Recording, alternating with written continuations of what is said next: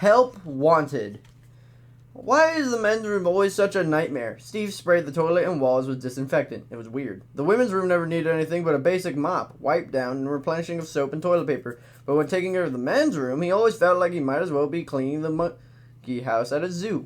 Steve never thought he would be scrubbing toilets at a gas station for minimum wage, which is digital art and design skills. He always figured it'd be working for one of many tech companies in a booming city, preferably designing video games. He had billion ideas, many of them better than games that were already on the market, if he did say so himself. Yet there he was, with a toilet brush in one hand and a bottle of spray cleaner in the other. For the past several years, he had applied for any position at a tech company that he was remotely qualified for, but the competition was fierce. He was up against all these kids with expensive Ivy League degrees who had already done internships or had jobs at the most prestigious companies in the country. Steve had graduated from a local public college, paying his tuition by working long hours at crappy jobs. And once he earned his degree, he had never hired for anything, but more crappy jobs. He made his way to the second stall in the men's room in case the term crappy job was literal. Steve's tiny studio apartment was one floor above the takeout place called Cap'n Ernie's Fish Boat. The greasy odor wafted upward to the carpet, furniture, and bedding, and the apartment always smelled of fried fish. Steve's clothes hanging in the closet had absorbed the smell, sometimes stray cats following him in the street, breathing in his fishy aroma. As soon as Steve got home from work, the shower was absolutely essential. Sometimes he felt like he could spray himself with the disinfectant he used to clean the gas station restrooms.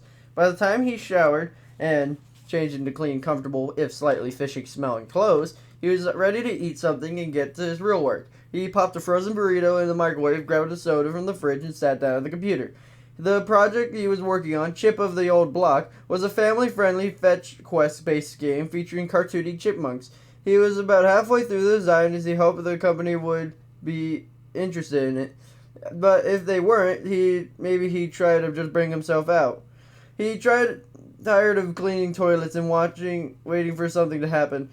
Reminded him he should message Amanda before it's past her bedtime. Recently, Steve's tiredness was waiting for something to happen when he led him to join a dating app. He was always dreamed of marrying a smart, kind, beautiful woman. They would live in a comfortable house and have two adorable kids, a boy and a girl. But dreams were one thing, reality was another. Strangely, one would meet many attractive women cleaning toilets and mopping floors at a gas station convenience store. Occasionally, an interesting woman would come into the store and pay for cash and grab a gallon of milk. But it was hard to say suave with a mop in your hand.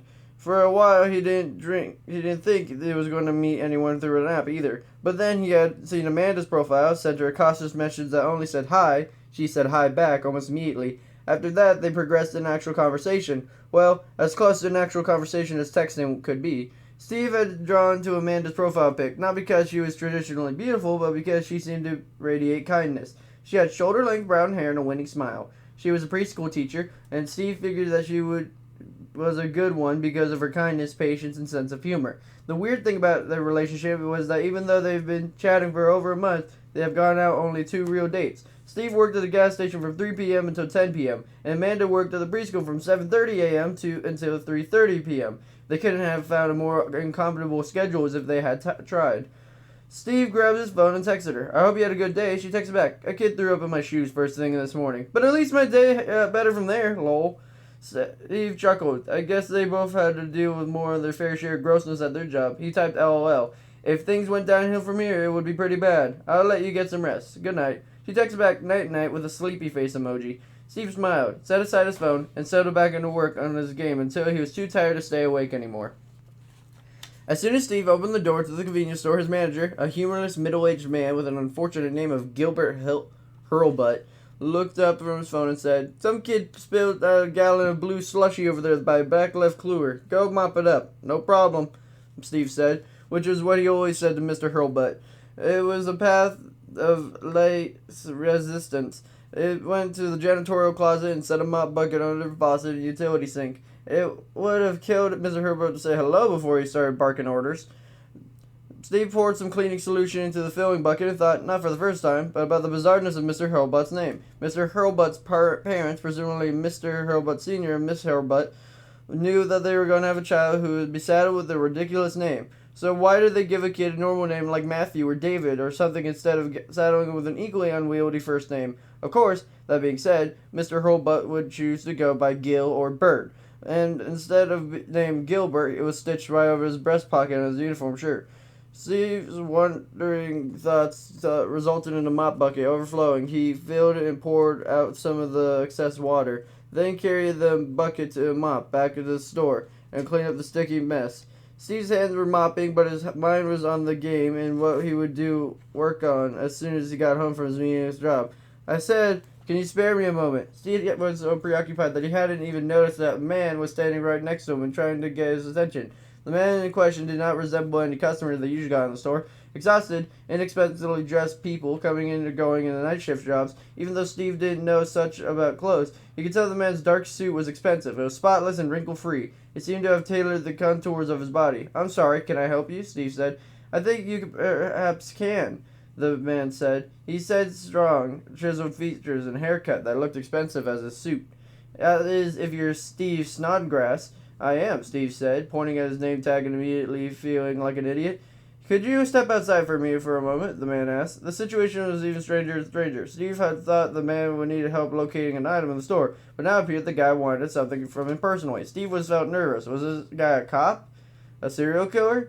"I don't know about that, sir," Steve said. "I just started my shift, and I'm not due for a break yet. I don't want to get in trouble with my boss." "Well, I'll help. If you'll step outside with me, you may find yourself working for another boss or a great deal more money." He smiled. His teeth were perfect. Steve was growing more confused by the moment. "What is this man in the mafia? I'm afraid I don't understand." "Perhaps this will help," the man said, handing Steve a business card. Steve looked down at the card and read, "Brock Edwards, Talent Acquisition, Fazbear Entertainment." It took a few seconds for the name Fazbear to ring in his bell, but then Steve remembered the kids' pizza places that had once been wildly popular had suffered downfall after a variety of criminal allegations. There had been talk of murders, though Steve didn't remember how many. There was weirder stuff too, stories about paranormal events and that kind of nonsense. Steve was still puzzled, but he had to admit he was curious too. "Maybe I could help out for just 1 minute," he said. "Very good, Mr. Snodgrass," Mr. Edwards said, following Steve out the back door.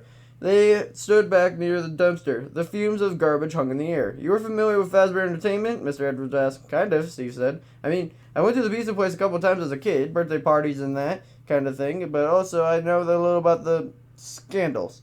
"Unfortunately, that's what a lot of people know about Fazbear Entertainment," Mr. Edwards said. "Over the past few years, there have been a number of individuals determined to smear our company's reputation by spreading terrible rumors, and of course, the public dines on that kind of filth." He straightened his already straight tie. "And so, as a result, Fazbear Entertainment is in need of some rebranding." "Okay, but I still don't see what this has to do with me." Mr. Edwards looked Steve up and down. "You are the game designer, are you not? An aspiring one, I guess you could say. How does this guy know he made games?" "You sell yourself short, Mr. Snodgrass. You posted 2 games online, and they're quite good." "Thanks," Steve said. Though he still wasn't sure how this guy found out about his games, he wondered what else Brock Edwards knew about him. "And so, there's where you come in," Mr. Edwards said. "In an effort to laugh off our directors, Fazbear Entertainment wants to put a line of video games based on the lies you spread about the company. Horror games." "You mean like horror games based on what people say about the old pizza places?" Steve said. "And the idea seems distasteful at best, cruel at worst." "Yes," Mr. Edwards said. "They would be scary, but at the same time would poke fun at the ridiculousness of all the libelous rumors and accusations." He would put on a smile that looked calculated. "He would like you to develop a series of 4 games for us, Mr. Snodgrass. I think you would find the compensation much more generous than what we're currently being paid for. Mopping." A job offer in game development? That's what Steve had dreamed his entire life, so why did it feel so weird and wrong? "We'd want you to straight right away, of course. We would value a remote location where you'd have everything you need to work on this game. Plus, everything you need to live comfortably. A spacious condominium, personal chef, staff to run your errands and do your laundry, a home gym, if you choose to use it." He looked disdainfully at Steve's gin-free physique. "He'd give you until Friday to tie up any loose ends. It's an incredible opportunity, Mr. Snodgrass. What do you say?" "Horror games, huh?" Steve said, stalling. As if they were horror games based on ghosts, goblins, or other purely fictional characters, he couldn't have a problem with them. But horror games based on what was understood as real murders made him feel queasy. Fazbear Entertainment said the murders weren't real, but they would say that, wouldn't they? That's right, Mr. Edwards said. They would need to be based on the Fazbear Entertainment universe, but you'd have a lot of creative freedom within those bounds. But I couldn't work on them here. There was something troubling with this whole situation that he couldn't quite figure out. No, the company's very specific about that. They don't want any chance of leaks. Living for a short period of time with another sticking point. It was hard enough to see Amanda given their different work schedules. They had gotten so close yet, and to make a long-distance relationship work. He was starting to really think he liked her. If he took a chance at Fazbear Entertainment, the company with a dicey reputation at best, it was worth the risk of losing his chance with Amanda. I truly appreciate the offer, Mr. Edwards, but I just don't feel right about taking the job. The world is a scary enough place without adding more horror to it. I really want to concentrate on my family-friendly games. He had personal reasons for saying no as well, but it was probably the biggest one. Didn't kids already have enough to be scared of in today's world? Mr. Edwards laughed for a longer time than is comfortable. Do you mean to tell me you're going to walk away from this opportunity, go back inside the store, and pick up that mop? Yes, I do, Steve said, but thank you for your offer. He wasn't looking forward to going back inside, yet being yelled at by Mr. Hurlbutt and cleaning the floors and toilets, but somehow he felt strangely good about the decision. Still in his pajamas, Steve padded barefoot in the kitchen and started a pot of coffee. Low something to eat and some major caffeine, and he already settled and work on chip off the old block for a few hours, until the time to head to gas up. He popped some bread into the toaster and grabbed a couple of eggs from the fridge. His phone was pinged. Thinking it might be Amanda, he picked it up and someone messaged him on a dating app. Strange. It definitely wasn't Amanda because she would have just sent him a regular text. Curiosity got the better of him. He opened the map and saw a message from Victoria. Who the heck is Victoria? She opened the message and read, "Hi, would you like to chat sometime?" He clicked on the picture and enlarged it. As he saw it, he gasped. If someone had asked him to describe what the physical detail of this woman would be, his description would exactly match the photo he was looking at. Victoria had long, wavy black hair with beautiful sheen that caught the light. He had big, doe brown-like eyes and sun-kissed complexion. Her cheekbones were high and her lips were full. She wore just enough makeup to accentuate her natural beauty. Of course, he reminded himself people were notoriously dishonest on the internet. This could be a random photo that just someone less physically attractive had found to pass off as their own. Or it could be a photo of the actual woman from 20 years ago. But if it wasn't, what if it was a vision of Lovelace was real and decided, for whatever reason, that he was interested in him? Wait, he told himself. What about Amanda? Amanda was a nice, caring person, and there seemed to be a real connection between them. But then again, they were in such an early stage of the relationship that he wasn't even sure he could call it a relationship yet. And they hadn't seen and they're exclusive. Amanda could be dating half a dozen other guys for all he knew. He hit reply to Victoria's message and typed one word, short. As soon as he typed send, Steve smiled at something burning, as he liked a few times more. He was entirely lost track of where he was and he was doing. Home kitchen breakfast, he reminded himself. He turned the corner and saw black smoke rolling from the toaster. After he threw away the burnt toast, opened a window and let the smoke out, and poured himself a cup of coffee, Eve sat down at the computer to work on his game. The mysterious message from Victoria, whoever she might be, had left him too keyed up to feel like eating anything. His phone pinged again. "Hi, it's me. I'm glad you said you would like to chat. Is now a good time?" "Sure," Steve typed. "Anytime's a good time." As soon as the words appeared on the screen, Steve did a facepalm. So much for not sounding too eager. "I'm sure I never used a dating app before. I'm really more of a face-to-face person. Would you like to meet sometime? Maybe this weekend?" "Sure."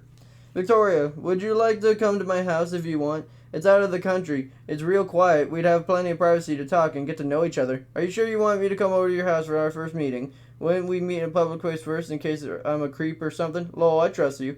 How about Saturday at noon? I'll make us lunch." "Sounds great." As soon as they finished chatting, Steve remembered that he had plans with Amanda for Saturday. He had an understanding person, though. She'd be okay with rescheduling. I texted her, "So sorry, but something came up. Can't do Saturday." Almost immediately, she sent back a disappointed but okay with a sad emoji. Steve felt guilty, but he told himself he'd make it up to her. Matt, still dressed in a uniform of a computer, he managed to dunk a donut in his coffee. "But I thought things were going good with Amanda," he said. "They are," Steve said, had called Matt, asking if he could meet him all-night donut shop after work.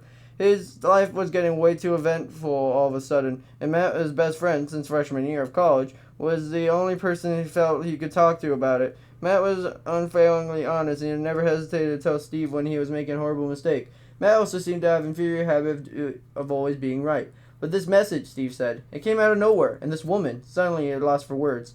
"This woman said he sent goons to beat the crap out of you, and if you didn't go out with her." Steve laughed. "No. This woman said if you didn't go out with her, she'd make all your darkest secrets matter over the public record." "No," Steve said, still laughing. "But to be fair, my life today has been boring to accumulate any dark secrets." He took a deep breath and tried to find words to explain himself. This woman. He picked up his phone. Here, let me show you. He opened up and found Victoria's picture and showed it to Matt. Matt's jaw dropped and so did a donut. Whoa, he said. I get it. I totally get it. Steve handed him another donut. He was relieved that Matt understood. Even though it was the beginning of the doubt his GPS, Steve turned off a narrow, winding country road into another narrow, winding country road. It was beautiful out there, with rolling hills and trees and an occasional pasture full of cows. But Steve couldn't imagine living somewhere so remote. He also couldn't imagine that a woman as beautiful and glamorous as Victoria would want to live in such a rural area. Surely, someone so lovely and charming would want to live where she could be seen or be seen. Turn left on Bushy Pine Road, the GPS ordered. Your destination will be on your left. The destination seemed to be a long gravel driveway that led into a densely wooded area. Steve drove doubtfully, but GPS had never steered him wrong before. Finally, the driveway ended at a house. It was small and modest, a neat little white cottage and green shutters and a green front door. It looked more like a home of someone's grandmother more than an attractive young single woman. He parked, grabbed a bouquet of grocery store flowers and selected for her and walked up to knock on the door. No one answered. Steve sighed. Had this been some sign of a trick? He tried the door and surprised to find it unlocked. Hello? Anybody home? He called. When there was no response, he stepped inside. He wouldn't normally have entered someone's house without permission, but he reasoned he had been invited and it was good enough. Steve was surprised to find himself standing in an empty room. The white walls were blank. The windows were curtainless, and there was not a single piece of furniture in sight. He wondered if he had made some kind of mistake. Is she meeting a real estate agent trying to sell him a house instead of as a date? The house has been empty, but it had not been silent. There was a soft but steady mechanical whirring sound, and then, so suddenly it made Steve jump, a loud, high-pitched ringing that hurt his ears. His brain. What was going on in this bizarre place? He felt suddenly unsteady about his feet and propped himself up against the wall, regaining balance. Steve! A horrible ringing stopped, and was replaced by a voice like velvet. I'm so sorry, I must not have heard the door. Her looks did not disappoint. She would have made the picture online, except better, because she was standing right there in front of him. He was wearing a form-fitting green dress, which complemented the flecks of green on her brown eyes. Her figure was fit and toned, and worked out regularly, and was also curvy in the right places. Steve was instantly besotted. Hi, he said, wishing he had some kind of clever opening line. Since he hadn't, he shoved the bouquet at her instead. She received the flowers and smiled. All lovely lips and straight white teeth. How beautiful and thoughtful of you. Thank you. She looked around the room and tried to imagine it with his point of view. I know I haven't done much with the place yet, but his right touches, I think it'll be really cozy. And for lunch, I thought we could have some sort of picnic on the floor. He put on a blanket and a bread and cheese and fruit and some chocolate. That sounds nice. Before Steve could say anything else, there was another horrible high-pitched alarm scream. He looked out of the direction and saw the red light flashing in the smoke alarm. It was strange. He could neither see nor smell smoke. He reached up and tried to disable it, but lost his footing as the room began to spin faster and faster, out of control merry-go-round. Steve opened his eyes. He was laying on the couch, but where? The layout of the small room was familiar, but he hadn't seen it before. It was been empty. Now there was a chocolate-brown couch he was laying on, and a matching armchair. There was a coffee table stacked with both fashion magazines and style-themed magazines, and a large cabinet with a flat-screen TV, and a few different kinds of video game consoles. The walls that had been blank before now hung in the photos of Victoria. Victoria hiking in the mountains, her lustrous hair windblown and beautiful. Victoria's tan and toned and gorgeous in an emerald green two-piece swimsuit, lounging on the beach. Victoria eating an ice cream cone on the park bench, looking adorable in a dab of ice cream on her perfect nose. Victoria herself came padding barefoot into the room, wearing jeans and a black fitted t-shirt. Had she been wearing a dress earlier? Then again, the room had been empty earlier too. Steve was hopelessly confused and disoriented. Hey babe, Victoria said. You had a bad dizzy spell and kind of passed out on the couch. I brought you a glass of water. Why don't you try to sit up and drink a little? Steve had never had a dizzy spell before, but now he thought about it, he had been too nervous about the date to eat breakfast this morning. He sat up slowly.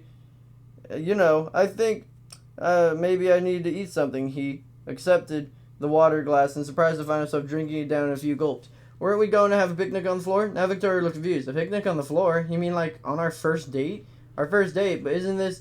Steve looked around the furniture room. I'm sorry, I'm really confused. Victoria sat down. I'm sorry, I'm really confused. Victoria sat down next to him and took his hand. Confused or not, Steve loved having her close to him, touching him. It happens, honey. It happens, he said, squeezing his hand. Sometimes you forget things. You have memory loss as difficult as a car accident you had a few years ago.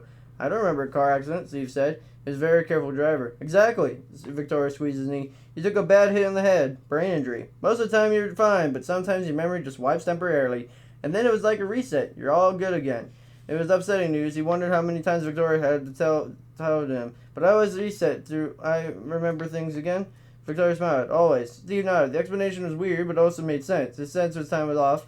It explained everything. So, you and I were together? Victoria laughed. We were very, very together. Wait. He got up on the couch, grabbed one of the framed pictures of the wall, and handed it to him. The photo was taken outdoors under an arch of flowers. Victoria stood smiling in a lacy light gown and veil, holding a banquet of flowers that matched the ones decorating the arch. Steve was standing beside her in a tux. The main thing he was wearing was an impossibly big smile. No wonder, Steve thought. His wedding day had been the happiest day of his life. Too bad he had no memory of it whatsoever. You're so beautiful, he said. It was a beautiful dress, Victoria said. Not just in the picture, Steve said. Always. You're always so beautiful. Aw, you're too sweet to me, Victoria said. He leaned forward and pressed her lips to his. It was wonderful. It felt like their first kiss. Daddy, wake up. It's time for pancakes. Steve opened his eyes. Two children are standing beside the bed. They were wearing pajamas and some kind of cartoon characters on them and jumping up and down, yelling, pancakes, pancakes. The girl looked to be around 4 and the boy around 2. Both of them had thick back hair and big brown, green freckled eyes. They were always beautiful children. The girl and boy he had always wanted. He had no memory of pregnancies, didn't even know the kids' names. But are they his? Pancakes, huh? He said, sitting up in the bed, trying to vein and orient himself. The walls, he noticed, were covered in photos of children, from babyhood until now. Steve was even more in some of the pictures of them. Today was Saturday. On Saturday, Mommy always makes pancakes, the little girl said as she lecturing him. Okay, sounds good, Steve said, standing up. Lead the way. The little girl took one of his hands, and the little boy took the other. It was sweet, unfamiliar feeling, those tiny hands gripping his. Victoria was in the kitchen, looking beautiful even in her pink bathrobe, with no makeup on her hair unstyled. She was standing over a skillet, expertly flipping pancakes. All hail the pancake queen, Steve said, kissing her on the cheek. Pancake wench is more like it, she said, laughing. I always forget the long process this is until I'm actually doing it. Well, we appreciate it, don't we, kids? Steve said. I guess he could call them kids until he got a clue about what their names were. Thank you, Mommy, the kids said, hugging her. You're very welcome, she said. Now, Abigail and Avery, if you take your seats at the table, I'll have your pancakes ready in a minute. She turned to Steve. And, honey, the coffee's ready if you'd like to get some. Sure, Steve said, though his head was repeating Abigail and Avery. He didn't know what the coffee cups were, and he opened the wrong cabinet first so he got it right in the second try. He poured them each a cup. Victoria said, just a splash of milk in mine, remember? He didn't remember, and he said, of course, and got the milk out of the fridge. It was a happy breakfast. The pancakes themselves were terrific, and the bacon was crispy the way he liked it. But the best part was sitting around the table as a family, the kids talking and laughing, and Victoria sharing private smiles. This is what he had always wanted. Did it matter that he didn't remember who he got it? Maybe it didn't. People were always saying to live in the moment, and that's what Steve was doing. You couldn't get hung up on your past if you couldn't remember it. So, are you still planning on fixing the leaky faucet in the bathroom today? Victoria asked. Steve didn't remember what was the plan, but he had learned about plumbing from his dad, so he was happy to comply. I'll certainly give it a shot, he said. A few minutes later, when Steve came back into the living room after fixing the faucet, Victoria was sitting on the couch in the living room, looking distressed. We need to talk, she said. Memory problems aside, Steve still knew that it was a particular sentence he never meant good news. Okay, he said, sitting down beside her. She picked up an envelope on the coffee table. This was in the mail today. She handed it to him. He took out the letter and read the words, Notice of Foreclosure. Wait, what? Oh, is our house being foreclosed on? Apparently so, Victoria said. We've been underwater financially for a while. I really wanted to stay at home with the kids until they started kindergarten, but if I have to, I guess I'll go back to work. Let's not be hasty, Steve said. He was going to feel like an idiot saying he was going to say next, but he had to ask the question, do I have a job? Sure, Victoria said. You work at the gas stop. Oh, he said. Guess he had forgotten how to clean toilets. But even with you and working overtime, the pay here doesn't keep up with the cost of living, especially since the kids came along, Victoria said. Well, I'm going to have to find a better paying job then. Victoria gave him a brave smile. It'd be wonderful if you could. Here comes the tickle monster, Steve reached out his arms and wiggled his fingers. Abigail and Avery ran through the living room, giggling. Chase me, Daddy, chase me, Avery yelled. He couldn't get over the small burst of happiness he felt every time one of the kids called him Daddy. He heard it before he saw it. It was how it was going along a gravel driveway. If someone was approaching, you always heard the sound of the wheels on the gravel a few seconds before you saw the car. He saw, looking out the window, in case the car was shiny, black, and expensive looking. Unless he had forgotten, which was extremely likely given his memory problems, that he wasn't expecting anyone. He wondered if it might be someone who wanted to talk to him about the foreclosure, who might want him to sign some paper making the loss of his family's home official. Steve braced himself for the worst. Kids, he said, you should get washed up. Dinner's soon. Your mom's making spaghetti and meatballs. Pescetti and meatballs, Abigail saying, taking her brother by the hands. I like meatballs, Avery said. They hurried off and washed their hands, leaving Steve to his fate. Steve stepped out onto the porch. The black car came to a stop. A moment later, a man stepped out of it. It was strange. Steve had forgotten so much, and yet he still remembered the man. the styled hair, the perfect suit. Steve remembered how exactly what was said on his fancy business card. Brooke Edwards, Talent Exposition, Fazbear Entertainment. The man smiled as he approached. His teeth were dazzling. Mr. Snodgrass, he said. We've met before. Brock Edwards, Fazbear Entertainment, Steve said, holding out his hand for a shake. You have a good memory, Mr. Edwards said, taking Steve's offered hand. For some time, Steve said. Would you like to sit on the porch? We can go inside, but I have a 4-year-old and a 2-year-old that I can't guarantee you're much quiet. The porch is perfect, Mr. Edwards said. Once they were settled on the porch, 2 rocking chairs, Steve asked, Can I get you anything to drink? Iced tea? Lemonade? No, thank you, Mr. Edwards said. Steve, since our memory is so good, I didn't remember the offer I made you last time we met. Strangely, Steve could remember every detail. The horror games based on the myths surrounding Fazbear Entertainment, FaceTime closure. The idea of games didn't seem quite so objectionable. I do, he said. Mr. Edwards nodded. Well, we here at Fazbear Entertainment want you to know that the offer still stands. Can I stay here with the family to work on them? You remember the last time the offer involved relocating to this closed area? Yes, Mr. Edwards said. We want you to work wherever, however makes you most comfortable. Steve's face broke out in a grin. The house was saved. He didn't hesitate. I'll take it, he said. That night, Victoria laid her head on his shoulder. I can't believe you saved us, she said. Fazbear Entertainment saved us, Steve said, though he'd admit her words made him feel good. Well, but if you didn't have the talent and skills Fazbear Entertainment wanted, then we wouldn't have been saved. Therefore, you saved us. She planted a kiss on his cheek. You're my hero. Aw, shucks, Steve said. And I admit, he did feel pleased with himself. They held each other close, and Steve fell into a deep sleep. It was coming from the living room, a stomping, rumbling sound. A robber? Their house was so far in the country, Steve was shocked that someone could find it to rob. He got out of the bed and put his phone in his pocket and robe, prepared to call the police. But wait, when did he last use his phone? All he could remember was the last time he tried. It hadn't worked at all. He was going to have to take matters in his own hands. He was scared. He had to protect his family. He grabbed a softball bat and it was a closet and marched into the living room, as though confident instead of terrified. Abigail was standing at the front coffee table and bumping into it repeatedly. Her eyes were blank and staring seemingly at nothing. Sweetie, are you okay? Steve asked, trying not to sound panicked. Steve turned her face to him and smiled. Oh, hi, Daddy. Sweetheart, it's the middle of the night. You should be back to bed. Okay, Daddy. She shuffled down into the hall and disappeared into her room. The door of Avery's room was slightly ajar, which was a natural state of all interior doors in the house. For some reason, none of them would fully close, let alone lock.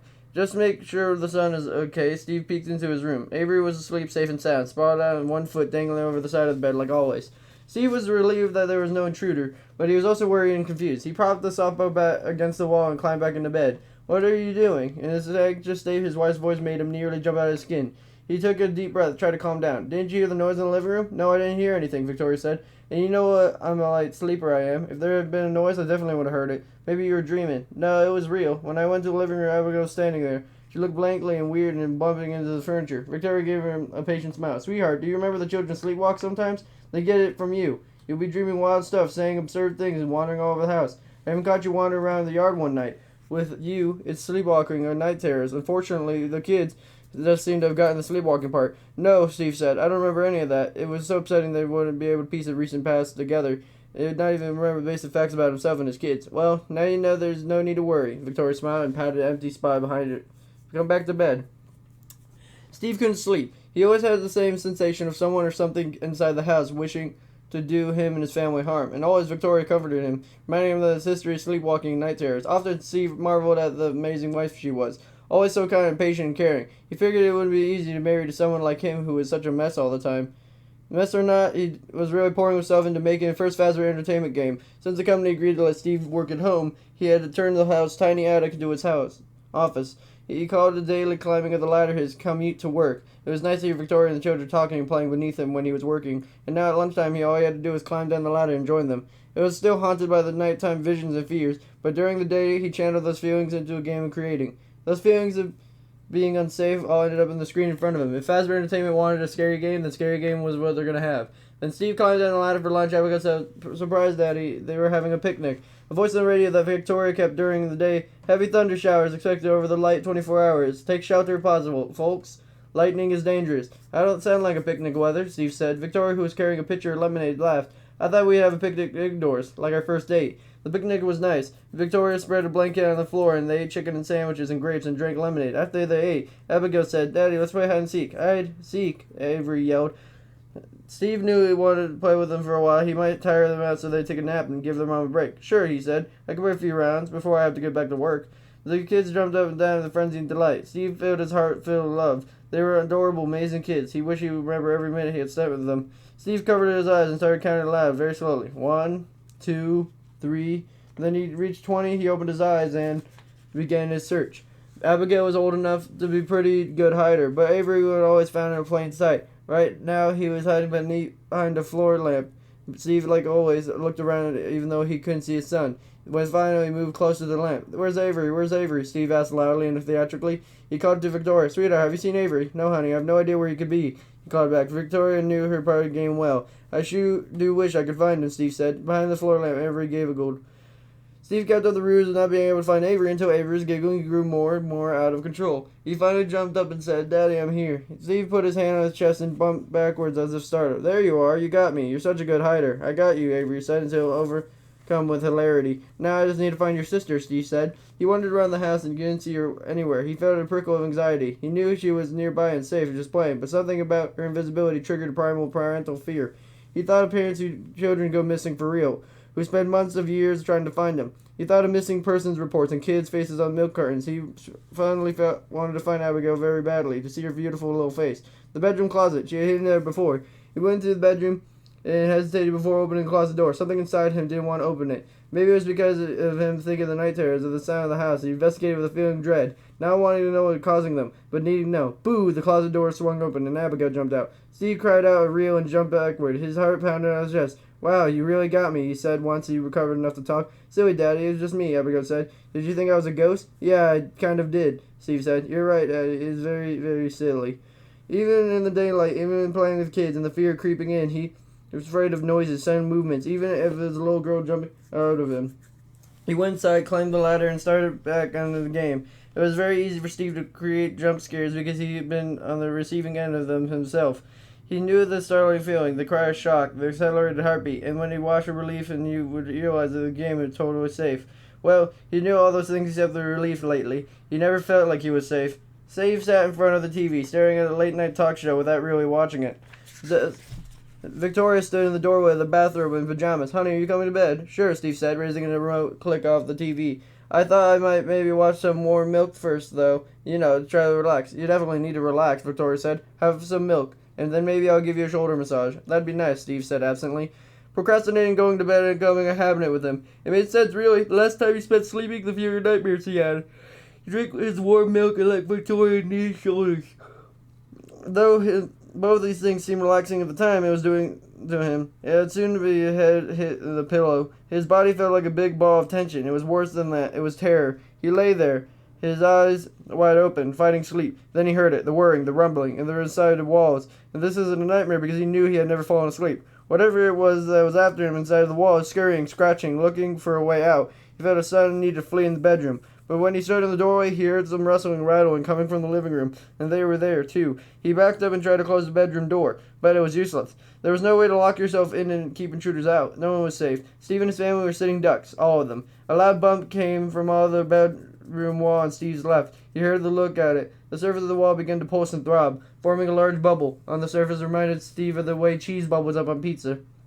Then, with a wet splat, the bubble popped like a zit, and an oily black substance spattered across the room. Steve needed to get out of here. He needed to get Victoria out of there. Now he would be sleeping through this. She ran over to the side of the bed and shook her awake. Victoria, wake up. What is it? Are the kids okay? Victoria sat up, rubbing her eyes. Unable to find the words, Steve pointing at the wall, which now had a gaping hole out of which black slime moved. What? Victoria said. Why do you want me to look at the wall? Don't you see it? Steve said. The black slime was dripping from the hole onto the floor. Victoria took his hand. Honey, you're having a nightmare. Lie back down. I'm not having a nightmare because I'm not asleep. Steve yelled. He had never raised his voice with his wife or kids, but he was freaking out. I know, it feels that way because you're walking and talking, Victoria said. But if you'll lie down and close your eyes, it will go away. As the spirit escaped this terror, Steve let himself be coaxed into lying back down. He closed his eyes, feeling how tired he was, how his body longed for rest, but the noise of the walls didn't stop, and there would be no sleep for him tonight. This is DJ Dan, the music man, the voice on the radio said. We have got a heavy snow coming in right now. No time to go out and buy milk and bread. Just stay home and stay safe. Abigail looked out the window and announced, He's right, it's snowing. By morning, the yard and surrounding woods were covered in a heavy blanket of snow. The grass and trees looked like they'd been covered in a thick layer of white cake frosting. At first, it was fun. They played board games, made popcorn, drank hot chocolate. It felt very cozy. The trouble was the snow didn't stop. It kept falling, wet and heavy, and the temperature plummeted so it was too frigid for anyone to stay outside for long. Beneath the snow, the roads were a solid sheet of ice. As a result, they were trapped in the house, which was the last place Steve wanted to be, because they were there. They were always there, even though they heard them at night. Sometimes, although they never saved Victoria because she knew a delusion sounded, it felt like they made the snow happen because they put Steve there in the house, right where they wanted him. The ringing was getting worse too. The high-pitched sound was always in his head, day and night. Just like the house, he couldn't escape it. It was 5 of the blizzard, and the snowfall was still heavy. Steve, Victoria, and the kids were sitting around the dinner table, eating macaroni and cheese and canned green beans. Victoria just tried to jazz up with salt, butter, and dill. I know his meal isn't up to my usual standards of cooking, Victoria said, but I'm having to dig through the pantry of food, since we can't go out to the grocery store. I could eat mac and cheese every day, Abigail said. One of the 2 kids, he was a pickier eater. I'm sure you could, Victoria said, but I bet your daddy would rather have a steak and some salad. Actually, I'm kind of digging the mac and cheese, he said. It was comfort food. He certainly needed comfort, more than mere food could provide. Say, when was the last time you checked the weather? Not since this morning, Victoria said, unless you count looking out the window. Just what we needed, the DJ said with his fake chipper voice. Had somebody turn on the radio? More snow. The National Weather Service is calling for at least 3 more inches tomorrow and a high 15 degrees. It's going to be up at your eyeballs, people. This is DJ Dan, the music man. Stay home and stay safe. Victoria got up and switched off the radio. You know, I've lived in the area all my life. I've never seen snow like this, she said. And when I was back when she was in school, they went to the whole winters without having snow days. I know, it's like we're in the North Pole, Victoria said. And there's Santa. Abigail said. Victoria laughed. That's an excellent question. If we're stuck home in a house, we deserve presents. Christmas in February. Abigail's innocent question made Steve want to cry. Where was Santa indeed? Santa was a symbol of hope, and Steve had lost all his hope. Haunted, hunted, trapped, and not only trapped, but trapped in a dangerous place. Victoria and the kids seemed to think they were safe in the house, but Steve knew better. He stood up at the table. I think I'm going to work for a couple hours. Are you sure? Victoria said. You've been working all day, and I promised the kids we'd watch a movie together. You guys go ahead and get the movie started. I'll be down in a little bit. Steve knew he was too distracted, too much of a mess to focus on the movie. Right now, the only thing he seemed to focus on was his work, and he already completed the first game. So when he was one down, once he submitted all 4 games, he'd get the big payout from Fazbear Entertainment. The financial worries would be over, and they would move somewhere else, somewhere safe, and they would be happy together. Nightmare fuel. They had heard the phrase used to describe a variety of scary images, creepy clowns, and dolls, especially when Steve was moving and using his nightmares as fuel for the power of his games. The strange noises and sights, the ongoing feeling being watched, and the track that he poured all into the game. And somehow he was working. He almost convinced himself that he had control of forces that terrified him at night. Almost, but not quite. He knew he was spinning out of control, and sometimes he was afraid that if he spun far out, he would never find his way back again. Steve fell into the game and lost track of time. Once he climbed down the ladder, the house was silent. Victoria and the kids were all in bed. Steve decided a hot shower might soothe him, put him in a position to get some sleep. He struggled to remember the last time he had gotten some real night of sleep. Steve regarded himself in the bathroom mirror. He looked awful. His face was grayish and stubbly. His eyes were bloodshot, and his dark pouch was beneath them. But what scared him most was the signs of exhaustion, that wildness in his eyes, as if he were a trapped animal. Who was he kidding? He was a trapped animal. As he took off his shirt, he felt a small pain in his right forearm. He looked at it and saw a small, shallow cut, the kind of cut one might get from a shaving accident. But made no sense since he hadn't shaved his forearms. Examining himself further, he found several small cuts and abrasions on both arms, his chest, and belly. He racked his brain trying to figure out where the injuries could have come from. It wasn't like he had a dangerous job. It was pretty hard to hurt yourself sitting in front of a computer all day. The kids had begged him to play Tickle Monster after lunch, and he had obliged. But it wasn't like the kids wore anything sharp or dangerous. Of course, deep down, he knew the kids weren't a source of his injuries. The source of his wounds might have come from the source of the high-pitched ringing that was inside his head all day and night. But it was annoying, the ringing was, and the cuts and scrapes were worse. They meant that it was something wanted to hurt him. Something was hurting him. Steve stepped into the steaming shower. The hot shower stung his cuts and abrasion upside of his wounds. But it was as if they were physical evidence that he was having night terrors, as Victoria kept insisting the objects of terror were real. Sleep was not an option, so after a shower, Steve on the living room couch, and not watching TV, not reading, just sitting, waiting for the intruders to make their presence known. For a while, there was nothing. Then he saw a glow of the light and came out, and something opened the refrigerator door to the kitchen. There was a slamming of the kitchen cabinet doors. He got up and ran to the kitchen, ready to face whoever or whatever was making the noise. Avery was standing inside the kitchen sink. He blighted the sight of his own son in the dark kitchen, making him uneasy. "Why aren't you in bed, buddy?" Steve asked. He could hear the nervous quaver in his own voice. "Oh, Daddy, I'm thirsty," Avery said. "Here, I'll get you a glass of water, but then you have to go back to bed." "Okay, Daddy." Steve's hand shook as he held a glass under his faucet. Avery looked the glass and sipped from it once, then set it down and toddled back to his room. Maybe Steve was having some type of mental breakdown. The noises he heard in the kitchen couldn't possibly have been made by a 2-year-old child, though, could they? Maybe none of the sounds he was hearing was real. But the cuts and scrapes were real, weren't they?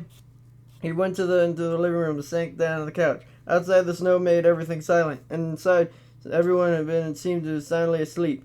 It would have been peaceful if not so terrifying when the noises started. A scrambling, skittering inside the living room walls. Steve put his hands over his ears. Stop it, he begged, rocking back and forth in some primal attempt to comfort himself. The walls around him pulsated. The hole appeared in the wall nearest to him like a fist and punched through it. But Steve saw something emerge from the hole. It was not a fist. It was the head of something. It was small but bulbous and veined, with large eyes, almond-shaped like cat-like pupils. It lunged forward from the hole in the wall and parted its jaws to reveal a mouthful of sharp-looking teeth. Its pointed tongue darted out like a snake and stifled in the air. Steve was paralyzed with fear. Only part of him felt like it was moving, his heart hammering in his chest. The creature's tongue shot farther out, impossibly far it seemed, and pierced the skin of Steve's forearm like a hypodermic needle. The pain was intense. Had the thing poisoned him? It looked as his arm was a small red puncture wound. Would bruise easily formating around it. Holding to his injured arm, he ran from the living room down the hall, and the walls of the hallway pulsed too, and another hole appeared. A green serpent-like head poked out of the hole, its scales in metallic green. It held his mouth with puked or large tangle of snakes. The snakes landed on the floor, undulated their knot, and slithered around Steve's feet. Steve hated snakes. He lifted his feet out in the snake pile and ran to the bedroom. Since the door didn't close or lock properly, he propped the chair against it. Victoria sat up. Steve, what in the world? Steve was panting. It was hard to find words. They're coming out of the walls. Some kind of monsters and aliens or something, and snakes. The hall is full of snakes. And I know it was crazy he sounded, but he knew he was seen. Sit down, Victoria said. Take deep breaths. Steve's breathing was fast and shallow. He sat on the bed and tried to slow things down. Do you want me to look out in the hall? Victoria asked. No, Steve yelled louder than he meant to. The snakes will get in. I think we're okay with the door closed. I don't think any will get underneath it. His wife looked at him with a mixture of fear and pity. I think the stress of developing these games is getting to you, sweetheart. That and the financial pressure and the fact that we've not been able to leave the house for so long. But I promise you, honey, there can't be snakes in the hallway. It's wintertime. The snakes are hibernating. The ones in our hallway aren't, Steve said. They're wide awake. Look, I understand what you don't think of this as real. He started unbuttoning his pajama top. But look at these. You can't tell me these aren't real. He held out a scratch, cut, and punctured bare arms. Oh, my poor darling, Victoria said, unshed tears sparkling in her eyes. Just a second. I'll be right back. She disappeared into the bathroom and returned with a tube of antibiotic ointment. He sat next to him on the bed and started dabbing the medicine on his cuts and scrapes. As soon as the snow melts, we're going to get you some help. He knew she didn't mean regular medical help. She meant psychiatric help. He didn't believe him. He was going to be the one person whose trust he counted on, and she didn't believe him. Steve put his head in his hands. He had lived in a lonely life before Victoria and the kids, but somehow he had never felt more alone than he did right now. Lie down, Victoria said, gently pushing him back on the head. You need to rest. Steve lay down. He did not rest, even though he was cast as quiet now. The high-pitched ringing in the head was deafening.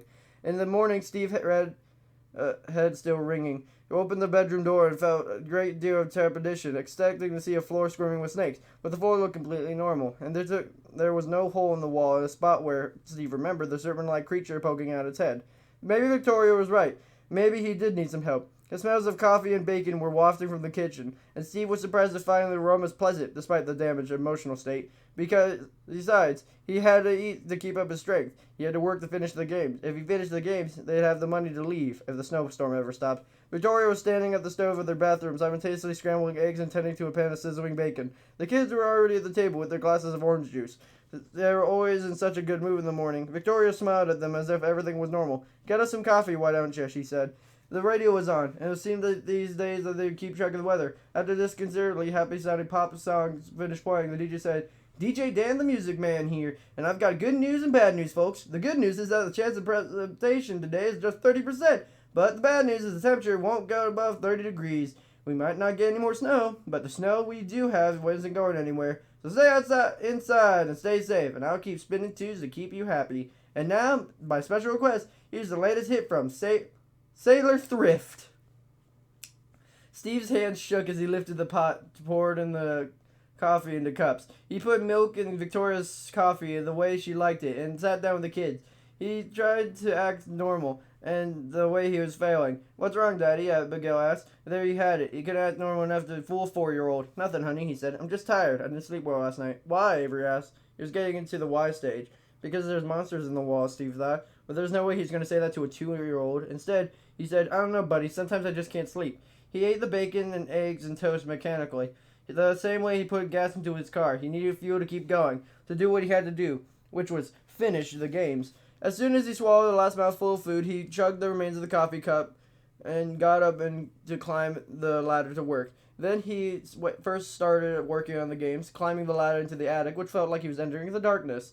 A horrific world he was creating on the screen. He sat in a windowless attic in the stark contrast to the happiness and light radiated by his wife and children in the rest of the house.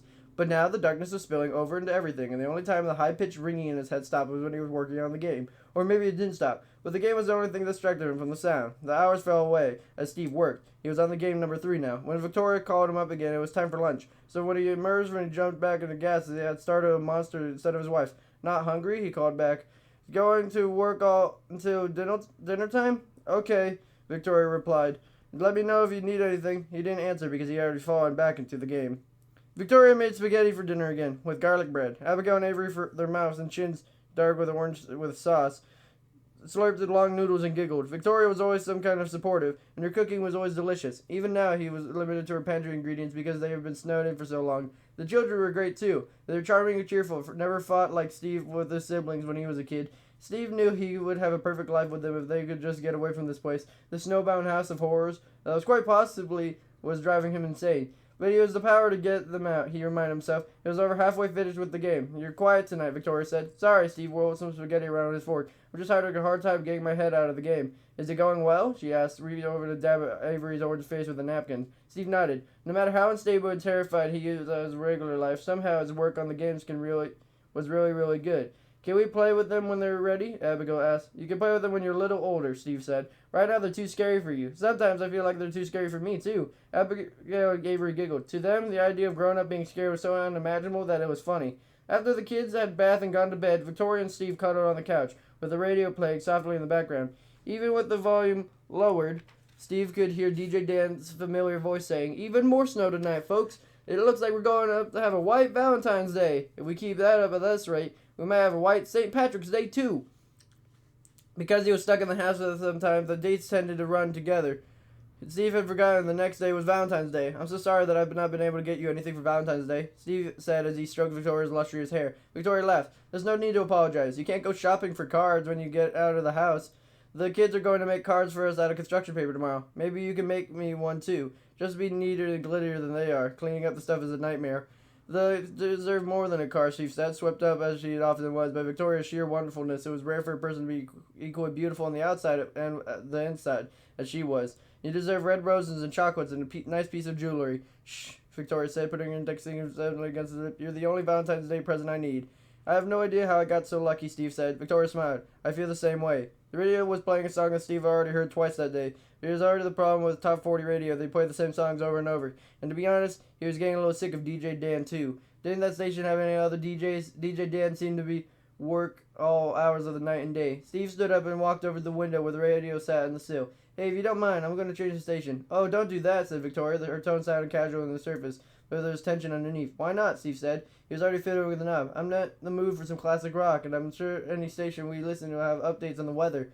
But he couldn't seem to find any other station. When he turned it away the usual pop station, there wasn't even static, only silence. Huh, that's weird. That's what I was trying to tell you, Victoria said. It's hard to get a signal out here in the country. For some reason, that pop station's the only one we get reliably. Well, we really are in the middle of nowhere, aren't we? Steve said, giving up and turning back on the pop station. No cell phone service, one radio station. Yeah, Victoria said, and I like it. It's peaceful. Steve had felt anything but peaceful lately, but I don't ever feel trapped, especially right now when we've been snowed in so long. Victoria smiled. Well, I'd be lying if I said I wouldn't like to be able to go to the store and maybe grab a pizza somewhere. But overall, I think being snowed in with you and the kids is cozy. Steve couldn't believe she got so lucky. Why would a woman like Victoria even give him the time of day? Well, there's no one I'd rather be snowed in than you. They kissed and Victoria said, I think I'm going to bed. How about you? Steve's stomach became a knot of tension as he rather lying awake in bed and listening to the noises, waiting to see if something could burst out of the walls. Waiting to see if monsters just waited to scare him or do him lasting, maybe lethal harm. I'll be along in a bit, he said. Well, don't stay up all night, Victoria said, getting up from the couch. Sleep deprivation isn't good for the health, physical or mental. I know, Steve said. He was shaky, exhausted, and in a dead panic most of the time. He didn't even be told his physical and mental health were suffering. Believe me, I know. Promise, I'll try to keep some sleep tonight. Once Victoria was gone, he was lost his safety net and had been plunged into darkness, where he was scraping sound on the walls, like something with sharp claws inside of them. The ringing in his head became too loud to drown out the music of the radio. He could sit there and be alone. It was so much worse when he was alone. The only time he could hear to be alone was when he was working on the game. He was in the last game now, but he was seeing it through, and he should go to bed. Even though he knew he wouldn't sleep, at least Victoria would be there beside him. As he walked down the hall, the walls pulsated with the ceiling buckled to the underside of the hammock. The lowest part of the ceiling cracked, and they opened wider, and a hole emerged a spider the size of a basketball, which dangled above him in a high tendril web. It was black and hairy, fanged and many-eyed. Beside its fangs were pincers, which it rubbed together menacingly. Steve stood still, afraid to move or even breathe. How would a spider be big? Was it venomous? If it was probably packing enough venom to kill a herd of elephants. And it was a huge spider's abdomen split open. About an opening fell hundreds, maybe thousands of small spiders like candy falling from a piñata. Steve was covered in spiders. They were in his hair, on his face, and on his hands and arms. They were crawling into his ears, his nose, his mouth. He screamed and slapped them with both hands, slapped himself over and over again, in hopes of squishing them. Victoria came running. What is it? Steve didn't want to talk because he didn't want more spiders to crawl in his mouth, but he managed to say through clenched teeth, "Spiders, they're all over me." Victoria looked confused and still a little alarmed. She took Steve's arms. "No, don't touch me. They'll get on you too." Victoria drew her hands back in a gesture of surrender. "Okay, but come with me. I need to see you in the light." Still slapping himself all over, Steve followed her into the bedroom. He looked him up and down. "Honey, I don't know how to tell you this, but because I know it's the real to you, but I don't see any spiders." "But how can you not? They're all over." Steve looked down his arms and hands and shirt. The spiders were gone. He sat down on the edge of the bed. They were there. They were here. The ringing sound of his head being louder and louder, like an ambulance announcing the presence of an emergency. "This place, it's making me crazy," he said. On the verge of tears, he stood up. "I have to get out of here. I have to get out even if I'm just going to walk in the snow." "No," Victoria said. "It's too cold out there. He knows too deep. It's not safe." But Steve was already halfway down the hall. The ringing in his head was growing unbearably loud, like the smoke detector designed to wake up everybody in the burning house. The smoke detector. That was exactly what it sounded like. See, he looked at the smoke detector mounted on the ceiling of the living room, and something inside him said, "You have to disable the smoke alarm." The sound would stop. As the ringing in the head continued, they grabbed the poker from the fireplace and hit the smoke alarm until it knocked down the floor. He continued beating the poker, then jumped up and down on it several times with good measure until it smashed into pieces. But at first there was silence and relief. But then Steve became aware, although it was finally silence at his head, he was still surrounded by noise. There was a dim of ever-present DJ Dan on the radio, rattling about a never-ending snowstorm. But there was another sound, too. It was different from what he was used to hearing in the house, though. It wasn't scraping or scuttling, but a variety of mechanical sounds. The wheels turning, gears grinding. It sounded like he was in the production floor of a small factory. The sounds were the only things that were different. The house looked different, too. The furniture was the same, but there was tread marks on the floor. Hinged trapdoors were on the walls, ceilings, and the exact ways of the creatures that jumped out of them.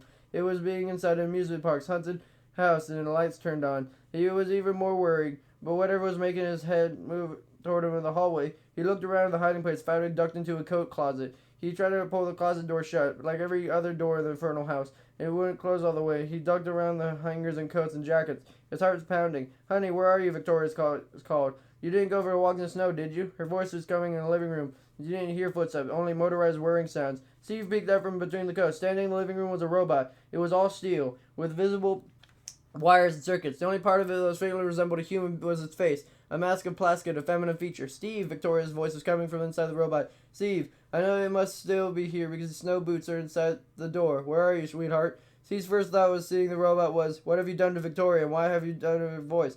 But it didn't take long for reality set in. The robot hadn't done anything to Victoria. The robot was Victoria, or at least it was been calling to Victoria for the past few weeks and months, or however long he'd been trapped there. Steve felt like he might be sick, but he didn't let himself throw up, but he knew if he threw up he might make a sound, which would ruin his hiding place. He thought of the games of hide and seek he played with his children, full of fun and laughter, so different from the hiding he was doing now. Wait, the children in danger from this terrifying thing they thought was their mother. I have to save them. "Mommy, where's Daddy?" Abigail's voice called. "Daddy, Daddy," Avery called. Steve peeked out again between the coats, and what he saw made him shiver, though the temperature in the room had just dropped to 40 degrees. The children were robots too, smaller ones, but also plastic faces, with wide robotic eyes and exposed mechanical parts. They moved jerkily around the room behind curtains and under tables, calling "Daddy, Daddy." When Steve didn't respond, the robot stopped using a human voice and began to search more aggressively, with only a soundtrack of whirring machinery and the pop radio station in the background. The three robots picked up the furniture, like it was nothing heavier than a pile of sticks. They opened and looked inside trapdoors, even through the spaces where there's too small for them to hide in. It was only a matter of time until one of them looked inside the coat closet. But what would they do if they found him? Steve feared for his life. The pop song of the radio ended, and then DJ Stan said, "Stay in and stay safe." "Well, everyone except you, Steve." Steve shook his head as if to jar his brain awake. It was impossible. None of it could be happening. "Steve, buddy, you need to come out," the familiar voice from the radio said. "Your family is looking for you. Playtime's over, Steve. Victoria, Abigail, Avery. We're all getting worried about you. You don't want to look where your beautiful wife and children, do you?" Through the coats, he watched the animatronic trio go into the kitchen. He knew he couldn't stay in the coat closet forever. If he made it into the bedroom, he could get to his car keys. He didn't know how or well he'd be able to drive into such a deep snow, but it was the only shot he had, at least to try. He ducked out of the coat closet and ran down the hall toward the bedroom, and he heard the whirring of machinery again. Then he knew in the living room. He darted to the bathroom, stepped into the tub, and pulled the shower curtain in front of him. He was out of breath from exertion and terror. Steve, Steve, honey, it was Victoria's voice coming from the hall. Then he heard the sound of mechanical feet in the bathroom tile. The steps grew closer and closer. In one great sweet emotion, the robot's wife ripped the shower curtain from the rings and holding it in place. Steve was exposed, a sitting duck. He looked at the blank plastic face that was looking at him, and then, with more strength than he knew he possessed, he put both of his hands against the robot's cold mechanical shoulders and shoved it as hard as he could. The force threw the robot off balance, making it fall backward. Steve leaped from the tub, ran past the robot. It was already working on it, righting itself, and made it to the bedroom. It was shutting the door behind him. Except the door didn't really shut. In the hall, he could hear once those sweet-sounding, now terrifying voices of the children calling, "Daddy, Daddy." Steve leaned against the door with all his weight. He grabbed the wooden chair from vanity and angled his back against the doorknob in hopes of making the door harder to open. But the door was the only way out of the room. How long could he hold out? The three robots were on the other side of the door, pushing. He was holding them off for now, but he knew he would be tired. They wouldn't. "Steve, listen up, Steve." Steve heard the direction of the adult male voice to the C radio that has been in the living room, now sitting on the nightstand beside the bed. Had Victoria moved into anticipation of Steve ending up in the bedroom? "Steve, this is your buddy DJ Dan the Music Man." The voice from the radio continued. "I'm here to help you, Steve. You're not going to be able to hold the door, buddy. Your arms are already tired, aren't they?" Steve could feel the muscles of the arm quiver and weaken. He spent hours in the gym kind of guy. He was sit hours in the computer guy. He knew this strength was no match for robot steel. Still, he tried to hold on. "Steve," the radio continued. "Do you remember when you lived alone in your sad little apartment, working the minimum wage and trying unsuccessfully to get the game off the ground? Do you remember when dinner was microwave burrito, you ate alone, and how sometimes the only lonely you'd go to the bodega and buy something random just to make chit-chat with the cashier?" "I remember," Steve said. "How did the guy on the radio know much about him? And why was the guy on the radio talking to him personally anyway? Was all this stuff real, and how did it really finally reach his breaking point?" "And now to think about how happy you've been since you came here," DJ Dan said, as he soothing voice. "No one has ever had a nicer, more beautiful wife than Victoria. Adorable kid. You always wanted to be a dad. Isn't it great? Isn't it?" "But it's not real," Steve said, his whole body pressed against the door, but the robots were standing on the ground, pushing on the other side. "Sure it is, buddy. Everything you felt with your wife and kids, it was real as it gets. You have to give yourself permission to be happy. But the night terrors, the things in this house, those weren't real. Those were just to inspire you while you worked on the game. Say the word, and they're gone. Let go of the door, Steve, and I promise that what's on the other side won't come. You need to stop fighting this and let yourself be happy." There were tears in Steve's eyes. He had to admit the moments of joy they experienced with Victoria and the kids were greater than any happiness he had ever known. But the moments of terror he had experienced in this house were unsurpassed too. Everything here had been much more intense than anything he had come before. He felt like the most important moments in his life had happened here, and yet it had been in this house only a few weeks. "And how do I let myself be happy?" he asked. The voice sounded small, weak. "It's as easy as pushing a button," DJ Dan's voice said. "If you let go of the door and walk over to the radio, you need to press the red button on its side. If you push that button, you have everything you ever dreamed of. The perfect woman you always wanted. The perfect children you always wanted. And guess what? No more pushing mops or scrubbing toilets for you, buddy, because you'll be one of the world's most successful video game developers. That's a lot of happiness for pushing one little button." So he found himself sounding the door less forcefully. "But it's not real," he said, even though he felt resistance awakening. "Reality is what you make it, Steve," DJ Dan said. "Make it your own reality. Make it beautiful. All you have to do is push the button." Steve thought back on the days pushing in frustration and loneliness. He let go of the door, turned his back, and faced the radio. "You can do it, Steve," DJ Dan's voice urged him. "You have to live a life of bliss. Isn't it a beautiful word? Bliss?" Steve moved closer to the radio, heard a creak and the bedroom door opened behind him. There was a red button. All he had to do was push. The fantasy would become reality. It was such a beautiful fantasy. And what favors had reality ever done to him? Steve's hand shook, and he reached out toward the window. He pushed the button. The high-pitched ringing filled Steve's head, filled the room. He seemed to fill the whole world. Steve clapped his hands over his ears, but it didn't stop nothing to muffle the horrible cacophony. He fell to his knees as the room started to spin. And then suddenly everything was still. Steve used the nightstand to steady himself as he rose to his feet. He looked around the bedroom. Everything looked normal. He even saw her. Victoria was standing in the doorway. Her blue-black hair was a halo around her lovely face. She was wearing same green dress and wore the first time they met. His favorite dress. He could say he was beautiful the day they met, but they would lie. She'd been even more beautiful. "Victoria," he breathed her name. It was reverent whisper. "Sweetheart," he said. Look at him and love her great and freckled brown eyes. He opened her arms to him. This time, Steve didn't hesitate. He went to her. He wrapped his arms around her and pressed her lips against hers. Bliss. That's the perfect word for what he felt feeling. His bliss was so great he barely felt the continuous stabbing in the vicinity of his heart. Happs. Aiden flung open the door in front of him and stomped out into the chaos that was the main concourse through the Freddy Fazbear's Mega Pizzaplex. The door hit the wall, with a bang loud enough to get the attention of the group of giggling girls passing in the exit area at the laser tag arena. Aiden recognized the girls immediately. They were seniors at his school. The door rebounded and hit Aiden from behind. The girls laughed at him. One of the girls, a cute redhead, Nora, raised her brows and pointed when she saw Aiden's swollen left eye. Nice shiner, Aiden. She put emphasis on the second syllable in the name and changed the E to an O, pronouncing the name Adon instead of the way it's supposed to be pronounced. The more inflection of the AI and the E sound instead of an O is the second syllable.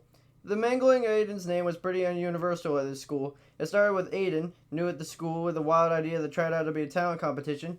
Unnaturally tall and skinny for his 15 years, Aiden was burdened with a wild bushy hair, a beak nose, and a chin, and lopsided eyes.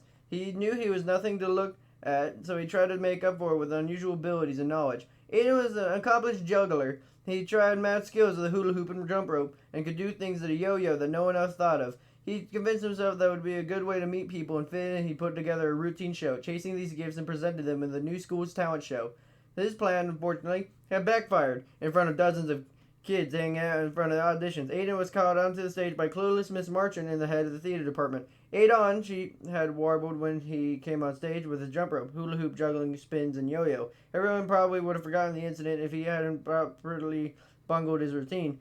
Aiden had an arsenal of tricks, but they all failed him that day. Self-conscious, he had ended up getting so entangled with his rope and yo-yo, he'd fallen down and then managed to trip off the stage. Story of his life. Ignore them, Aiden's one and only friend Jace said now. The black guy makes you look tough. Aiden snorted. He kicked one of the neon squares on the floor in the walkway through the pizzaplex. Yeah, right. Wait until Landon sees everyone and tells how I got it, jackass. The laser tag is supposed to be about shooting laser guns, not hand-to-hand combat. He threw the elbow on purpose. Jace sighed and pulled Aiden oblivious to the surroundings of the path of the group of kids chasing one another through the pizzaplex. Yeah, he probably did. Newsflash, he's a jerk. Aiden, streaming, stalked away in the laser tag arena, bumping into people right and left. He already heard or saw anything around him. He was vaguely aware of the Jace trotting after him, and the bright lights and cheerful sounds of Mega Pizzaplex were muted by the buzz of Aiden's rage. He was so tired of being treated like he was a ball trapped inside a pinball machine. He being slapped this way and that made his classmates and his parents. He tried to be a pawn. He wanted some control. Aiden, Jace tugged at his shirt sleeve. When Aiden ignored him, he tried harder. Hey, Aiden! Aiden stopped and whirled at his friend. What? Jace's face tightened. He hunched his shoulders.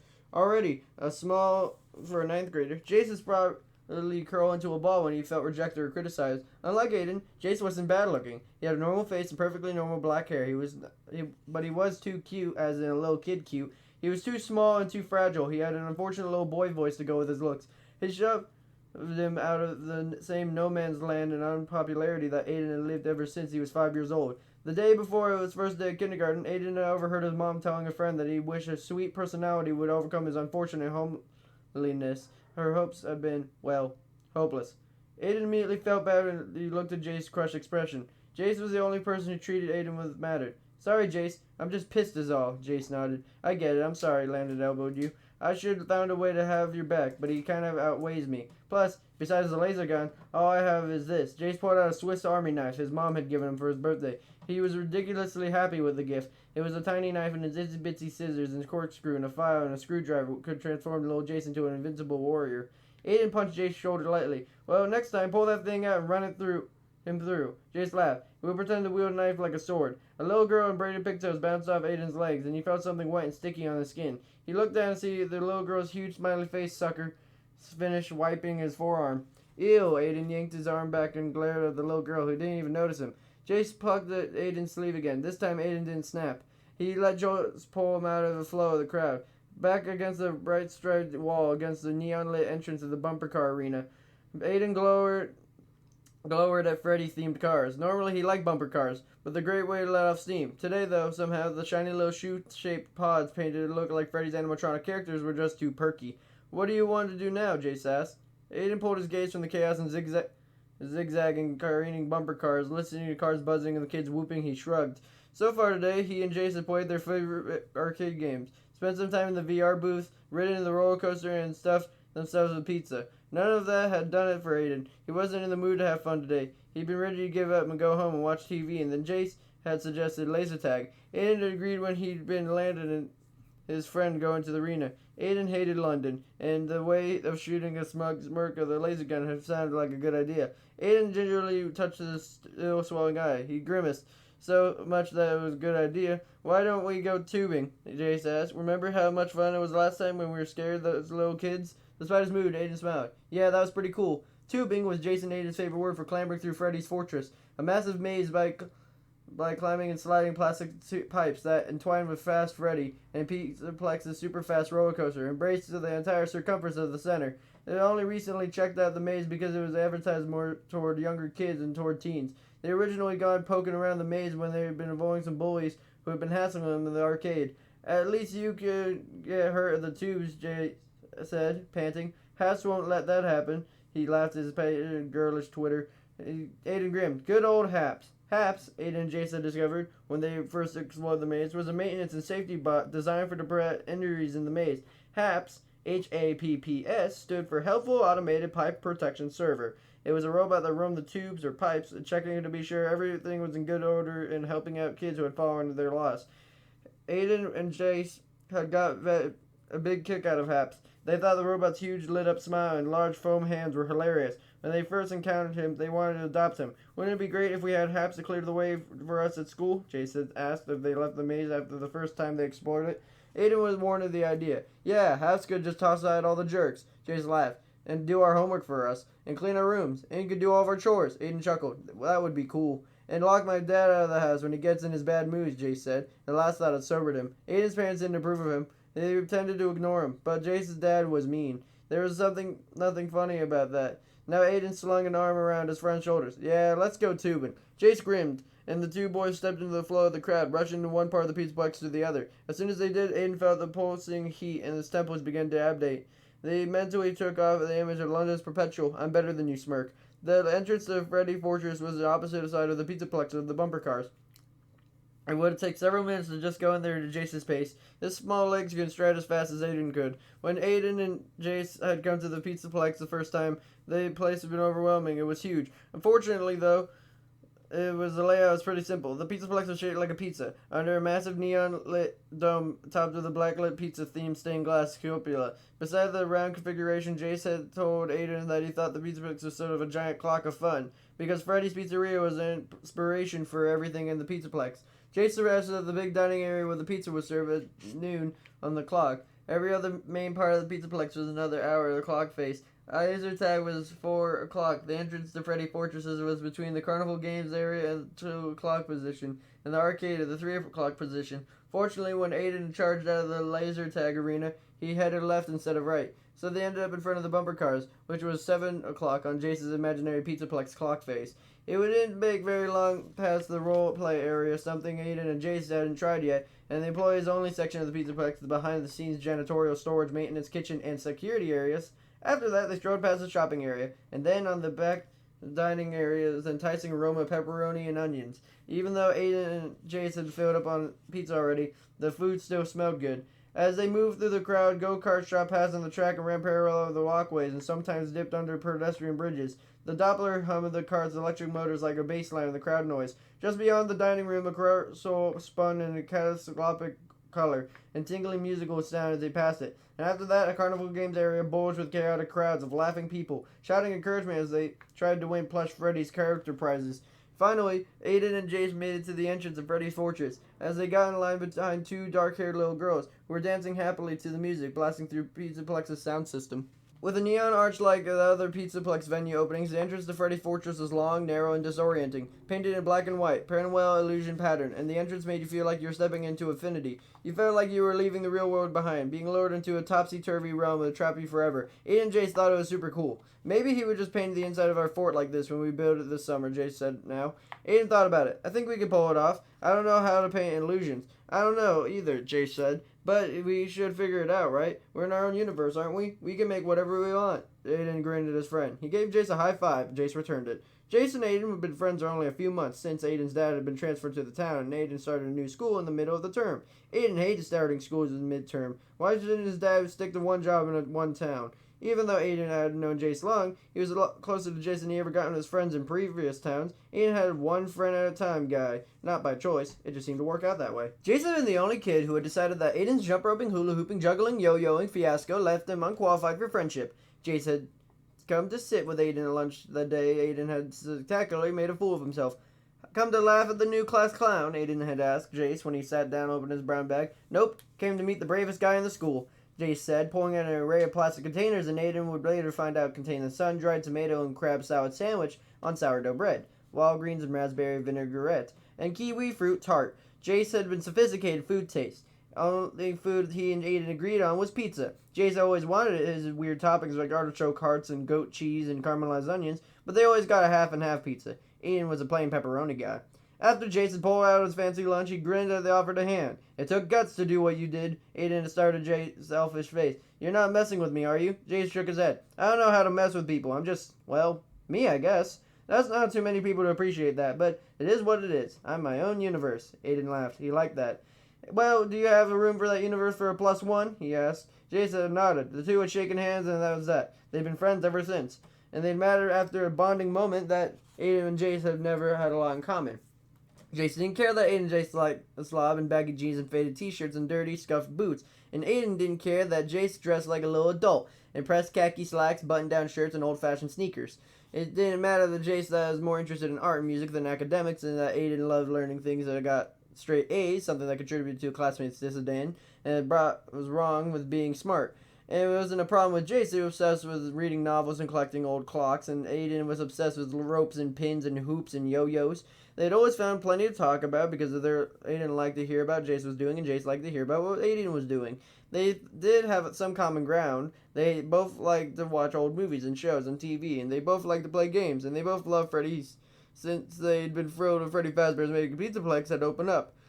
Fortunately, only a few kids were lined up to get into Freddy's Fortress. Aiden and Jace waited just a couple minutes before they were crawling into the first shiny red tube that led into the heart of the maze. Although the tubes that made up the climbing maze might have been designed for smaller kids, they were large enough for adults to crawl through, about 4 feet in diameter. The rounded tunnels had plenty of space for even Aiden's tall, gangly frame.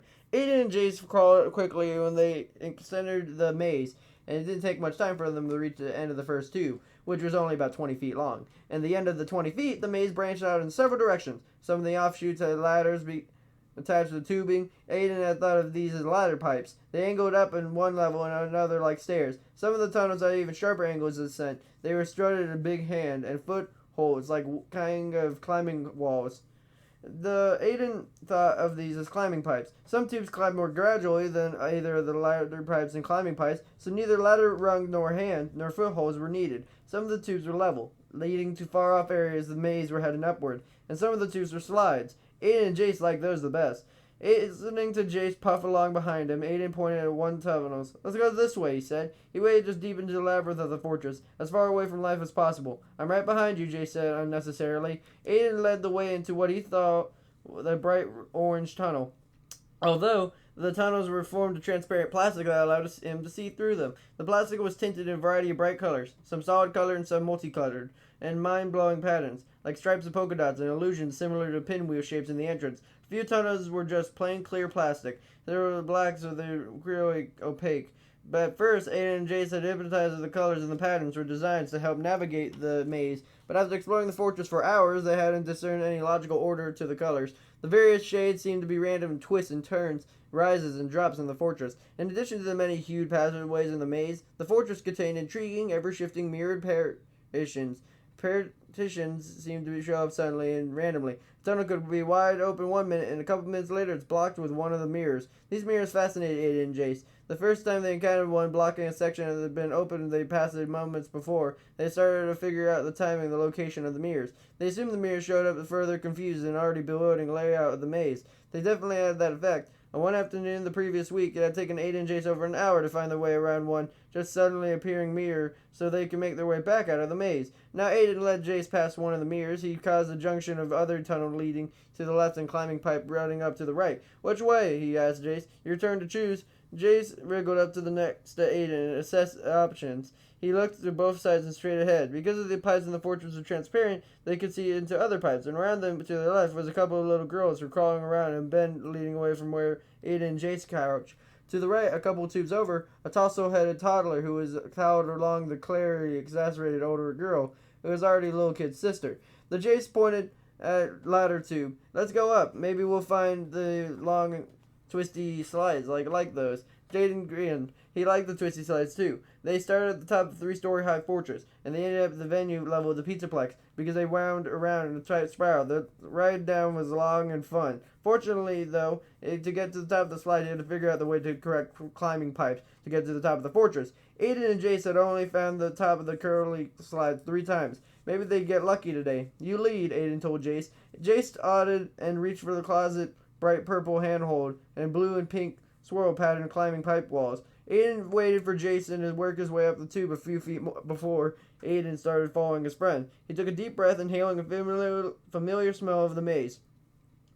The pipes of the fortress had sort of a chemical odor. Jaden figured it was plastic. In addition to the sharp smell, the pipes smelled like sweat and dirty socks. Later, those smells of scent and disinfectant spray and Happs applied deliberately as he made his way to the maze. Skirting around a wad of chewing gum, Aiden thought about Happs. He and Jason discussed the robot a lot, and they concluded that Happs was a programming marvel. Not only was Happs designed to get kids out of trouble in the maze, there was a janitorial maintenance bot. His technology apparently was cutting edge. Aiden had read up that after they encountered him for the first time in the maze. According to the articles Aiden had found, Freddy's Fortress has been subject to heated debate and it first proposed. Smaller versions of the climbing and sliding tubes have been tried by other famous kid-focused pizza places, and they'd been a big disaster. The problem wasn't just safety. Yes, little kids sometimes got stuck or hurt themselves when they fell. Once, Aiden read, a fire and rescue team had to be called to excavate a teen who had been a little too big and round a corner in one of the pipes. Stuck kids, however, weren't a real issue in the climbing pipes. The real drawback on the installations was sanitation. When they first built, the other pizza place's employees were sent to the pipes several times a day to try to keep them clean. This job, however, was too big and too unpleasant for a minimum wage employee to do well. Hygiene became a big concern. Many parents refused to let their kids go into the tubes, something that led to frequent noisy public tantrums. Some of the restaurant managers had the climbing pipes removed. The pipe makers were clearly phased out in other restaurant chains, but eventually larger pipes were built to prevent stuck teens and better cleaning procedures when they were put into place. Proponents of Freddy's Fortress have pointed to the relative success of the other chains' newest pipe mazes to argue for the inclusion of the Fortress in Pizzaplex. Opponents for Freddy's Fortress had argued that the massive size of the fortress made it multiply safety and cleaning issues exponentially. The idea was nearly scrapped until tech genius at Freddy Fazbear Entertainment came up with Happs. The program Happs to be efficient and autonomous with no human employee ever had to go into the fortress. Happs created an entire network of pipes, clean and hygienic and good repair, and he made sure no big jerks got stuck. At the top of the climb, Jace caused to catch his breath. As Jace wiped his face, Aiden waited patiently. The climbing holds the tube were placed closed tough, or even the smallest kids could use them, and the angles of ascent in the tubes were extreme. It wasn't hard to work their way through the fortress. Jace, however, wasn't in best shape, given that his only physical activities were picking up a book or tinkering with the clocks that he liked to collect. He got out of the breath pretty easily. You've got 4 choices here, Jace said finally. I don't see any sign of a slide. Aiden glanced at the lateral tunnels extending out from the current location. Nope, no slides. To the left, though, down one of the single tunnels, Aiden could see 3 little kids. Any point, let's go see if we can scare some munchkins. Jake laughed. Good idea. He crawled into the tunnel and Aiden had indicated. Aiden followed. The new tunnel twisted sharply 3 times before winding down to the pipe and intersected with the one the little kids were in. Jace paused at the entrance to the intersecting pipe. Assuming a soldier-like demeanor, Jace made a series of convoluted hand motions that designed to mimic those he and Aiden had been seen in action movies. First, Jace pointed at his eyes, then Aiden's eyes, then at the little kids who were crawling happily, completely oblivious to the watchers. Jason made a circular gesture in the intersection pipe. He made a sort of crawling motion with his fingers. He used the other hand to make a larger crawling motion before dropping in his second hand into his first hand. Apparently, it indicated a surprise ambush. Aiden laughed. Jason immediately put a finger to his lips and gave Aiden a mock stern look. Aiden stifled his laughter and pretended to zip his lips. Of course, all his pandemonium was ridiculously unnecessary. Even if they'd laughed uproariously and even yelled their tongue out, the little kids would have barely heard them. The pipes in Freddy's Fortress were surprisingly well sound insulated. Aiden had read up on that too. Apparently, the plastic used to form all these pipes in the maze wasn't ordinary plastic, some kind of special polymer and this included to the mix of the soundproof, the tubes. They weren't completely soundproof, obviously, but they muted sound enough for between the plastic and the loud music, and the crowd noise-filling pizza plex sound didn't carry far in the noise. Jace made with the with me motion and crawled into the intersected pipe. Aiden followed. They crawled about 30 feet before Jace came to the stop and held up his fist. Aiden grinned and immediately stopped too. Jace pointed at his right hand. They were close enough to the little kids now that they could hear him. The three of them, 2 boys and 1 girl. The girl seemed to be the one in charge of the little group, and she sounded real bossy. "We need to go up here first, Bobby. This is the right way." She sounded like a mom-like tone. "But I don't want to go down the slide," Bobby whined. "Yeah, me too," the second boy said. "You're both stupid," the bossy girl said. Jace looked over his shoulder at Aiden. He mimed sticking a finger down his throat. And Aiden understood. Jace was a bossy older sister. She probably emphasized with Bobby and the other boy. Jace held up a finger, and then 2 fingers, and then positioned himself to follow Jace's lead. Jace held up a 3rd finger, then he pointed. Jace and Aiden let out blood-curdling screams and crawled furiously around the bend. They crowded next to each other, the faces contorted into monster-like expressions. They reached out to grab the little kids. All 3 kids, who looked like maybe 5 or 6, screamed. One of the boys, a small kid with straggly brown hair, screamed louder than the others. The other boy, round-faced and dark-skinned, didn't just scream, he just scurried away. The little girl, cute blonde with the bright blue eyes, stopped screaming almost quickly as he started. He instantly figured out Aiden and Jace were messing with her and her friends. She had startled into screaming. She was scared of them. Sitting back on her heels, the girl put her hands on her hips, wearing red pants, a black shirt, and a red and black striped headband. The little girl looked like a paint-sized fierce warrior. All she needed was face paint to complete her look. The girl glared at Aiden and Jace. "You're mean," she said. Aiden lunged forward and roared at her. It was a good roar, but when it didn't bother the girl at all, instead of reacting to Aiden, she elbowed the boy next to her. He was still screaming. "Shut up, Bobby. It's just a couple big stupid boys being jerks." Bobby, who was screaming up to his eyes, his face bright red, opened his eyes. He stopped screaming. The girl turned and looked at the retreating boy. "Get back here, Arlo. Stop being a scaredy cat." Aiden looked at the Jace, who was staring at the girl with a wide-eyed frown. He looked down and he couldn't decide whether to be surprised at the girl's nonchalance or annoyed by it. The girl turned back around at Aiden and Jace. "You're stupid," she announced. Stupid seemed to be her favorite word. Suddenly, Aiden felt pretty stupid. Why did he and Jace think it was too much fun to torment little kids? "You're bullies too," the little girl said. They started crawling toward them. "Now get out of our way or I'll punch you." Aiden didn't doubt the girl would follow through with her threat. He nudged Jace, and the 2 teens turned to crawl to another pipe. They weren't running away or anything, obviously. Who ran from a 5-year-old? Aiden's ego wanted him to be clear that that's what he and Jace crawled. So why did they retreat so quickly? Well, for sure, it wasn't that Aiden was afraid of a 5-year-old girl's punch. The real reason he wanted to get away from the girl as fast as possible was that he didn't think his ego could survive being bested by a munchkin he'd been trying to scare. Serve them right, he figured. Scaring little kids wasn't exactly a nice thing to do. "Yeah, that's right," the little girl called out behind them. "Run away and don't come back." Aiden didn't bother responding to the little powerhouse. He was ashamed of himself. Apparently, Jace wasn't feeling too good about himself either. He didn't say anything for several minutes as Aiden led them through a series of several twisting tubes. Finally, at a junction with 3 new pipe offshoots, Aiden stopped and looked at Jace. "Do you feel like as big a jerk as I do?" he asked his friend. Jace dropped his head. "Yeah." They sat in silence for a few seconds. Aiden gazed at Jace with pouch, the little kids, and the other pipes. Then he craned his neck to look around into the main walkway of the pizzaplex. He suddenly wished he and Jace were down there having fun instead of being up here trying to take out their frustration on poor little kids. Not that the little girl had fit that description at all. Jace nudged at Aiden. "Let's find a slide and get out of here." "Good idea. You lead." Jace nodded. He crawled into the nearest pipe opening. Aiden went into behind him. A few feet along a new pipe, Jace started to lead him past the pink offshoot tube in the right. Suddenly, he gasped and faltered. "What?" Aiden asked. He squeezed up in his friend and looked down at the pink tube. Jace laughed sheepishly. "It's just Happs. He surprised me is all." Aiden didn't tease Jace for his reaction. Aiden could see how Happs is startling Jace. The robot was only a couple feet away, facing a green tube that led off the pink tube. Happs' big foam hands were pressed against the heavy plastic on either side of the green tube's opening. Aiden could see that beyond the hole, the tube's green plastic was bulging enormously. Apparently, sensing Aiden and Jace watching them, Happs rotated a squarish head and smiled widely. "Hey, Happs," Jace said. "Hello," Happs said in a chirpy tone. Happs' voice was robotic and stiff, and it was high-pitched and came out of a cheerful sing-song cadence. "I'm Happs. Are you lost?" From that, Aiden and Jace had discovered in their previous encounters with Happs that Happs' go-to first line. "No, we're fine, Happs," Aiden said. "I'm happy that you are fine," Happs replied. Conversation wasn't Happs' forte, but he was a pretty quiet robot. Besides his simple phrases, the only sounds Happs emitted were hums and whirs of his servos and churning of black rubber treads on the used to get around. The treads looked in place, his legs and feet. In spite of Hap's stiff speech, he was likable. The robot was clearly designed to make kids feel safe. About 2.5 feet tall, Happs appeared to be made out of a combination of plastic, metal, rubber, and foam. Hap's torso was shaped like an isosceles quadrangle. A fact Aiden was proud to know. He liked geometry, and they made of gray metal. A couple of small doors were set in the torso. Aiden wasn't sure if they were for. Articulated metal arms, gray except for black and yellow security stripes painted around the bicep area, extended from the quadrangle's sides. The arms ended in a big white foam hand that looked like they were number 1 foam hands the kids wore at the football games. A round plastic head sat in the short edge of the quadrangle-shaped torso. The head was topped with a flashing yellow security light. Although Hap's big brother treads in gray metal gave him vaguely tank-like appearance, the face countered with an industrial look, featured bright yellow eyes, round cheeks of more black and yellow striped paint, and large tilted mouth full of black-lit grinning teeth. Happs was in a friendly demeanor. As Aiden and Jace looked on, Happs lifted one of his big foam hands and gave him a thumbs up. Aiden and Jace returned the gesture. As soon as they did, Happs turned back to opening the green tube in front of them.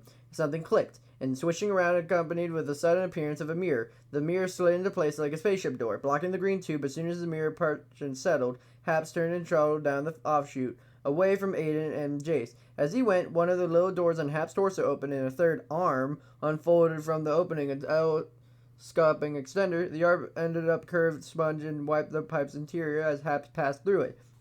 The arm moved so fast it was hard to follow it, and not only was the arm sponging, it was also spraying a floral-smelling disinfectant that Happs used liberally. And the sponging and spraying made Happs look like a miniature mobile car wash. That was cool, Jace said. Aiden pulled a gaze from Happs. He nodded and crawled past Jace into a pink tube. He poked at the mirror and it disappeared. There has to be some mechanism here. He ran his fingers along the edge of the mirror. Jace crawled up next to him, and he, too, prodded the edges of the mirror. I don't think Happs is a wizard, so yeah, you're right. The mirror didn't come out of nothing. The boys explored the edges of the mirror for another minute or so. They found nothing. Aiden plopped back on his butt, crossing his legs. I think I know why these mirrors show up. Why? Before this mirror blocked the opening, I saw that problem with the tube. I wonder if they use the mirrors as better to shut off parts of the maze that need maintenance. Kind of like emergency doors that close in a submarine if it starts to take on water. Jace nodded. It makes more sense than using them to confuse us, and for sure they'd have some way to handling problems. They wouldn't have to be shut down the whole fortress if there was an issue in one area. Aiden gave a mirror one last look and then nudged Jace. Come on, let's stop hassling little kids. Let's see if we can find Happs again. Maybe he'll lead us somewhere interesting. Aiden pointed down the pink tube. Happs no longer in sight because the pink corridor took several sharp turns and another tube bisected it. That tube obscured the view of the pink pipe behind the turns. But Happs didn't gotten too far from what Aiden had seen. Happs' rubber treads didn't appear to be built for speed. Sure, why not? Jace agreed. You lead now. Aiden nodded and started crawling down the pink tube. He led Jace around the bends and paused when he encountered 6 different options. Because they were on top of the maze, none of the tubes led upward. 3 were lateral, 3 headed downward. 2 of the 3 were gradual descents made for more crawling. 1 of the 3 was a slide. A bright blue see-through pipe chanted a sharp descent. Hey, Jace said, panting as he reached Aiden's side. You found a slide. Aiden nodded. He looked for another 2 openings, but he was conflicted. He wanted to find Happs again, but the slides were fun. I know what you're thinking, Jace said. We were looking for Happs, but what if we went down the slide too?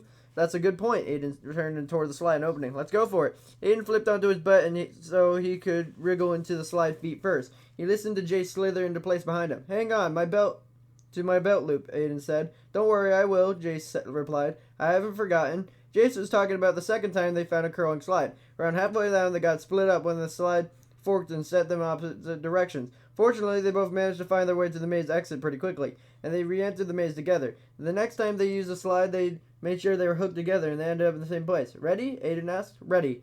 Aiden pushed off the slide walls, and he and Jace whooped as they shot downward, whipping around a sharp curve, skimming through the fluorescent blue pipe. Aiden felt a cool air on his face. For an instant, he felt free. If only he could be instant that lasts forever. Even though Aiden kept busy with his hooping and juggling and yo-yoing and jump roping, and he got great grades, he wasn't exactly happy. The truth was, Aiden was pretty much hated his life.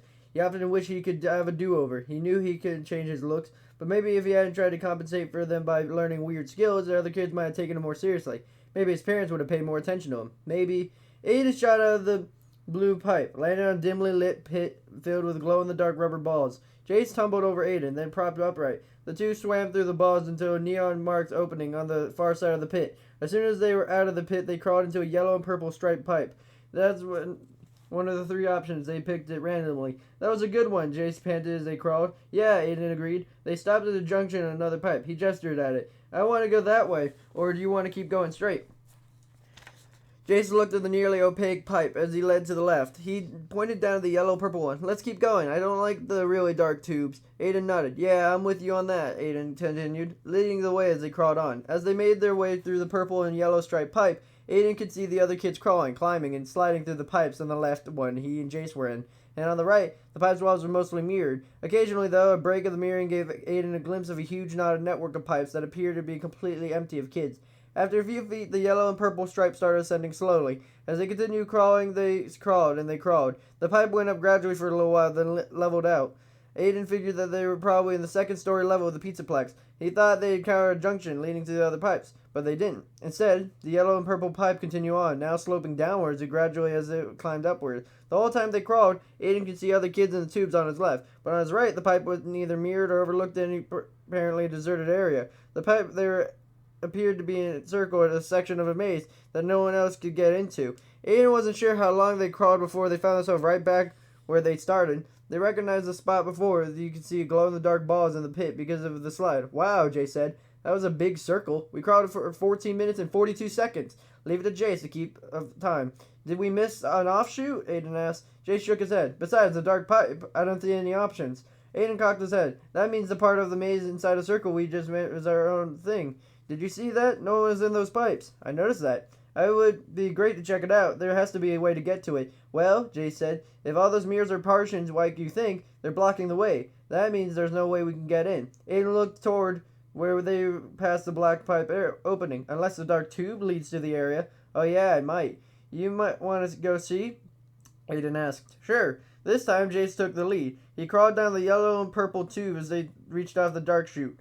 There, he paused and looked over his shoulder. I'm with you, Aiden said.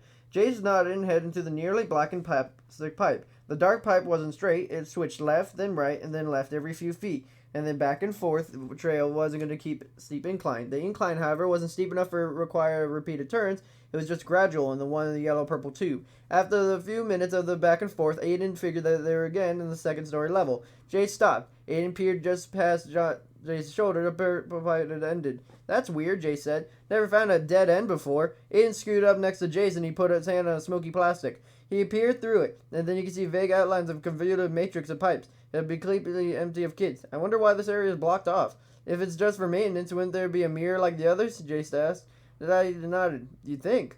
Aiden nodded, spotted a joint in the plastic. He prodded at it, and then the plastic didn't give. He shifted so he could kick at the seam. Maybe if you could dent it, you could grab the edge of it and pull it back. What are you doing? Jace asked. I want to see if there's another section. I mean, it has to be huge, and except for the openings blocked off by the mirrors, it seems to be the only way in. But if it's sealed off here, maybe where it's not safe. Aiden made a face. How unsafe could it be? We're in a pipe maze for little kids.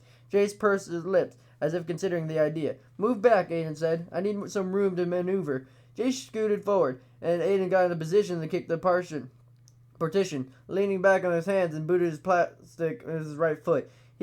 Sharp crack echoed through the pipe, and the seam between the pipe and the partition expanded by about 1/8 of an inch of that. Aiden grunted and shifted again. He tried to stick his pinky into the opening. The space wasn't big enough. Aiden used the side of his fist to pound in the seam. It didn't give, and he looked at Jace. Can I borrow your knife? Jace dug out a Swift Army knife. He filled with it, opening it to a file. It might be the best tool. He handed the knife to Aiden. Aiden stuck the file's tip into the seam between the pipe and the wall and partition. He pushed the file in and attempted to pry the two apart. It didn't work. He switched out the file for the knife itself and started soldering the partition. Maybe he could cut it open. Nope, that didn't work either. The plastic was too hard. Aiden closed the knife, handed it back to Jace. He positioned himself as he could kick the partition again.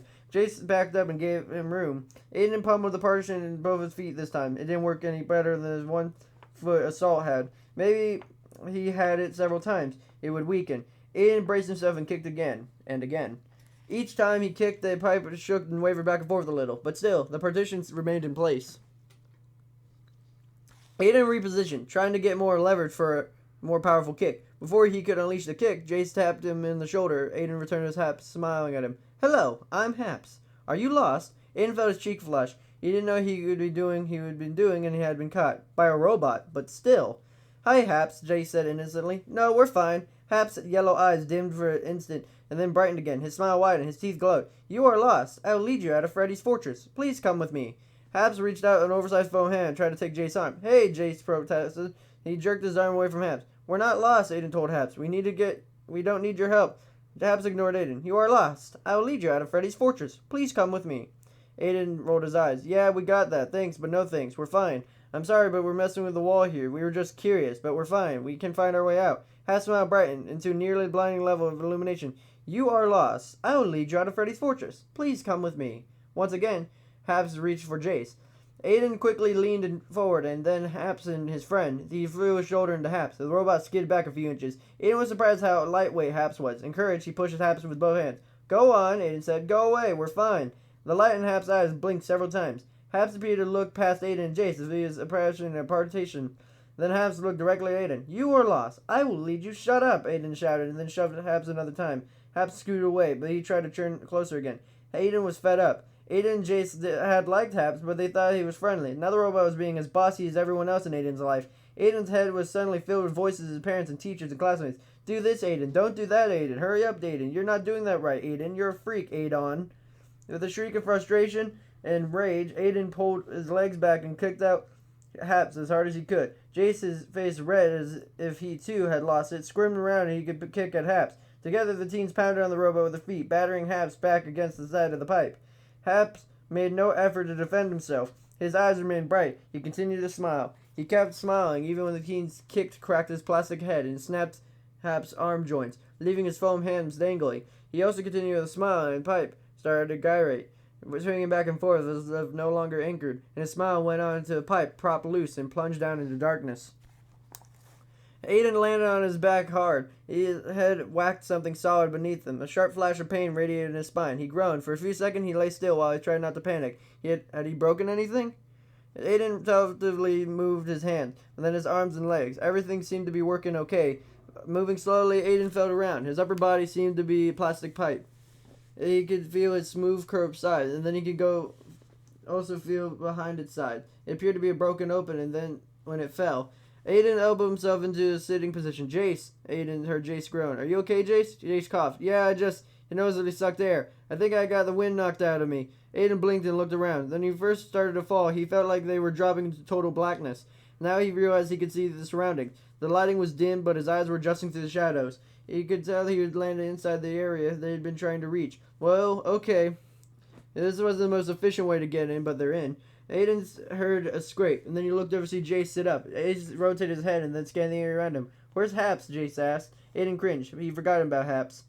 He looked all around too, and he didn't see the robot. Had Happs avoided the fall? Happs must have not fallen with us, Jace said. Aiden looked up. Just as he did, he heard a hiss, and he watched and it appeared to be a clear partition over a space. They had just fallen through. He blinked. Hey, Jace, look. He pointed at the clear partition.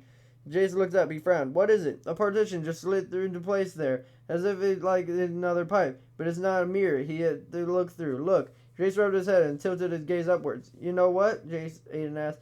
I think those mirrors are two-way. On the other side, it looks like a mirror, but in a closed-off area, it's like glass. See? Jace nodded. Aiden looked around. I think we're the only ones in this section. What about them? Jace pointed. Aiden looked in the direction of Jace's finger, then examined their surroundings again. It appeared as if Aiden and Jace had fallen to a junction area, a closed-off web of pipes. 4 corridors opened up in the junction, which is now sealed up above them. Beyond the corridors were transparent like all other pipes in the fortress. The main part of the maze was visible. Jace was pointing at a group of kids who appeared to be crawling past the junction just a few feet away. Obviously, though, the kids couldn't see them. The two-way mirror partitions hid Jace and Aiden from view. Aiden carefully shifted under his hands and knees. Well, we might as well explore. We have a whole area to ourselves, and it's huge. Aiden threw out a hand to indicate a separate area of the maze. Jace grinned and nodded. He rubbed a scrape on his elbow. It's like our own town, Aiden and Jaceville. Aiden laughed. We gave Jace a playful punch. You're such a dork. Yeah, and proud of it. Jace gazed at the pipes opening around them. Which way do you want to go first? Aiden shrugged. You pick. I don't think it matters. Let's just go and see where we end up. Works for me. Aiden gestured to Jace to take the lead. Jace pointed at one of the openings, and the boys crawled into a glittery red pipe. The red pipe led into a midnight blue pipe, which led to a slime green one. Some of the pipes went up. Some went down. Some seemed to wind in concentric circles that returned them to where they started. They climbed up the ladder pipes as they scaled climbing pipes. They crawled left and right and straight. The whole time they were exploring, they could see other kids in the pipes outside of the separated area. Being a part of these kids made Aiden feel special. He liked it a lot. So at one point, when Jace paused and catch his breath, Aiden pointed at the tube and looked like it ascended gradually. Let's go that way next. You might find a hidden tunnel. Slide. After you, Jace said. Aiden led Jace into his ascending pipe, which was a deep golden color. Beyond the pipe, Aiden could see a roller coaster track, and as he watched the cars streak past, as they continued to climb, they were able to look out at the rest of the pizza plex. Higher they got, the smaller the people down below looked. Being up there above the pint-sized form made Aiden feel important, or at least more important than he actually felt. The perspective of the people in the pizza plex had already been available for him in the maze, but somehow it was better than Aiden knew they were invisible to the people outside the maze. It looked like a Namidi it gave him. The month before, Jason Aiden asked what superhero power they would choose if they had one. Flying, amazing strength, teleporting, x-ray vision? I'd go for strength, Jace had said. It'd be amazing, little strong guy. He laughed and pointed at Aiden. Which power would you pick? Invisibility, Aiden had answered without any thought at all. If he was invisible, he wouldn't be judged for how he looked. He would go wherever he wanted to go. He'd be in control. Being hidden in this section of the maze was kind of like that. He and Jace could go wherever they wanted inside the partitioned off area. No one would see them do it. No one would stop them. Aiden and Jace passed up every offshoot they encountered. They climbed up and up the circuitous path to the highest level of the maze. They figured and they reached the top, they'd stay up there and look for a slide. But it took a while to reach the top because they stuck with the slowly ascending pipe ahead of the opting for the ladder pipe and the pipe that was climbing holds. That's okay. They were in no hurry. When the pipe they crawled through leveled out, they had a choice of 3 offshoots. The first one they chose meandering around the upper level for a while before leading them to a convoluted series of twists and turns, back to where they started. They tried the other offshoot, and it took them long loop around the deserved area. Eventually, though, the long loop shook off the interesting pipe. That one led to the slide. At the top of the slide, which was made of burnt orange plastic, Jace pointed at the steepness of the descent. This one might go straight down, he said. Might be the fastest one we found. Aiden grinned. Let's find out. Just as they had another slide, they positioned themselves in tandem. Jace hung on Aiden's belt loop. Ready? Aiden asked. Let her rip. Aiden pushed off. The boys shot down so fast that Aiden felt like they were falling off a cliff. For a second, his heart vaulted into his mouth and his adrenaline flooded his system. The adrenaline ushered a chilling out into Aiden's brain, as if section wasn't finished. What would be at the bottom of the slide? Thankfully, Aiden didn't have long to fret about the idea. The slide dropped down in a flash, but in the last instant, the slide leveled out, and they slipped off it, skidding across the slick curved bottom of the clear plastic pipe and extended across the floor of the pizza plex. When the momentum ran out, they came to a stop and hurt juncture of 2 other pipes. Wow, Jace breathed. What a rush. Aiden nodded. He shifted his knees. As he did, his stomach growled. He looked at his watch. I've been here for almost 2 hours, Jace. No wonder I'm hungry. It's been almost 4 hours since we ate that pizza. Jace checked his phone watch. You're right. He dug in the pocket of his jeans and pulled out one of the fancy dark chocolate macadamia candy bars he liked. Want half? Aiden took a bar. It wasn't exactly appetizing, but he nodded. Thanks. Aiden got into cross-leg position next to Jace, who was sitting with his legs still splayed when he ended up on the other slide. The 2 boys sat side by side of the pipe, eating the mostly melted chocolate and crunchy nuts. Though the 2-way mirror they could see into the dining area was full of happy families scarfing down pizza, swirling soda, trying to unstick part of a nut back on his back teeth.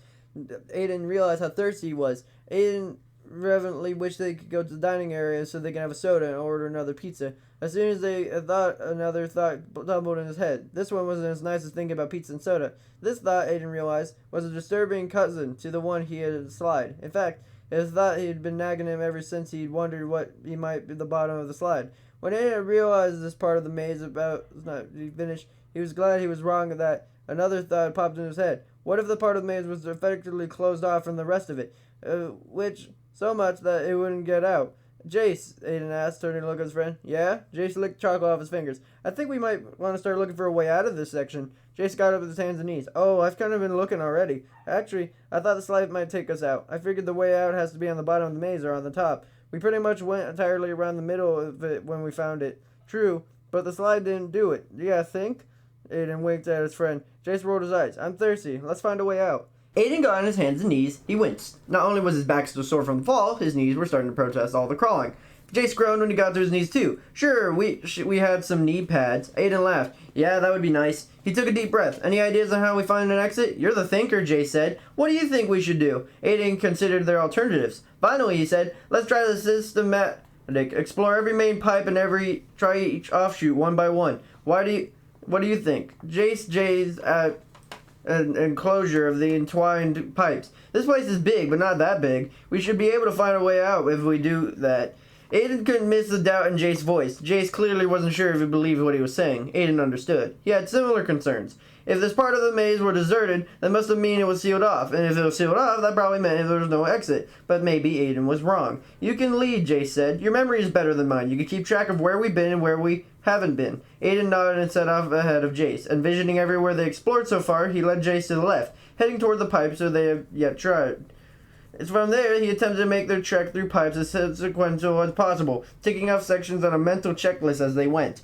Unfortunately, Aiden was wrong. No matter how many turns, ascents or descents they made, they couldn't find a way out of the partitioned off area. And then Jace admitted defeat first when they retraced their path along the main pipe of the second time. Jace said, "Hold up." Aiden stopped and looked at his friend. He sat back on his butt. "We're trapped in here, aren't we?" Aiden got off his knees and sat too. He leaned against the curved wall of the pipe. He let his head drop against the plastic. Aiden gazed through the other side of the pipe. Beyond it, he could see a little girl riding a Freddy replica on the carousel. The little girl's head was thrown back. Even though Aiden couldn't hear it, he knew he was laughing. Aiden shifted his gaze at Jace. He noticed that the vein in Jace's temple was throbbing like a strobe-like pace. Aiden realized that his heart was matching the rhythm. They were both scared. "Yeah, Jace, I think we're trapped."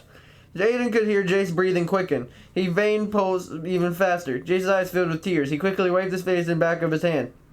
Aiden wanted to tell Jace it was okay, and he wanted to cry because Aiden wanted to cry too, but he couldn't get his mouth to work. Aiden cleared his throat and licked his lips. He opened his mouth, but before he could speak, a muffled scratching sound stopped him. Jace inhaled sharply and spun around to look at the sound. What was that? Aiden frowned and shook his head. Both he and Jace cocked their heads, listening intently. At first they heard nothing, then a distant scrape that was followed by a faint cackle of static. Both boys tensed, neither made a sound. For several more seconds they listened, then Jace exhaled. Aiden realized that they were holding his breath too. He let it out. Jace glanced over at Aiden. "Do we want to think about what that was?" Aiden shook his head. "Better not to think about how to get out of here." Jace nodded and rubbed his face. "Okay, let's think this through. Okay, we've been looking for an exit, but we haven't found one. Thank you, Mr. Obvious." Jace winced. "Sorry, Jace, I'm not at my best. I get it." Several seconds of silence passed. Finally, Aiden encouraged Jace to continue. "Go on. You sound like you're leading up to an idea." Jace sighed. "Well, it's not a very good one. Not very good one is better than none at all, and I've got nothing." Jace bit his lower lip, and then he leaned forward. "Okay, so we know there's an opening on the second level. There we're trying to get through the partition. What if we could find our way back there? And we could work on the seam some more. That partition might have weakened the pipe fell. We weren't able to pry it open from the other side, but maybe we can fall from this side." Aiden frowned. "But the pipe to the other side of that seam was what fell. And what if we have nowhere to go from there, even if we got through the partition?" Jace shook his head. "The part of the pipe that fell was only 3 feet or so long. If we could get to the partition loose, we can use it as a bridge across the opening. Well, we might be able to pry the partition open, but what if we can't get it completely loose?" Aiden asked. Jace twisted his mouth. "Well, we might be able to swing ourselves across, like hang from the pipe on the side and then swing over to the other, like on the bars in gym class." Aiden thought this was an idea. It was pretty weak. G and Jace were ridiculously unathletic, and even if they were strong and coordinated, broken climbing pipes are different from gymnastic bars. But did Aiden have anything better? Before Aiden could respond, Jace gave Aiden a weak grin and pulled out his Swiss Army knife. "And I still have my mighty sword." Aiden laughed. He painfully returned to his knees. "Yeah, okay, sir, Jace. Let's do it. Lead on." Jace tried to help his grin in place, so he returned to his knees. Aiden pretended his grin was defective, and he pretended he couldn't hear Jace's occasional whimpers. Jace led quickly back to the spot. Aiden tried to break through before they had fallen into this area. Although getting to the right place wasn't the problem, finding a seam took a little effort. It was, after all, just the narrowest of slits in the plastic along one short section of pipe. Both Aiden and Jace felt they were very long way on the wall of the pipe to find it. As soon as they located the seam, Jace pulled out his knife. Flipping it to the main blade, he began to sawing along the scant opening that Aiden had created earlier. Aiden could do nothing but watch. He had no knife of his own. After a few minutes, Jace stopped his hand. "It's not working." He wiped his eyes again. Aiden leaned against Jace's shoulder and examined the opening. Then he leaned closer still. His heart did a little stutter instead of hope. "Actually, yes it is," he said. "Look." Aiden pointed at a series of fine stress fractures along the opening. Whether Jace had made them with his knife or they'd been created with the pipe collapse, Aiden didn't know. He did, however, think, or hope, that the stress fractures might have weakened the joint enough to be able to kick the partition free. When Jace spotted the stress fractures, His eyes lit up. Do you think? He didn't finish the thought. Back up. My legs are longer. I'll do the kicking. Jace nodded and scooted out of the way. Aiden took up the position on his butt, propped backwards on his hands. He pulled his legs as tight to his body as he could and coiled them up as power as possible, then thrust his feet out as hard and fast.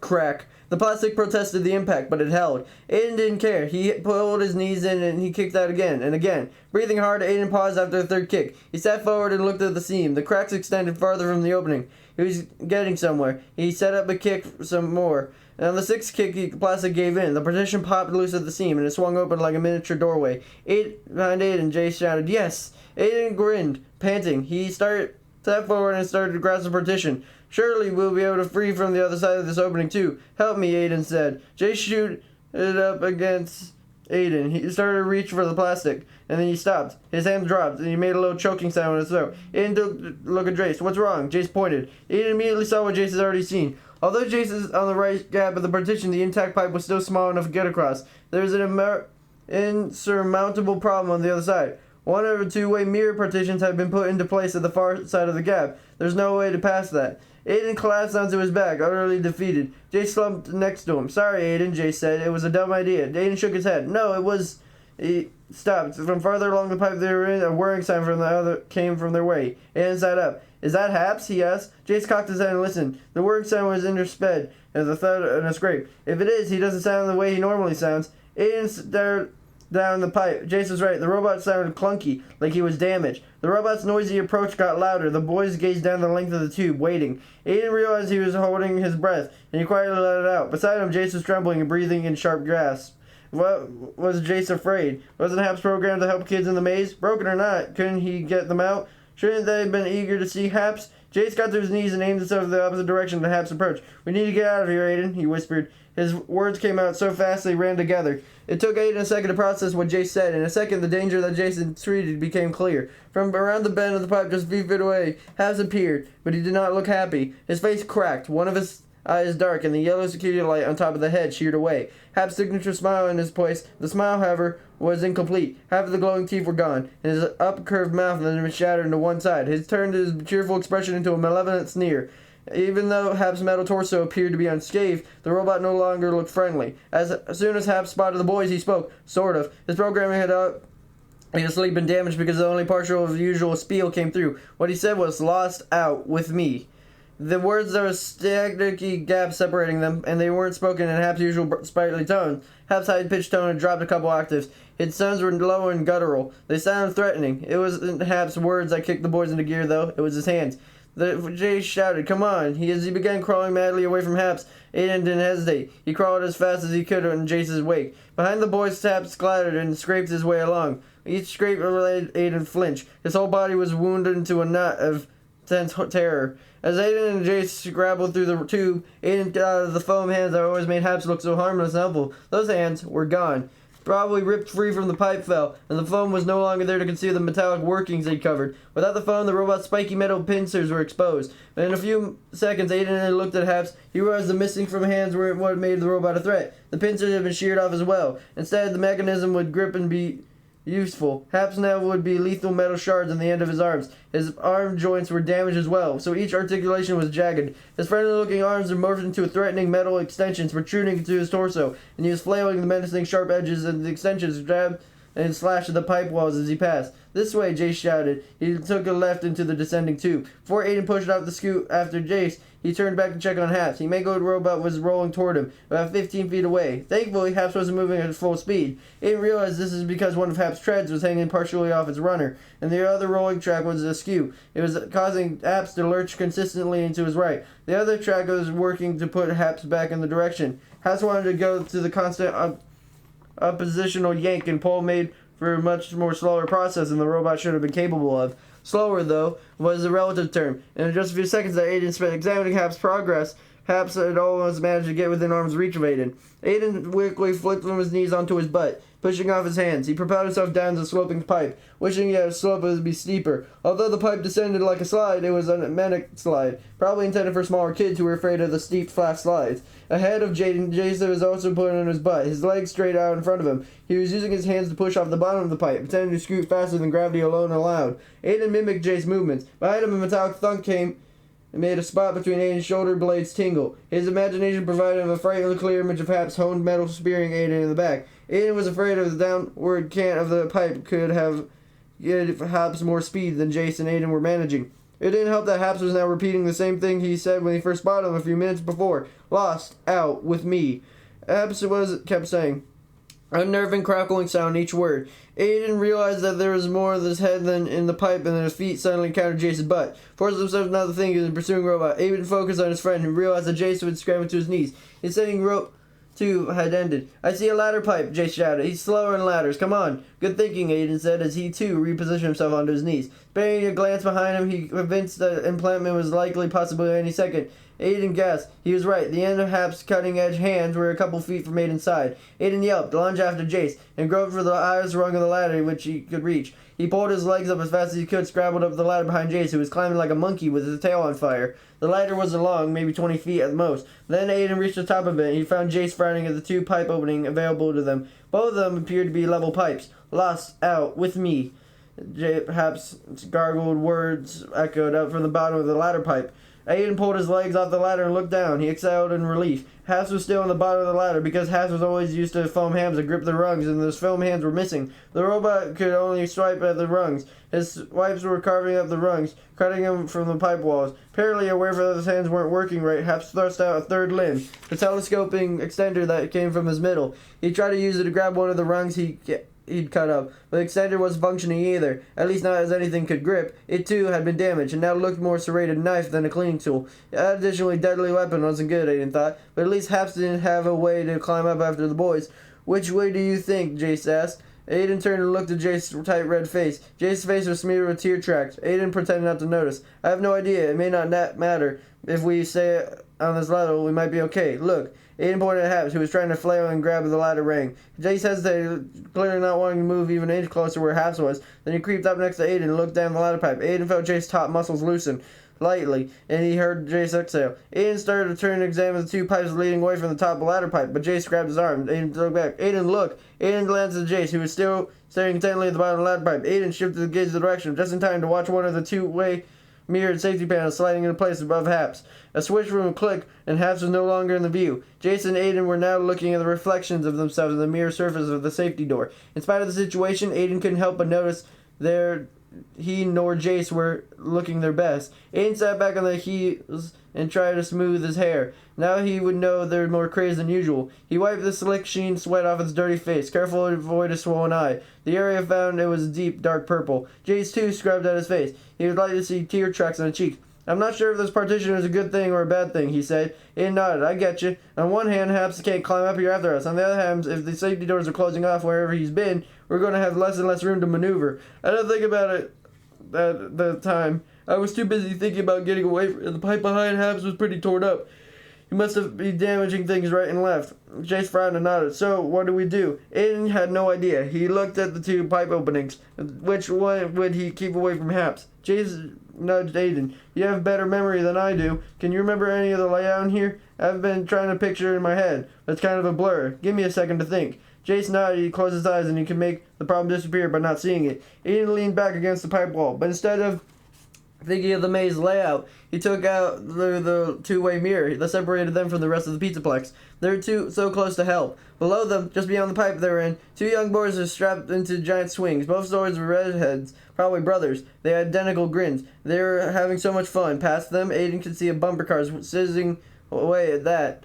Although the scene was blurred because of the layers of colored plastic separating the 2s from the bumper car area, Aiden was pretty sure Nora and her friends were in the 4 of the cars. They were ramming several cars driven by guys in leather jackets, and it was a whole other world. Not just bumper cars, but a social circle enveloped kids like Nora and her friends. Aiden had already wondered what it would be like to have a place in a network like that. Aiden pulled his gaze from the distant bumper cars and he looked at Jace. Jace, too, was now gazing at the kids having fun outside the maze. Suddenly, Jace got up to his knees, faced the pipe's wall, and started pounding at the sides of the pipe. Help, he screamed. Help us. We're stuck in here. Hey, help.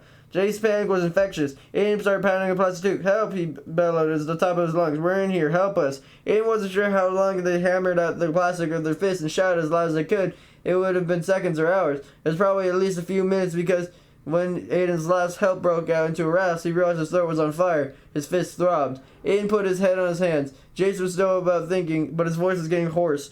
His strikes on the plastic were weakening. Aiden touched Jay's arm. Jace whipped around. Spittle dripped from the sides of his mouth. His face was red from exertion. They can't hear us, Aiden said. Too much sound muffling in here and too much noise out there. Jace wiped his mouth. He opened it like he was going to argue, then exhaled loudly. I know. Flopping back on his butt, Jace looked away from Aiden. He was trying to pull himself together.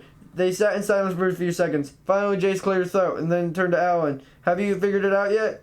Aiden sighed, and I hadn't figured anything out. He'd been too busy pointlessly yelling his head off. Yes, he remembered the maze layout pretty well, but it didn't mean good to him a lot of good. He shrugged and pointed at one of the pipes. I think we can take the left pipe there and it will keep us off the level. He dropped his hand. But the trouble is, good does it that do us? And we're going to crawl back and forth until our knees are bloody. It's not like there's a way up here, and he gestured at the kids and adults outside the maze. They can't see us or hear us. I'm wondering if we should just stay here. Maybe someone will come looking for us. Like who? Jason's question was almost whispered, as if he barely had the strength to ask it. Our parents? His mouth twisted.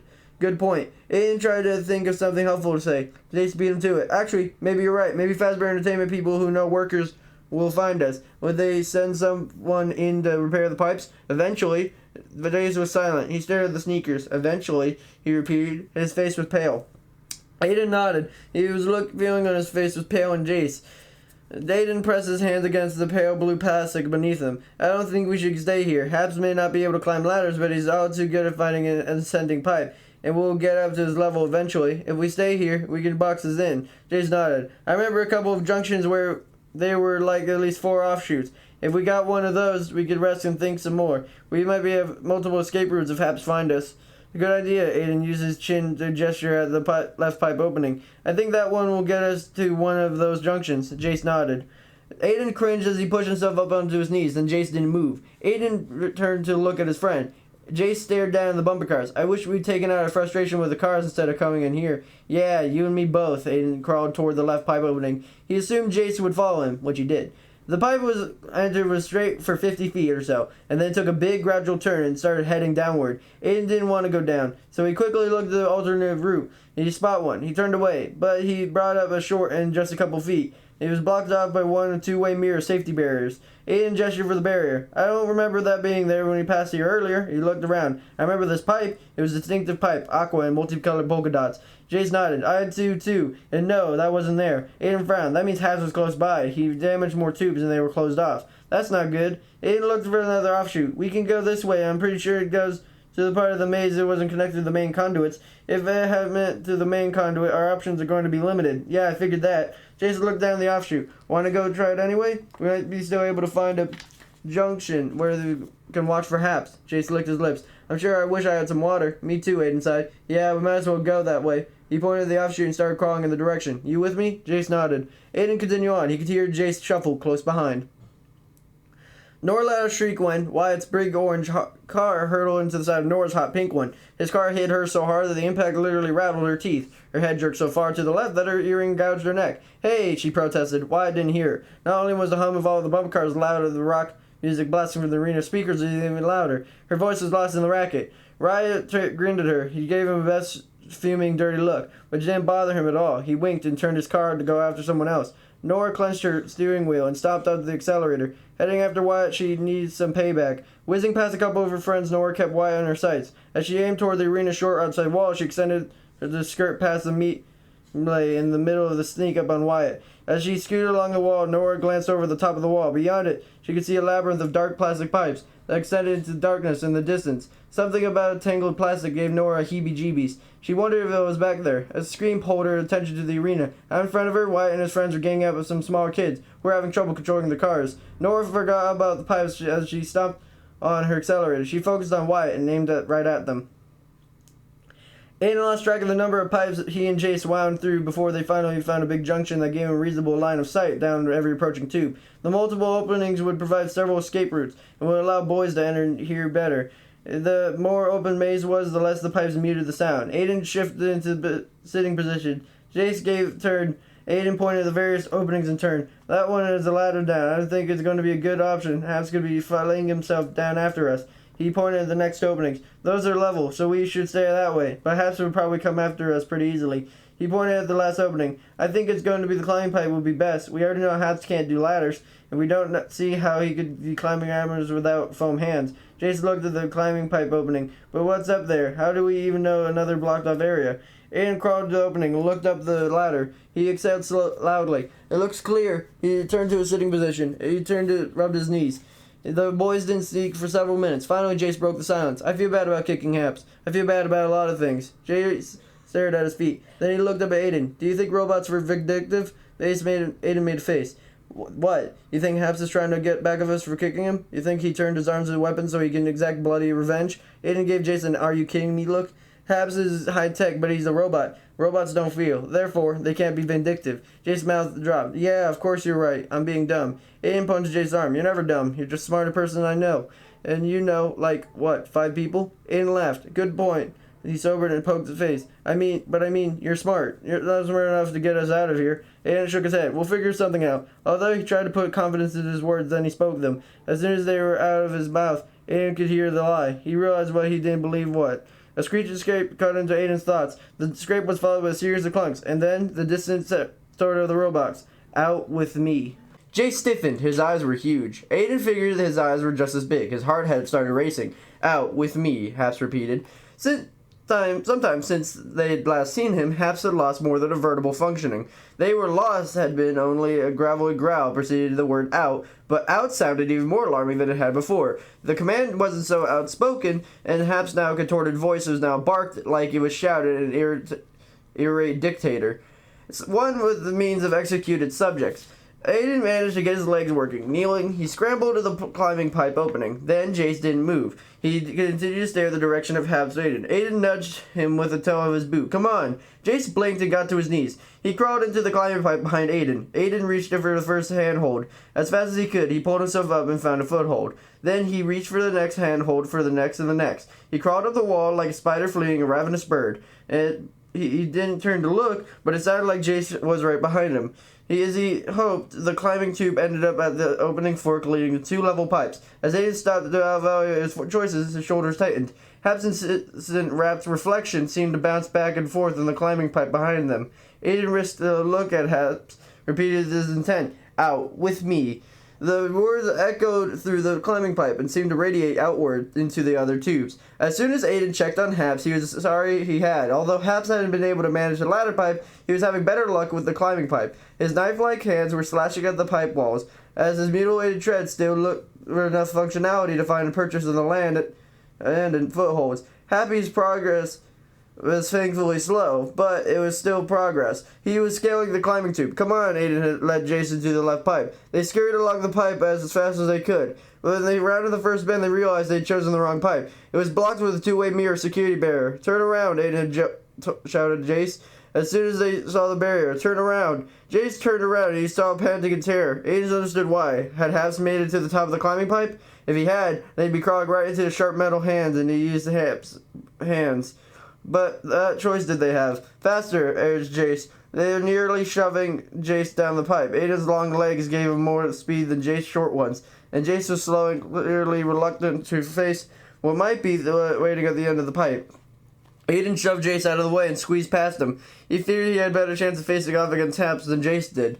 Seconds after Aiden took the lead, they reached the junction again. At the same exact moment, the spear-like tips of Happs' arms scorched the gash in the junction's floor. The ripping sound made Happs' whirring and clanking even more hideous.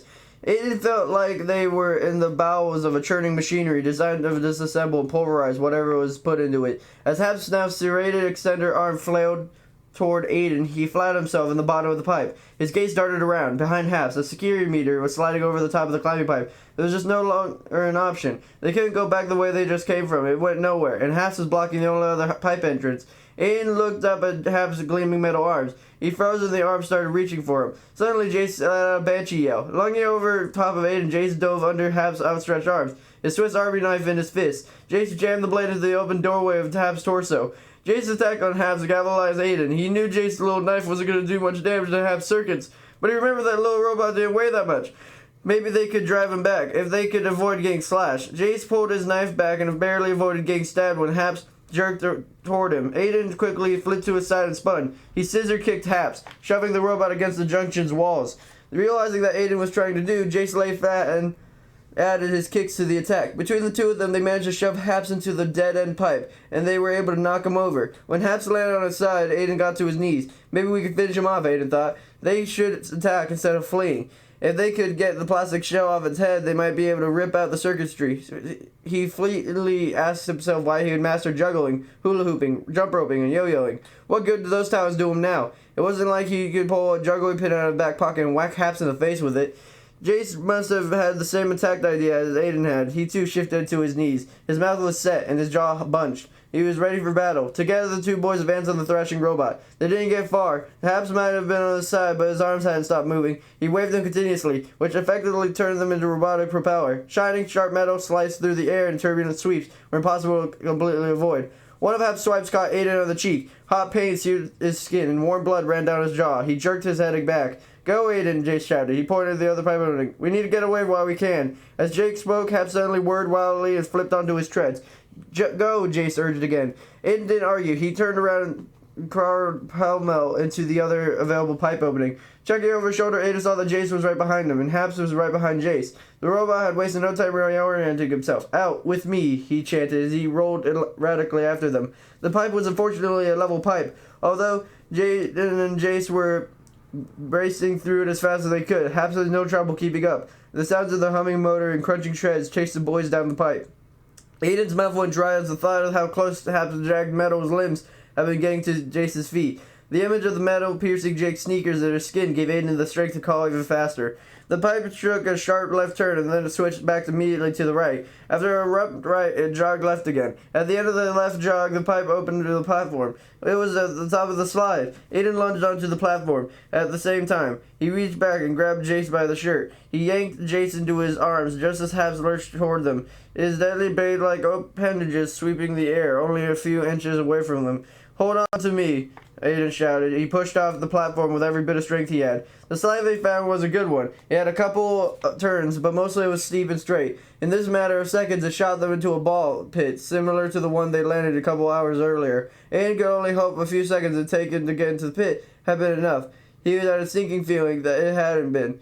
But he didn't have time to think about his dread. As soon as they hit the plastic orbs, both Aiden and Jace started beating the balls aside, lunging their way through the colorful spherical sea. Aiden had his eye on a pipe opening in the other side of the pit. Unfortunately, though, they didn't reach it before Happs reached them. As Aiden's foreboding had predicted, Happs didn't come down the slide just as fast, probably even faster, than Aiden and Jace had. And when he had come off the slide, maybe just because it was more compact, Happs had been launched further out of the pit than the boys had been. Happs also had no trouble plowing his way through the plastic balls. His mouth shoved the balls aside like they were nothing. This is why Happs got them before Aiden and Jace could get to the ball pit, and because Aiden was in the lead, Happs got to Jace first. "Out with me," Happs crackled as he reached out to grab his quarry. Jace must have sensed that Happs was right behind him, because he immediately dove into the ball pit, as if it was a lake and he could swim under its surface to get away.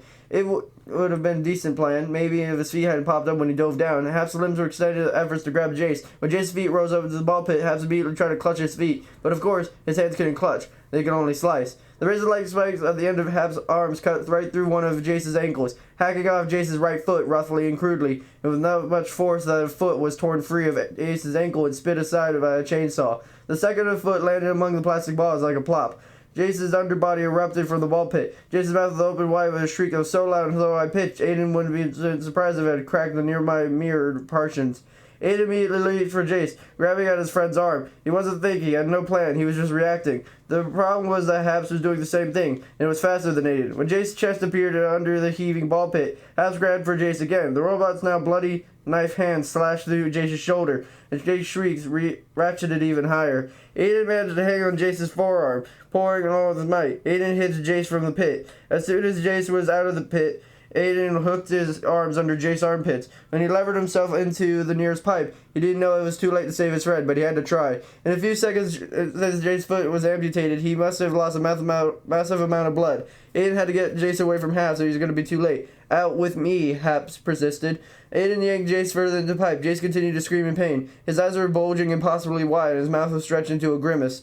"Hang on, Jace," Aiden shouted. He threw himself backward along the pipe, hauling Jace with him. But again, he wasn't fast enough. Happs moved too quickly, and as he moved, he kept trying to get a hold of Jace. The shrill sound of metal and metal filled Aiden's ears, and Happs brought both the limbs together on Jace's lower body.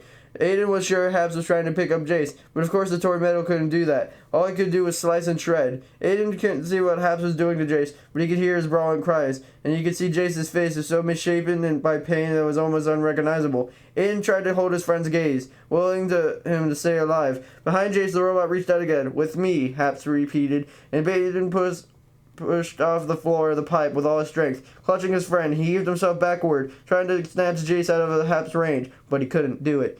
Happs thrashed forward and Jace howled. As he did, blood poured from his mouth.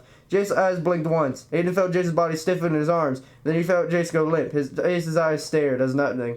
Aiden froze in disbelief and shock, held onto Jace's body. He looked at the gaze at Happs. "Out with me," Happs said. Aiden had no choice, but he had to let go of Jace and crawled like a demon down the pipe. The next several seconds were nothing more than a confusion of sound and sensation for Aiden. He couldn't make sense of anything he was experiencing. He was just vaguely aware of the crawling for his life, but the thought of dim perception was outweighed by all the other information assaulting his overloaded brain. As if cascading down him all at once, he felt tears spilling down his cheek, bile filling his throat, snot dripping from his nose, sweat trickling down his back, blood pounding through his veins, and pain flashing in his knees. Woven through all that, overwhelming grief made him howl like an enraged wolf underneath these primitive reactions. His mind could only offer one repeated thought: "This can't be happening, this can't be happening, this can't be happening." Aiden's peripheral senses were working enough for them to be aware when Happs got close. He heard the metallic shredding sounds, and he registered his relentless whirring and endless chant of "Out with me." Putting on as much speed as he could, Aiden shot through the pipe and found himself in another junction. 3 of the pipe openings of the junction were partitioned off. He had just one option, thankfully. It was a ladder pipe. Just as Happs emerged from the pipe behind Aiden scrambled to the ladder rungs. Happs was so close that Aiden felt Happs' sharp metal edges graze the leather on the sole of Aiden's left boot. He finally whipped his leg up and whimpering as he did. He couldn't contain the whimper. The image of Jace's disconnected foot filled Aiden with a total-minded, numbing hysteria. Aiden was devastated by the death of his friend, of course, but the idea of getting dismembered for some reason was 100 times more horrifying than simply dying. He didn't want to go out the way Jace had. No way. The ladder pipe was a short one. Aiden didn't think it took him up a full level, maybe a half level. The ladder pipe came to an end of a fork between 2 pipes. Again, however, one of the paths was blocked. Once more, Aiden had just one choice. Glancing around, sure Happs was stopping the bottom of the ladder, Aiden started to duck into the opening pipe. He hesitated when he saw Happs was looking up at him. Happs was a round white head tipped back, and had one functioning eye, was gazing at Aiden intensely. The intent Aiden thought looked decidedly evil, but of course it was crazy. He had told Jace Happs wasn't capable of evil. He was just a robot with the job to do, and he was doing his job the best he could. He didn't care for the results of his efforts for carving up innocent kids, did he? Aiden shook his head, but he couldn't tear his gaze from Happs. As Aiden watched, Happs tipped his head back into the usual position and powered backward away from the ladder. Happs turned and slipped into the ball pit, his butchered treads belching plastic balls up around him. Happs mowed right over the top of James' limp, lacerated body and disappeared from Aiden's view. "He's going to find a way to get me," Aiden said. As soon as he spoke, Aiden realized no one was here to get him. Jace was gone. Didn't Aiden get that? He was watching his murdering robot run over on top of his dead friend. Aiden was alone. He was talking to himself. Aiden had no idea where he was going. He crawled through the pipe. He and Jace looked a way out and found one. What would Aiden do? He didn't know, but he knew he was going to sit still and wait for Happs to come and shred him. He put his head down and crawled. Aiden wasn't sure how long he'd crawl before he reached a fork. That was no longer a fork. One of the pipe openings in front of Aiden was blocked. The other was gradual slide in the curved out right side. Aiden looked back at the other shoulder. Should he retrace his steps and make his way back to the ball pit? If Happs was looking for him, Happs was no longer in the pit. It made the robot wouldn't have reason and capacity to return to the place Aiden had fled.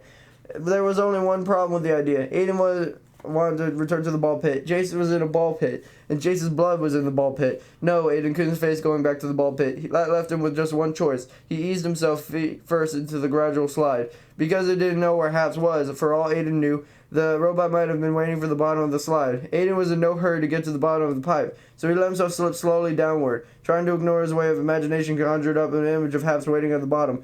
The pipe Aiden was in was like many others in the section of the maze. It was walled up by two-way mirrors. Aiden could see through it easily, but he knew no one could see him. The slide passed by the back of the laser tag arena, and Aiden watched a couple boys creep around like fake Boulder and ambush a couple girls with their goggles on. The teens weren't reasonably recognizable, but Aiden was pretty sure they'd been one in science clans. They weren't friends, but he knew them. If only they managed to make more friends, maybe he and Jace wouldn't have been their own universe guys, like Landon wouldn't have picked on them. And if you guys like Landon had left him alone, Aiden would have gotten a black eye. If he hadn't gotten a black eye, maybe he wouldn't have wanted to escape into the maze. Maybe his whole life would have been different. Maybe Jace would still have a life. Aiden reached the bottom of the gradual slide, and he immediately cursed his vivid imagination. It turned Aiden's fears into reality. Happs was coming along the pipe toward the ball pit at the bottom of the slide. He was just 20 feet from the pit. Swallowing a scream of terror, Aiden scrambled through the balls and crawled into the closest pipe. He clambered as fast as he could through the tube, trying to put as much distance as he could between himself and the pursuing robot. Happs' word sounds echoed behind Aiden. Its chant reverberated through Aiden's chest. "Out with me," Happs insisted. Aiden shook his left turn and found himself climbing pipe, nearly leaping up its sides. He reached for a handhold and he pulled himself upward. Below him, Happs clattered closer. Risking the downward glance, Aiden nearly lost his grip on the pipe when he saw Happs' one working eye look up at him. Happs began to ascend the pipe like a demented spider. Aiden climbed faster. At the top of the climbing wall, Aiden faced a junction of 3 pipes. He didn't stop and think about which way to go. He just crawled down the closest pipe, the one to the right. The scraping sounds behind Aiden told him that Happs wasn't far behind. Aiden's knees were screaming at him as he pounded through the pipe and getting harder and harder to move. Quickly, he felt his skin over his kneecaps was raw. He was having trouble breathing, too. Concentrating on the fleeing Happs, Aiden hadn't noticed how, until now, his tears had been cascading down his cheeks since Jason died. How his nose was plugged up from all the crying. He was gasping for air through his mouth. He could hear himself mewing and panting. And worse, he could hear Happs. The robot continued his chant. "Out with me." The chant was way too close. But the chant wasn't the worst of the sounds trailing after Aiden. The truly appalling sounds were the nails on the blackboard rasp of jagged metal edges, gouging the sides of the pipes behind Aiden. He could all too clearly imagine how he'd feel if Happs reached him. He almost knew the end of the pipe was in. Aiden spotted the sloping pipe. Although he was tempted to use it, he was pretty sure Happs could easily catch up to him on the slide. So he kept going, and he discovered this pipe ended up looping back around to the one he'd just been in. Almost, just as before he reached the juncture of 2 pipes, he realized the pipe was now closed off. Obviously, Happs had damaged it enough to activate another safety barrier. Aiden glanced over his shoulder and yelped. Happs was only 15 feet away. "Out with me," Happs said. The blood-stained metal out of his killer guards reached for Aiden. Aiden had no choice now. He was nearly cornered. He quickly backtracked a couple feet and dove headfirst into the sliding pipe. The second Aiden landed on the ball pit at the base of the slide, he didn't make the same mistake Jason made. Aiden didn't try to swim through the pit. Instead, he immediately found the footing, turned to face the slide he'd just come down. When he turned barely in time, Happs came catapulting off the end of the slide, but the second Aiden faced it. Because Aiden could see Happs' trajectory, though, he was able to fling himself out of the robot's path. When Happs hit the ball pit, he landed on his head. Aiden knew the robot would right himself quickly, but it would take a few seconds. Aiden used every one of his seconds to his advantage, coiling into a tight spring. Aiden launched himself across the ball pit, reaching for the end of the nearest open pipe. He was in the pipe, and crawling for all his worth, he heard Happs' whirring heads thump into the pipe behind him. Aiden was no longer aware of his body. He realized he couldn't feel his knees anymore. He could hear his breathing as if it was his consciousness that transcended his physicality. He was no longer a boy crawling through the maze. He was a single-minded goal. Get away from Happs. Aiden crawled behind the bend and let himself, for an instant, feel the relief of having Happs out of his sight. But then he looked away ahead, and he was dismayed to see more safety barriers have gone up. He was at this junction, but he had one choice. 2 of the pipes were closed off. Aiden crawled into one available pipe. As soon as Aiden entered the pipe, he recognized it. He and Jason had been in this pipe twice, and Aiden knew the loop was only a couple of offshoots. He knew he had to get to one of the offshoots before Happs got too close. Taking a quick glance over his shoulder, Aiden realized that his goal was easier set than accomplished. Happs was the closest he had ever been. He was less than 10 feet away. Aiden put his afterburners. He crawled faster than he ever crawled in his life. He crawled so fast by the time he approached the first offshoot, he managed to get about 20 feet ahead of the relentless robot. He charged off toward the offshoot, and his first hope he'd find since Jason died. If Aiden remembered right, the offshoot led to the ladder. Happs can manage ladders. If Aiden could reach the ladder, he could. Aiden came to an abrupt stop. He reached the first offshoot. It was closed off. His safety portion barred the way. "No," Aiden whispered. "Out with me," Happs said. It was once again way too close. Aiden started to crawl once more. The other offshoot was just around the curve up ahead. He didn't lead to the ladder, but it did lead to a long tunnel that had a lot of intersecting pipes. Reaching the offshoot would be at least give Aiden some options. If Happs had been a living, breathing creature, Aiden was sure he'd be able to feel Happs' breath behind him. As it was, Aiden kept expecting to feel Happs' jagged metal appendages slice through his foot at any moment. For some reason, Aiden was back in his body again. The muscles in his legs were knotted, and his feet felt weird, as if they were crawling up the dread of Happs' savage limbs. Aiden tried to ignore everything he felt. He knew that if he thought about what would happen if Happs reached him, he would have to have the strength to keep crawling, and he knew that he'd reach the other's offroute. Just as body sensation would return, Aiden's auditory systems came back online too. He would once again hear his breathing breath. He would also hear rhythmic thudding of his knees against the plastic. And of course, he could hear Happs' clicks and whirs and grinds and resolute chant getting closer and closer. Just a few more seconds, Aiden thought. The offshoot was right around the corner, but it wasn't. Then Aiden sped towards the expected offshoot to be. His heart plummeted into his gut. The offshoot wasn't open anymore. Like the other one, it was now covered by a safety barrier. Aiden was trapped, and Happs was getting closer. Out with me, Happs ordered him. The robot's crackly voice was way too loud, which meant it was way too close. Aiden didn't look back to see how close Happs was. He didn't want to know. Given no other choice, Aiden tore past the blocked offshoot. It was instinct to keep going, but Aiden knew his flight from Happs was futile now. As offshoots blocked, Aiden now caught in a closed loop. All he could do was go around in a circle. Crab's relentless pursuit had been activating security barriers all along. Aiden had been essentially herded like an animal into a killing zone. He was nowhere to go, but still, he kept crawling. As Aiden crawled, he didn't allow himself to think anymore, as if he thought he'd have to ask himself the questions he didn't want to ask. How long could they stay ahead of Happs? How long could they stay Happs out of the control passage through the looped pipe would damage it enough to partition off even more? How long would it be before Aiden died the same way Jace had? As Aiden crawled through the pipe, he couldn't help but see kids beyond the pipe's plastic walls, and realized he'd gotten his wish. He was invisible. Sitting on a blue braided rug, cross-legged with his back against the big gray sofa in his family's living room, Billy snatched an oatmeal cookie from the plate his mom set on the low coffee table in front of him. He took a bite and looked eagerly across the room to the TV. "It's almost time," he shouted, spewing cookie crumbs over his skinny bare legs. "Don't talk with your mouth full," Billy's father said. Billy grinned up at his dad. "Sorry," he said, spraying more crumbs. He giggled when he realized what he'd done. His dad shook his head and ruffled Billy's hair. Then Billy's dad took a seat in the sofa next to Billy's mom. He picked up a newspaper and opened it wide. The paper crackled and Billy's dad cleared his throat, like he always did, and then he started to read the paper. Outside, the neighbor's dog barked. That meant it was getting dark. The dog always barked when it started to get dark. Billy liked these always things. He's only 5 years old, but he already learned about the world to be a scary place. When he was 3, he got really sick, but he had lots of awful needles stuck in his back, and he had to be away from his parents. It was terrifying, and he never knew something like that would happen again. Always things felt like kept getting bad surprises away, but always things happened. Billy would call himself everything was okay.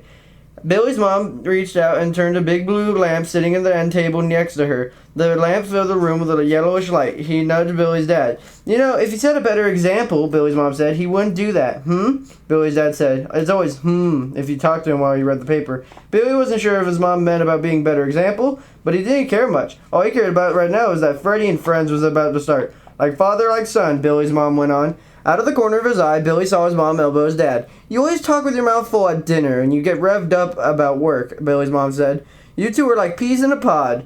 Billy didn't know what that meant. His mom had said that a lot of times, most likely on Billy's 5th birthday. "You look and act more and more like your father every year," his mom had said to Billy the morning of his birthday. She'd been helping him get dressed. She'd been looking over his head to get a full-length mirror on the back of the bedroom door. "You two are like peas in a pod." Gazing at this reflection, Billy had seen what his mom meant, sort of.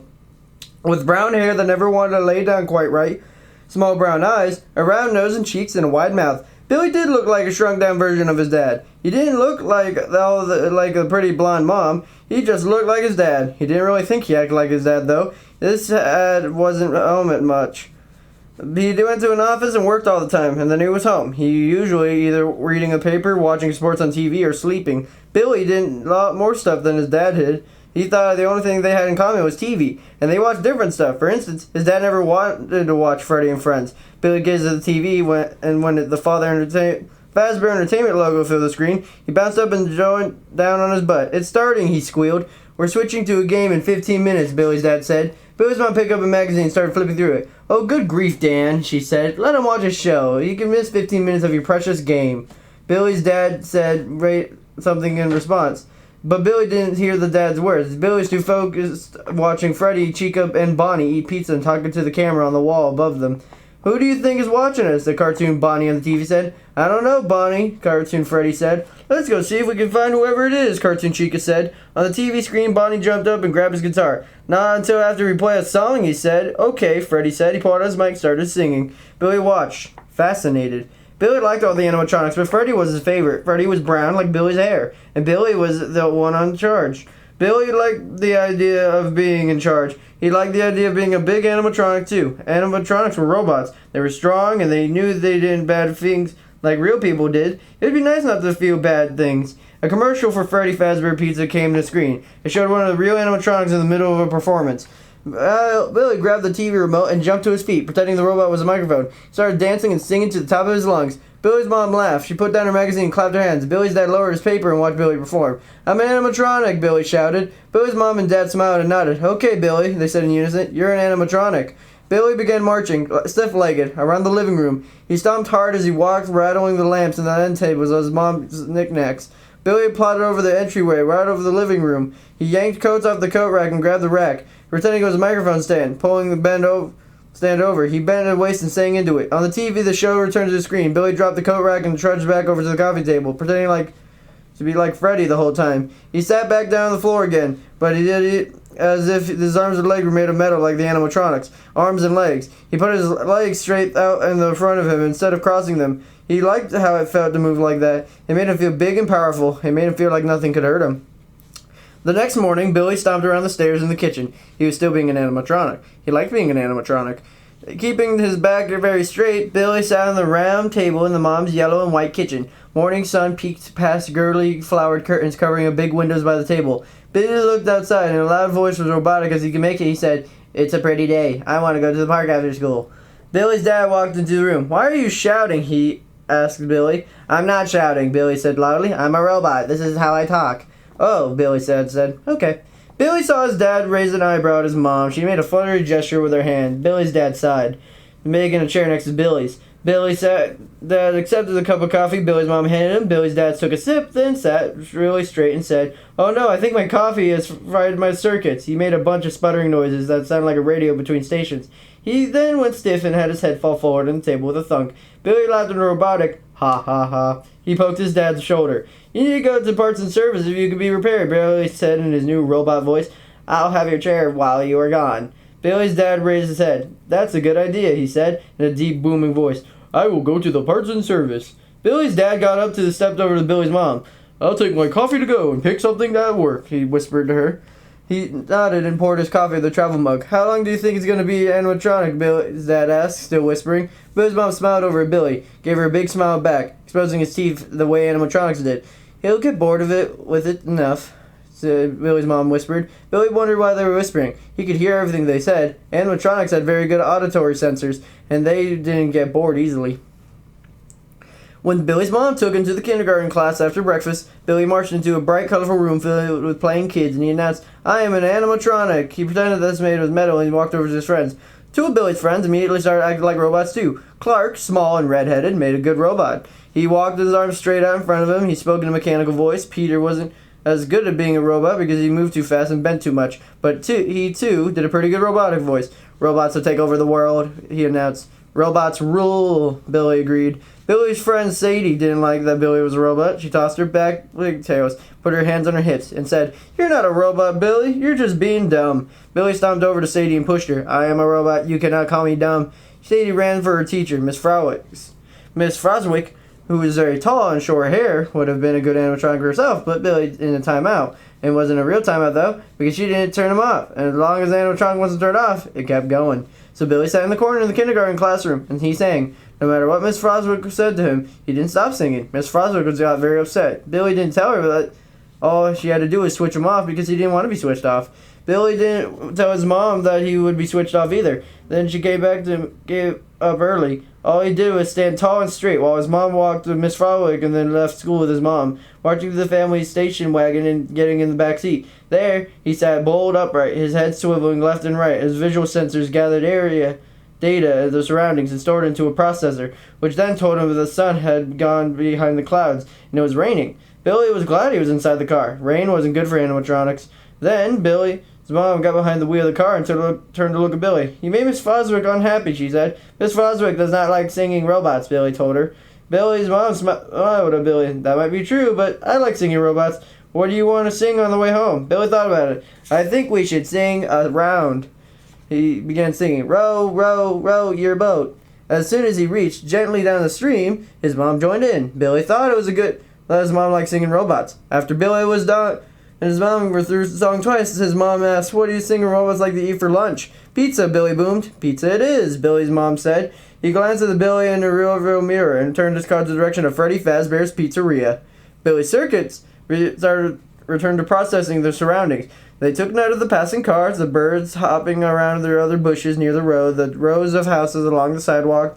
They filled everything with Billy's memory bank so that when Billy's dad came from work that night, Billy was able to recite the afternoon's events perfectly. At first, Billy's dad seemed surprised at the list of things Billy's processors recorded that day, but then he smiled and said, "Well, let's see what my processors record today." Then he listed all the things that he had seen since he left the house that morning. It turned out he hadn't seen much. Billy's dad spent the day in the small office. It didn't take him long to list the desk, his shelves, his computer, his windows, looking out in the parking lot, and the pictures of Billy and Billy's mom that hung on the wall. When Billy's mom put salad and chicken on the table in front of Billy and his dad, Billy said, "Robots do not eat salad." "Some do," Billy's dad said. "It depends on their setting." Billy's dad reached out and turned on a switch under Billy's ear. "There! Now you're a robot that eats salads." Billy checked his internal system to see if this is true. Apparently it was, but his systems didn't say Billy had to like salad, so he ate it, and he didn't like it. Next day, Miss Foswick was much nicer to Billy. Then he jumped into the classroom. Miss Foswick rushed up to Billy and said, "Hi, Billy, come with me." Miss Foswick took Billy's hand and let her close her fingers over his stiff ones, bending his arms only slightly as he walked with her, lifting his feet and bringing them down as hard as the room's purple and blue rubber flooring. "I made a special place for you," Miss Foswick said. "It's a place just for animatronics." Miss Foswick led Billy back to the classroom, and he sat him at a desk. Big cardboard sign on the desk of the drawing of a robot connected to a cord at a chair. Under the drawing, big black letters sketched across the side. "Do you know what this letter is?" Miss Foswick asked Billy, pointing at the first one. Billy recognized it. "That's an A," Billy said. "That's right, Miss Foswick. What a smart robot you are." Miss Foswick motioned at her teacher's assistant, Miss Harper. She was the opposite of Miss Foswick. Miss Harper was short and had long hair and wore in a ponytail. She's very nice. Miss Harper came over and smiled at Billy. He pulled up her hair and sat next to him. "Miss Harper is going to program your circuits with more letters so you can read the sign at the end of the day," Miss Foswick said. "Does that sound good, Billy?" Billy nodded stiffly several times. It was good for animatronics to learn new things. Billy started singing and learning new things. He sang everything that Miss Harper taught him. While Miss Harper taught Billy, the other kids learned and played like normal. Billy's friends, Clark and Peter, had stopped being animatronics. Instead, they started laughing at Billy. So had the other kids. They said it was stupid that he was still acting like a robot. Billy didn't care that the other kids said, because animatronics don't care about things like that. He ignored the other kids and put his attention only on Miss Harper and when she was uploading his databanks. By the end of the day, Billy knew what the word animatronic looked like in letters, and he knew the sign on the desk said animatronic charging station. Will be your place in the classroom as long as you're an animatronic," Miss Harper told Billy. "I'll always be an animatronic," Billy sang. That night, Billy lay on the back of the bed. He refused his mom offered to curl up with Max. First, animatronics don't curl up. Second, they don't have stuffed teddy bears named Max. Billy lay straight and stiff, his arms at his sides. Animatronics didn't sleep either, so they would act like humans. Billy closed his eyes, but as soon as soon. He knew it wouldn't be turned off, so his circuits would reboot. His mom bent over and kissed his forehead. She sighed. "Good night, Billy," he said. "Good night, Mom," Billy said. Billy listened to his mom's footsteps shuffle across the thick red carpet. Even through his closed eyes, his visual sensors picked up the room's light going out. When his auditory sensors zeroed in on his mom's voice, he was standing in the bedroom doorway. "I'm not sure what else we could do at this point," she whispered. "I talked to Miss Foswick, and he agreed to play along. She assigned Miss Harper to work with Billy separately from the other kids."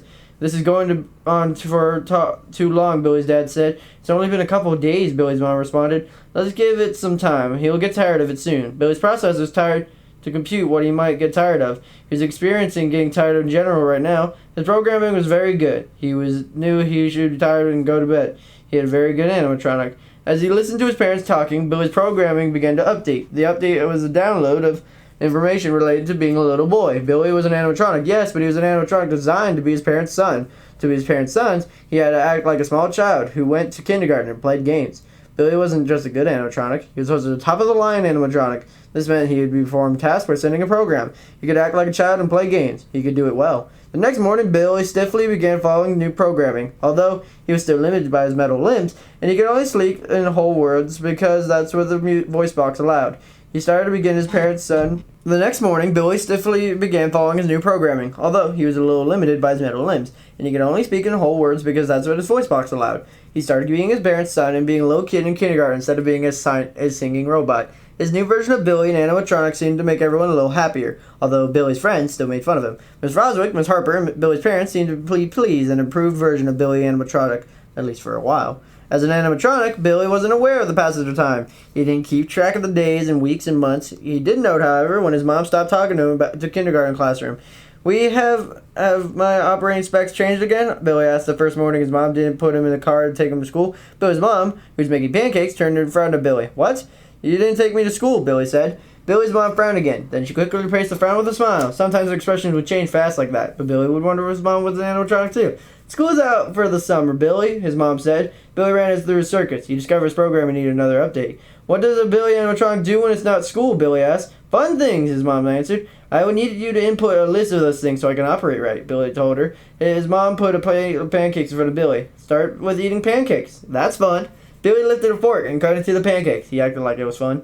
Vera pulled on her green cotton nightshirts and watched her husband, wearing his favorite baggy PJs, pull back the covers and get into a king-size bed. He switched to his brass lamp that sat on his nightstand. Dan looked at Vera. "We have to do something about Billy." Vera turned back to the covers on her side and got under the sheets and leaned against her plump pillows. She didn't answer Dan at first. She just surveyed her lovely bedroom, decorated with a neutral beige and brown tones. Their bedroom was a calm oasis from the stress of everyday life. She decorated the room herself, and she took pride in how comfortable and soothing it was. It wasn't soothing to her tonight, though.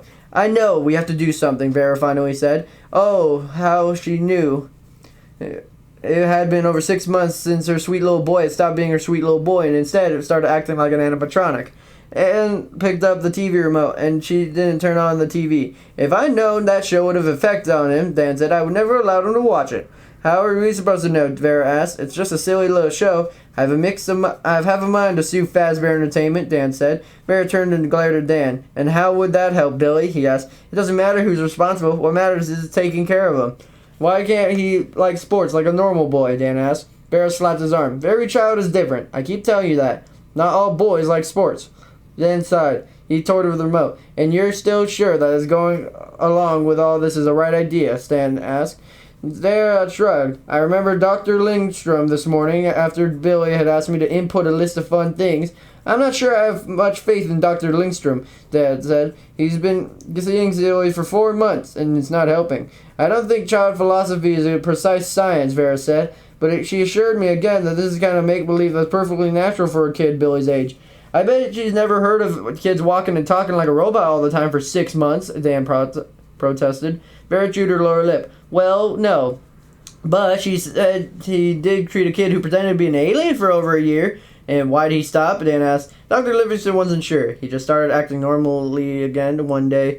Vera reached out for a tube of lotion. He slathered some on her hands, inhaling the lotion's soothing lavender fragrance. In a few months, Vera had done a lot of research on how to ease anxiety. Lavender was supposed to be relaxing, and so she now used lavender-scented shampoo, conditioner, and lotion. She put on lavender sachets in every drawer and closet in her room. Lord started complaining about it. Apparently, his clothes smelled too much like lavender that his co-workers had started teasing him about it. "I wish Billy would go back to normal," Dan said. "Me too," Vera said. Billy found he was very good at meeting the fun protocol in his new programming. It was mostly required him to play with toys in his yard and sit in front of the TV. It also included going to the park, eating ice cream, and playing games with his mom. It didn't, Billy noticed, involve spending time with his friends. Billy didn't have friends anymore. Apparently other kids didn't like animatronics. In addition to this fun task, Billy was required to visit Dr. Lindstrom. It had been something that he expected to do for several months. It had started while he was being Billy in kindergarten. For Dr. Lindstrom, Billy's sensor told him, was a young woman with big glasses, a bun on top of her head. Billy's always saw her in a pale blue office and held a desk and play area filled with blocks and dolls.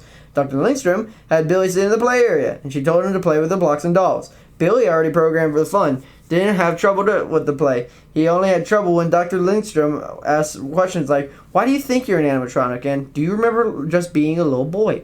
These questions were very challenging for Billy Chips to process. They made no sense. Billy always answered the questions the same. I think I'm an animatronic because I am an animatronic. Billy said, I've never been just a little boy. I'm programmed to act like one, and I do that. Dr. Lindstrom asked Billy a lot of questions that required him access to the memory bank. He answered them all. He had a lot of images and information for his memory banks. Nothing, Billy said, though, seemed to make Dr. Lindstrom happy. Billy had trouble making sense of these visits and the serious woman. They were not constant in the function of fun. The two things seemed to go together. Mostly, though, Billy's fun programming was effective. One day, though, the fun protocol ended. Billy's mom took him to another classroom. It was his first grade. He said that it was a new school, a private school. None of Billy's old friends were in this school, his mom said. She said he can make new friends. Billy thought she was wrong. He didn't think these kids would like animatronics any more than his old friends did. Then Billy's mom told him about the new school. Billy told her he needed a new download. What task would he be expected to perform? She told him to go to the classroom and learn. On the first day of first grade, Billy's new teacher, a curly-haired woman named Mrs. Cromwell, asked the children to stand up and introduce themselves. Tell us your name and what you like to do, she said. Billy, auditory systems process as three children stood and did exactly what they instructed. I'm Ellie, a little blonde girl said. I like to dance. I'm Vic, a dark-skinned boy said. I like baseball. I'm Terry, a short boy said. I play chess. Miss Cornwell pointed at Billy. Billy unfolded his metal limbs. He stood bolt upright, his arms straight at his sides. I am an animatronic named Billy, he said. I like doing what I'm programmed to do. The other kids in the room started laughing. Miss Cornwell stood. Shush, everyone, hush. Be nice. The laughter died down, a few giggles and snorts. Billy was not bothered by the sounds. He was an animatronic. He didn't have feelings. Nothing bothered him. According to Billy's mom, the new private school had a lot of classes that normal schools didn't have. Billy's mom told him that this would be updating his service before he went to bed. He called the process tucking him in. It was the time when she gave him the information that he required to do the needed next day. They'd be even and had a beginning robotics class for his graders. Billy's mom said, You'll learn how robots work. Billy knew how robots worked. He was a robot. He knew how they worked. Next day, however, Billy discovered that the class did teach him something. Robots, he learned, needed special oil and lubricate their joints. Billy had never been oiled. He filed away in the information in the data banks. He would go something about it when he returned home after school. For a period of time, Billy wasn't sure how long a time. Billy followed the protocol for the well-oiled robot. He found the necessary oil in the garage on his dad's workbench. The oil was clear and thick. It didn't register as pleasant to Billy's taste sensors, and it gave him sensations that were not only a usual taste, aches in the middle of his head, but he did not keep it from properly caring for his parts. At meals, Billy ate less and less food. In the garage, he took more and more oil. One day, though, Billy's systems malfunctioned. When he tried to raise himself out of bed in the morning, he immediately registered that something was wrong. An animatronic belly pressing pain-like sensory input constricted Billy's internal parts. Aware that small beads of water had appeared in his forehead, Billy had to concentrate on his mechanical body that started a trek from his room to the kitchen. Instead of feeling strong like he usually did, he felt like he was going to fall over. He almost didn't make sure that the chair was in the kitchen. Concentrating on putting eggs and sausage on a plate, Billy's mom didn't notice that he was malfunctioning. She didn't notice that until Billy had consumed, as he had programmed to, an entire plate full of eggs and sausage. At this point, the smell of sausage glitched up Billy's olfactory sensors, causing the sensors to trigger a cascade of system failures. Billy's stomach parts and throat parts crashed together, and the eggs and sausage came back up, and they erupted in his open mouth and splashed over the floor. That day, Billy's mom took him to Parts and Service, although she called Parts and Service the hospital. Billy's memory banks brought up images of him being in the hospital. When he was 3, he put images that did not have any negative impact on him. He was a robot, so he wouldn't be upset by anything. Parts and Service had to just be another place to be. It was neither good or bad. Therefore, animatronic Billy was calm while he was giving up his complete system-wide check. The check determined when he was temporarily out of service. That was what his mom called sick. Billy didn't have to stay in Parts and Service for long, though. When he came home, he reasoned that he was fully reconfigured. He returned to his self-oiling routine. He thought it was a good routine. Maybe it wasn't, though. He went back to Parts and Service again the next day. In Parts and Service, a round-bellied, bald-headed animatronic repair person called Dr. Reynolds was able to detect the oil that Billy had been using. This oil, Dr. Reynolds, was a very bad idea. But I'm an animatronic, Billy objected. I must keep my joints lubricated. Dr. Reynolds had a conference with Billy's mom while Billy lay flat on his back in the bed and the metal railings on the side. He lay there, looked up at the white ceilings. Dr. Reynolds and Billy's mom whispered, but Billy could hear the word. He's in Dr. Linkstrom's care, Billy's mom told Dr. Reynolds. And what does she say? Dr. Reynolds said. She says that we should play along with this fantasy. If we don't, it could cause a psychotic break. Billy ran the word psychotic break through his databases. He had no information about the word psychotic, but break had many meanings. He suspected that some of the systems were damaged in some way. This did not concern him. He trusted that Dr. Reynolds would repair him. A psychotic break will be the least of your problems if he keeps ingesting oil, Dr. Reynolds said. Well then, Billy's mom said, you need to tell him there's another way to oil his joints. Dr. Reynolds and Billy's mom started talking. They walked over to the bed. Sit up, Billy, Dr. Reynolds instructed. Billy sat up. Well, you want to keep your systems in good shape, don't you? Dr. Reynolds said. Good animatronics self-regulate, Billy said. Dr. Reynolds nodded. Then I need you to add some important information to your database. Are you ready for inputting? Billy nodded. He directed his unblinking gaze at Mr. Reynolds.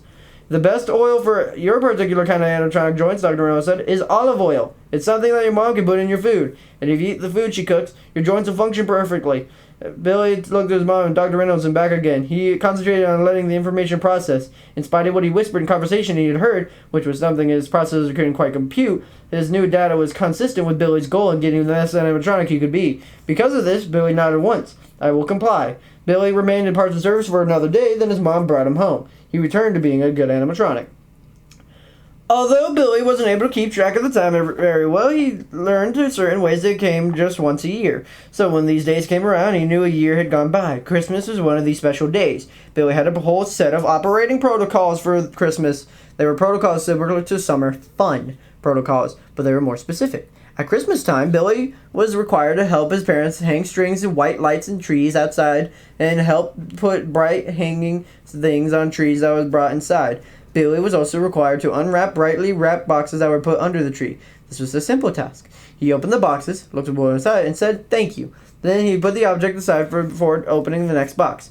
Animatronic Billy had 4 of these tree-centered days in his memory banks before the event occurred that required him to establish some new neural networks. The event was preceded by a conversation that his auditory sensors recorded as passing his parents' closed bedroom door on the way to the bathroom. Although animatronics generally had no need to pee or do any other things done in bathrooms, Billy was nothing but fully devoted to a child protocol. He was believed the most rare animatronic that he had ever developed an ability to pee, brush his teeth, and bathe like a normal child. The fact that the water involved in bathing didn't short out his circuits or rust the metal endoskeleton was a testament to the effectiveness of ingesting his mom's olive oil.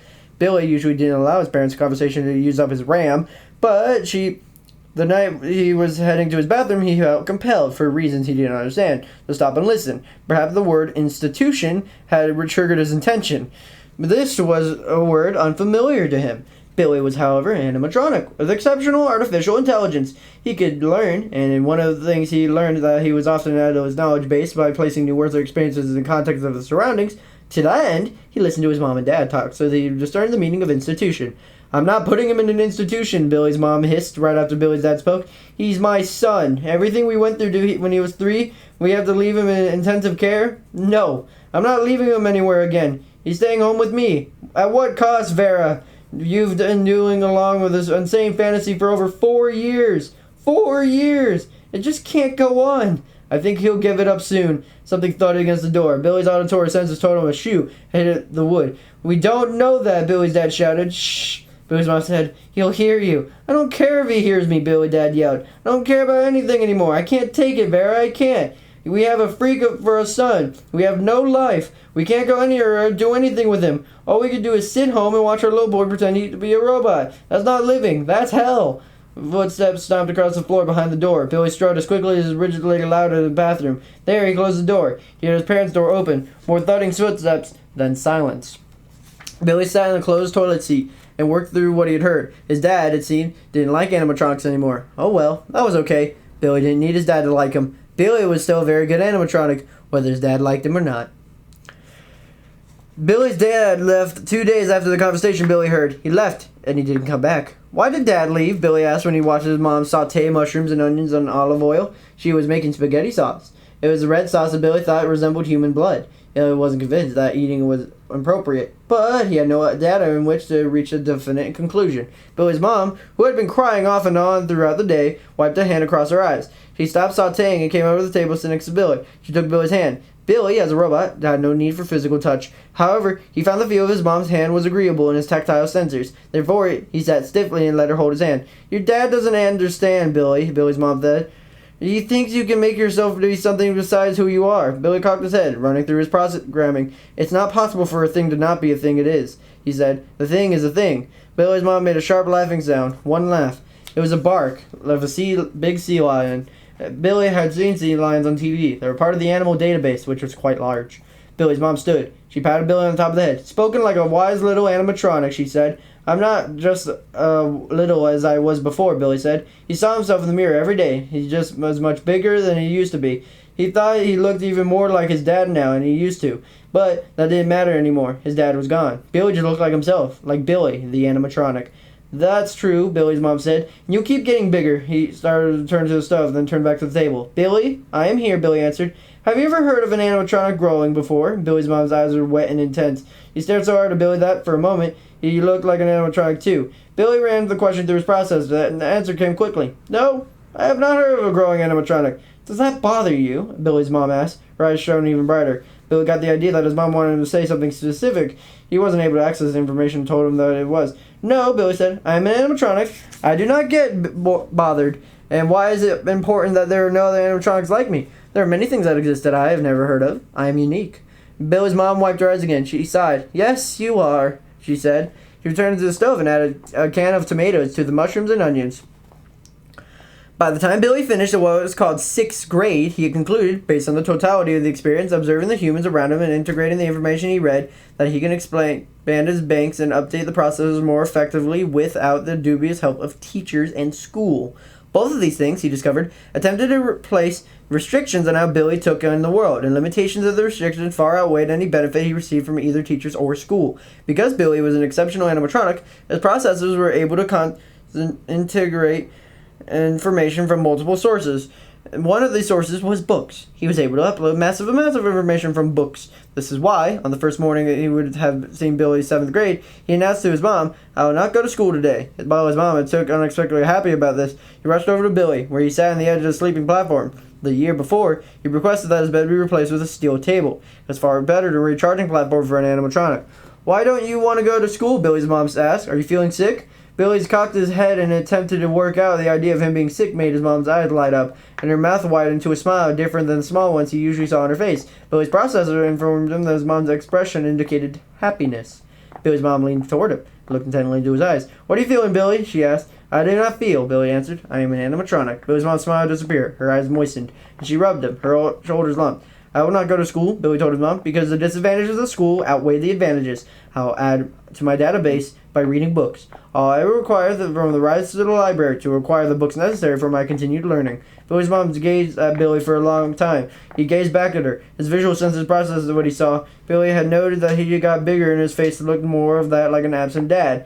His mom got smaller, more accurately narrower, and her face looked less like her face. Billy had in his memory banks an image of his mom's round and smooth face, her bright blue eyes, and her shiny and bouncy blonde hair. The round face, however, was no longer round. It was more oblong, and it revealed a bone structure under the mom's skin. The skin itself didn't seem like the fit bones. It sagged, folding into little pleats between her eyes, around her mouth, and into her jawline. The skin was a different color, too. Before, the skin would have been pinkish. Now it looked kind of gray.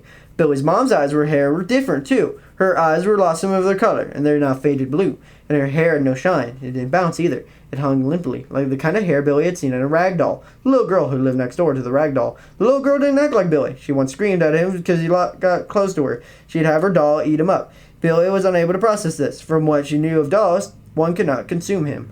Billy's mom interrupted his internal processing. She patted his thigh and stood. "I'll get your breakfast," she said. After breakfast, Billy's mom took him to the library. There, he checked out a stack of 8 books. This was the largest number of books he was allowed to take out at one time. "I'll be back in 2 days," Billy informed the large gray-haired librarian when she pushed a stack of books across the counter to him.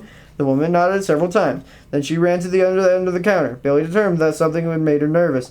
She didn't know what it was. Billy spent the rest of the first day of school sitting in the chair in his desk. He read all day until the processor informed him that it was time for dinner. When he received that cue, Billy stood and left the room. He started down the hall, heading toward the kitchen. As Billy walked his usual stiff-armed and stiff-legged way, he accessed a memory of how he walked and when the first time he became an animatronic. He had strode with too much force, so that every step he took stomped the ground and rattled everything in the room it was in. It was Dr. Lindstrom who had updated Billy's system, programming him for a quieter way to get around. "You see," she told him, with a demonstration of new ways to move, "you can move your metal arms and legs without putting your feet down with so much force." She walked across the room using a gait similar to Billy's. Billy's noted she placed her feet so her footfalls were silent and didn't make anything shake. Billy had mimicked Dr. Lindstrom and found the result satisfactory. He had walked quietly ever since. So now Billy approached the kitchen silently. He could hear his mom moving around in the small room, but she didn't hear him. As Billy got to the doorway before she stepped into his mom's room, he discerned the way she was talking. Because he knew no one was in the house besides him and his mom, Billy deduced that he was talking on her phone. Billy liked the phone. He had discovered that communicating via the phone was usually more effective. It did away with the complexity of processing multiple sensory cues at once. The phone required the only auditory processing. Because listening to his mom's phone conversation often resulted in updating Billy's systems, he did these things to other people that he didn't say to him. He stopped just outside the doorway to the kitchen. He focused on his mom's words. "I just don't know what to do," Billy's mom said. "You told me not to force him into anything, so I didn't make him go to school. But without other kids to emulate, how is he about to learn to be a normal boy?" Billy ran the question through his neutral networks. Did it mean that he was not effectively performing a function as his mom's son? Billy listened more. Perhaps the conversation would give him more information to add to his systems. No, I told you, I'm not putting him someplace. You said as long as he wasn't in danger to himself or anyone else, I could keep him at home. Billy knew he did not dangerous anyone, although robots could be programmed to be destructive. Billy wasn't one of those. He was designed to value human life. "Yes, I can take care of him," his mom said. "He's my son. You know I work from home, so I can be here for him every day. I'll do whatever he needs." Working from home, it was a concept Billy understood. His mom had inputted all the necessary information about that. She was, he told him, a financial advisor and investor. She managed people's money, and she also invested her own money. She did this to her computer in the office next to her bedroom. After his mom introduced Billy to the concept of investing, he checked out the books on the subject. The librarian told him the books were too old for him. It was something Billy could process, so he ignored it. He read the books. He wasn't able to integrate all the information into his system, but he stored much of it. He continued to add a knowledge base. "Every child is different," Billy's mom was saying into the phone now. "Billy is Billy. I'm not going to force him to see himself differently than he does, even if that sees isn't normal." Billy was an animatronic, so he didn't feel. But when his mom spoke, he experienced a sensation that might have caused it similar to an emotion. He felt an unusual warmth in his area of his heart. His processors pumped him to step into the kitchen and approach his mom. When Billy's mom saw Billy, he quickly said goodbye and hung up the phone. Billy walked over to her and rigidly encircled her stick-like shoulders with his own strong arms. Billy's mom widened her eyes at him, and then she put her arms around him, and she cried.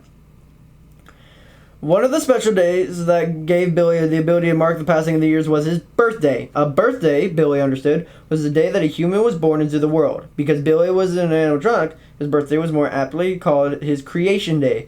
He informed his mom that the fact the third year of his animatronic existence, Billy's dad had been living with Billy and his mom then, and said that creation day was absurd. Billy's mom said it was very clever, and from that point on, Billy had creation days. The number of Billy's accumulated creation days was the subject of the debate between Billy and his mom. He thought she created 5 years before the number of years Billy had tallied. He told him that she started as a baby and lived for 5 years before he became an animatronic.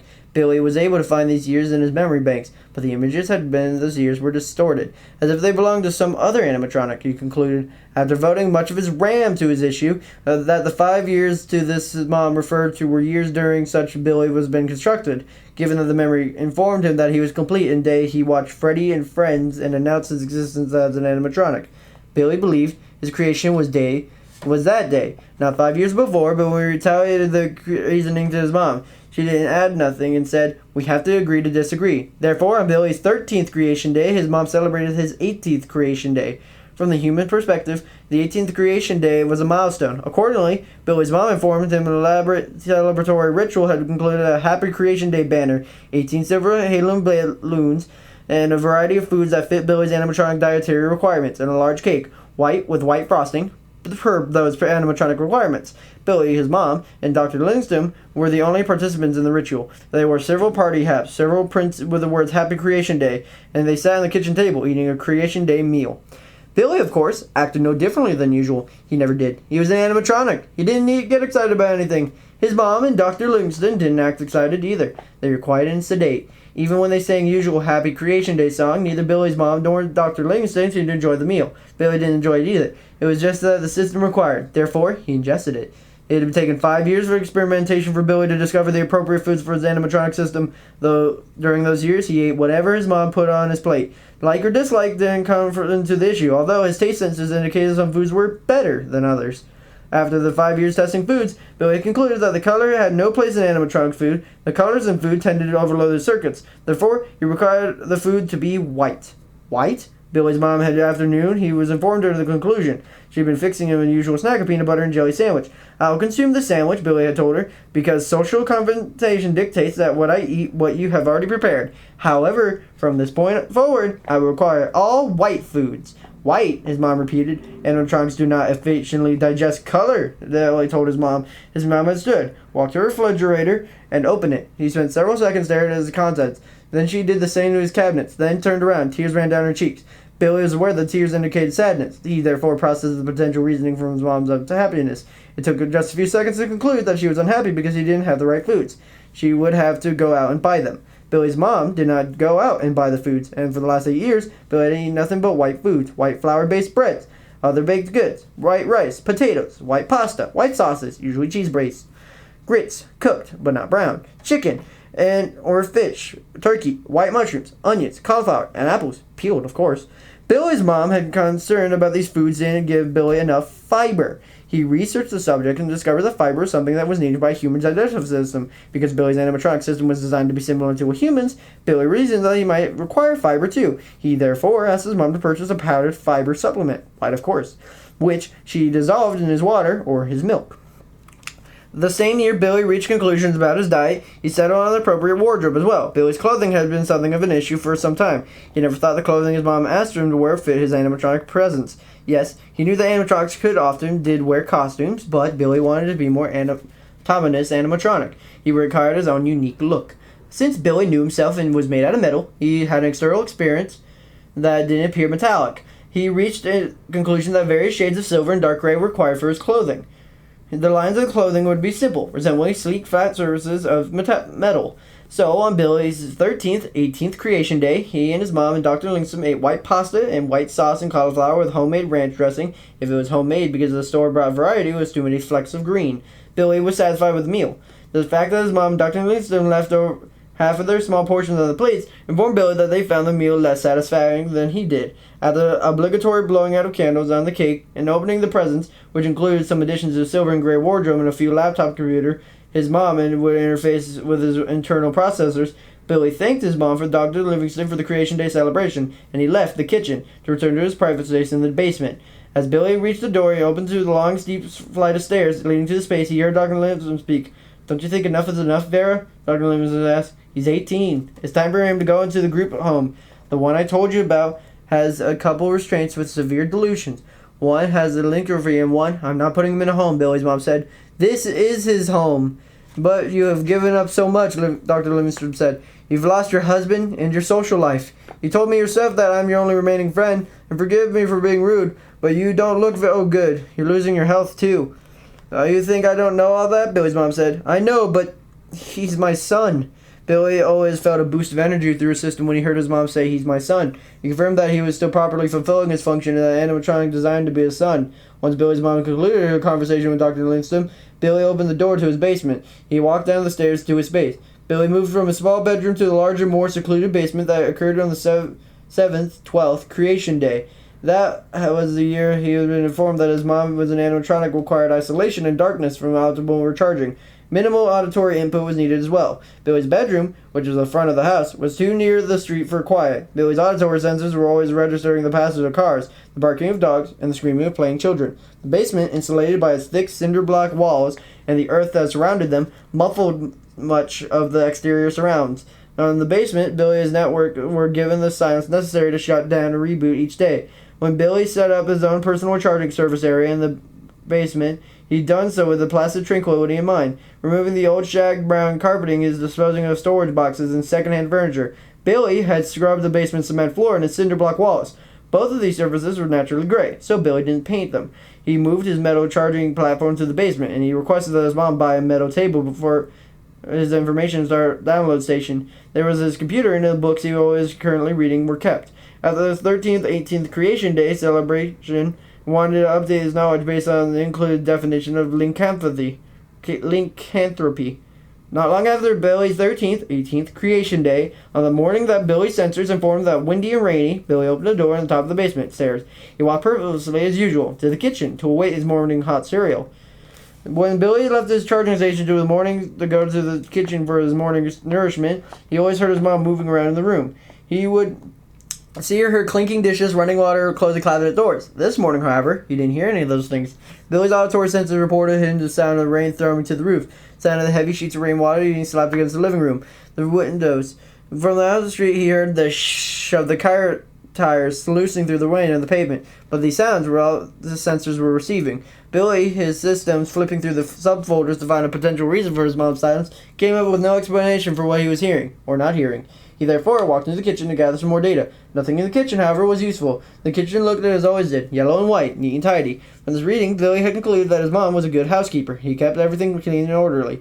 Still, seeking the data to explain the unusual morning, Billy opened the door to lead into the garage. The family car was in the garage. His mom was not. Billy went down the hall to his mom's room. As it always did during the day, the door in her bedroom stood open. When Billy looked in, he found the room empty, the bed made. Billy went to the hall to look for his mom's office. It, too, was organized as always. All books and files stored neatly in white shelves for white filling cabinets, and it, too, lacked his mom. Billy looked into his old bedroom. It was empty. He had already been looking in the living room and dining room. He had left the bathroom. Billy walked down the hall and hesitated in front of the bathroom door. One of Billy's largest sub-programs was the one assigned to human manners and behavior. In order to be a son, Billy had to properly perform a son's functions. This meant doing the human boys, and the years went by, teens, and did properly. One of the things of the subordinate was the fact that it was wrong to talk in on your mom while she was in the bathroom. The bathroom door was closed. Because she wasn't in any other room of the house, probably suggested this mom was in the bathroom. Billy knocked on the bathroom door. "Mom?" Billy called through the closed door. "It is Billy. Are you coming to the kitchen to prepare my breakfast?" Billy's mom did not answer. Billy's auditory processes were having multiple determining for certain cause of the noise interference from the rain and wind, but no sound seemed to be coming from the bathroom. If his mom was in the room, she was silent. Billy did a quick run through the systems assigned to unusual occurrences. These systems included subfolders filled with the information on emergencies. Billy had gotten the information from several books. After shifting through the database, Billy concluded that he had to enter the bathroom. His mom might need his help. Billy lifted a sturdy hand and knocked on the door again. When he received no response, he opened it. As soon as Billy opened the bathroom door, his sensors were overwhelmed with a variety of input. Although part of his information was normal, his olfactory sensors reported the room had a lavender scent, which it always did after his mom was in the room. Most of what his sensors recorded were things he'd never encountered before. All this new information came through his visual sensors. Billy's visual sensors informed Billy that the gleaming white bathtub was filled with water, almost to the brim. Billy's mom was in the water, or more accurately, she was under the water. Billy could see his mom's face just beneath the surface of the still, clear liquid. His mom's blonde hair wafted around her head, partially obscuring her staring eyes. Her body, unclothed, something Billy had never seen before, was limp. Billy's extensive reading had installed the database that he needed to conclude his mom was dead. But why? Billy had learned that human ways wanted to know why a person had died. Billy turned away from his mom's corpse, looked at the rest of the room. Outside, thunder rumbled as Billy's sensors registered an empty drinking glass on the gray granite counter of the sink. He noted that the open medicine cabinet. Billy reached the conclusion that it filed the information in an appropriate file. What this database told him was the right thing to do in the situation. He left the bathroom and went to the phone to dial 911. One of the things Billy's mom had downloaded into Billy's databases not long before she died imperative that Billy no longer informed people that he was an animatronic. Billy's robotic identity, she told him, must have been the point on the secret. "I'm going to update your programming," his mom had told him. He picked up a silver hairbrush and began brushing Billy's thick brown hair. This was how Billy's mom always changed his programming. She explained it to him in the first year of existence as an animatronic. When he brushed his hair, she told him his hardware received its updates. The updates regarding Billy's secret robot identity was two parts. First, Billy was to keep the animatronic nature to himself. Second, he was to do his best to mimic normal human behavior when he had to be around people. "But I'm an animatronic," Billy had said while his mom installed his new programming. "I understand that," his mom said. "However, from now on, others don't need to know that." Because of this programming, Billy didn't inform the police and other officials who came to respond to his 911 call that he is an animatronic. Some of them, however, already knew. The town Billy lived in was small, and he was the only animatronic living in it. Anyone who had lived in the town had knew of Billy. The day of Billy's mom died, though, no one spoke to him about who he was. Everyone came to the house and went to their business and left. Speaking of Billy, very little. One young female, EMT, asked Billy if he was going to be all right. "I'll be fine, friend," another older EMT said, tugging his friend's arm. "Come on, let's get out of here." Billy's face "He'll be fine, friend," another, older EMT said, tugging at friend's arm. "Come on, let's get out of here." Billy's face recognition program informed the older EMT was the father of the boy Billy used to call a friend. Billy considered telling the man to say hi to his son. This kind of communication wasn't Billy's social skills subroutines. But he concluded that the emergency situation protocols triumphed social protocols. Billy had nothing as an EMT's left the house with his mom's body. He just closed and locked the door and went into the bathroom to clean it. That was what his mom would have wanted him to do. He went down to the basement. He needed an interface with his computer so he could read the file that his mom had told him to read as if she died. Billy sat in a gleaming silver metal chair, and she accessed the computer's files. As he waited for one he wanted to open, his memory bank brought up the image of his mom telling him about the file. They had been sitting at the table eating. Billy had been eating rice and chicken and cauliflower. His mom had been baking tiny bites of packaged meal that she'd taken from the freezer and microwave. At one point, Billy's mom had set down her fork. She turned to look directly at Billy. "Billy, there's something you need to add to your database," she said. Billy had stopped eating. He focused on his mom's words so he could integrate whatever she said to his system. "Before dinner, I emailed you a file," Billy's mom said. Her face scrunched up unusually for a moment, then returned to most recent normal, and cleared her throat. "You are not to open the file unless I am dead." She squinted at Billy. "Does that compute?" Billy nodded. "I don't want to open file unless you are dead." Billy's mom wiped her eyes. "Right. Just download the file from your computer and keep it. If I die, read the file. It will have to be the next set of updates you'll need." Billy had nodded and gave his mom his programming polite response. "Thank you, Mom." Now Billy opened the file. The file was a big one. It took some time for Billy to read it. It was full of information Billy had not seen before. It was useful information. Now that his mom was dead, the file informed Billy that he had an indifferent animatronic. He had no longer be an animatronic son. He had to be an animatronic adult. This required a completely different set of subroutines than the son animatronic had. His mom's file stopped those subroutines. It gave him instructions on how to purchase and what he needed to eat and care for the home. Now to cook food, how to shop online, how to pay bills, how to hire people to take care of the house, the yard, and the car. It informed that he had a substantial financial account and inheritance that would fund the needs for the rest of his life. This had come from investments, something that Billy understood because he continued to read books on the subject after those first books that were too old for him. Immediately, Billy began acting on the new programming. He became an animatronic adult. Over the next year, Billy noted that he only because the other houses in the neighborhood had put out the lights on the trees, satisfying the arrival of Christmas. Billy's adult animatronic existence was focused primarily on mastering his new programming. He had learned much, but he found that he needed to practice what he learned many times to be proficient at executing it. Once Billy was comfortable with his new knowledge and skills, though, he discovered that experiencing what it felt like incoherence in his system. Billy's reading suggested that the incoherence might be a consideration called cognitive dissonance. Cognitive dissonance, Billy had learned, was the menstrual unrest that occurred when being usually a human held conflicting beliefs or attitudes. The reason Billy concluded that he had a condition was his senses reporting of two states of reality that were odds of each other. Billy, being an animatronic, didn't exactly have beliefs or attitudes, but he did have the sense of self, and he was beginning to recognize that his sense of self was fractured. In one hand, Billy knew himself to be a robot. On the other hand, his sensory experience himself was that of a human being. In other words, Billy was a robot, but his physical items were like those of a human. This was becoming more and more unsettling to Billy. He decided to have to do something about it. Billy's decision to create coherence was a catalyst for a lot of research over the coming days. How could he create consistency between what he knew himself to be and what his senses reported him to be? After reading and exploring potential options, Billy concluded that he needed to replace his human-appearing arms and legs and limbs with more animatronic-like. From what Billy concluded based on his research, this meant he needed to switch out from current arms and legs to prosthetic arms and legs. This, Billy learned after doing more research, required surgery. Thanks to Mom, Billy was familiar with seeking services from other humans. He knew how to use a computer and what he looked for when he needed. He did this now, finding a list of surgeons in his area. Starting from the top name of the list, he dialed his assigned number. When a friendly woman's voice answered the phone, Billy started his needs. "Hello, my name is Billy. I am seeking a surgeon who will remove my arms and legs and replace them with prosthetics." Billy's auditory sensors registered the sound of a gas coming through the phone. The woman, not sounding as friendly, asked, "Why do you need all your limbs removed? Do you have a systematic infection?" Billy ran his question through his processor. "No. I have no infection. I have a cognitive dissonance, and my limbs are not consistent with my identity. Billy was careful not to say that his identity was an animatronic because he was running his mom's programming regarding keeping the robotic nature a secret. A dial tone suddenly buzzed in Billy's ear. This informed him that the woman had hung up. Billy moved from the next number. 40 minutes later, Billy had gone through every surgeon in the region surrounding a small town. He had received responses similar to the first one from every office he called. What was the next logical step? Billy got up, laid down at the recharging station. He felt like his systems were depleted. Perhaps then, when he rebooted, he would be able to find a surgeon he needed.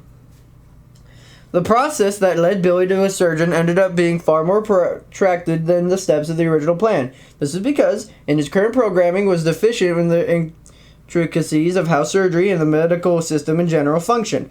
Billy had to access an extensive network of new databases before he located a surgeon who agreed to perform the required operations in a city within driving distance. Billy concluded, after an exhaustive search, that licensed surgeons would not be performed the surgeries Billy required. Logically, Billy decided this meant that an unlicensed surgeon might be able to provide the needed service. Accordingly, Billy began searching for a surgeon who he found was a disreputable doctor who had lost his license because of a malpractice lawsuits against who specified substance abuse and health issues, who was willing to do surgeries to ask of him if a fee satisfied him. When Billy's downloads led him to the man, "Just call me Doc," the fee requested, as well as the budget Billy had assigned for the project. "This isn't going to happen overnight, you know," Doc told Billy over the phone when he agreed to proceed with Billy's plan. Doc coughed heavily. "Every time we chop off a limb, your body will need time to recover. You won't be able to fit a prosthetic until the stump is healed." The doc coughed again. The sounds of the loud and crinkly to Billy's auditory processors. "You'll need something to help you while you heal," Doc went on. "And when you need a prosthetic, you'll need physical therapy to adapt to it." "I will not require healing time or therapy," Billy told the doctor. "What? Are you superhuman or something?" Doc asked. Billy wanted to explain that he was an animatronic, but what would have gone against his programming, therefore he just said, "I am Billy, and I will adapt easily." Doc laughed, which triggered a cascade of coughing. Finally, he said, "Yeah, well, human and old man. I'm going to set up a back room and call in the squeeze. Norma to take care of you when I need it." Norma's retired. Used to be a nurse. Sometimes she helps me out. You can do it all. Recovery and physical therapy. Doc laughed in a way Billy had never heard before. The sound was similar to that of a machine gun fire Billy's auditory sensors had picked up from the TV. "Multi-talented, my Norma," Doc said. Doc gave Billy an address, and Billy told Doc he would arrive the next day. Doc coughed again and said, "I'll be waiting." Billy was an animatronic, so he was never thankful, but he was able to experience the sort of satisfaction when the information he needed was there when he needed it. He received the satisfaction the next day when he went in and out of the garage and got in the family station wagon. Because of Billy's mom, Billy was able to drive the old station wagon that sat in the garage. His mom had added a skill database 2 years before his 13th, 18th creation day.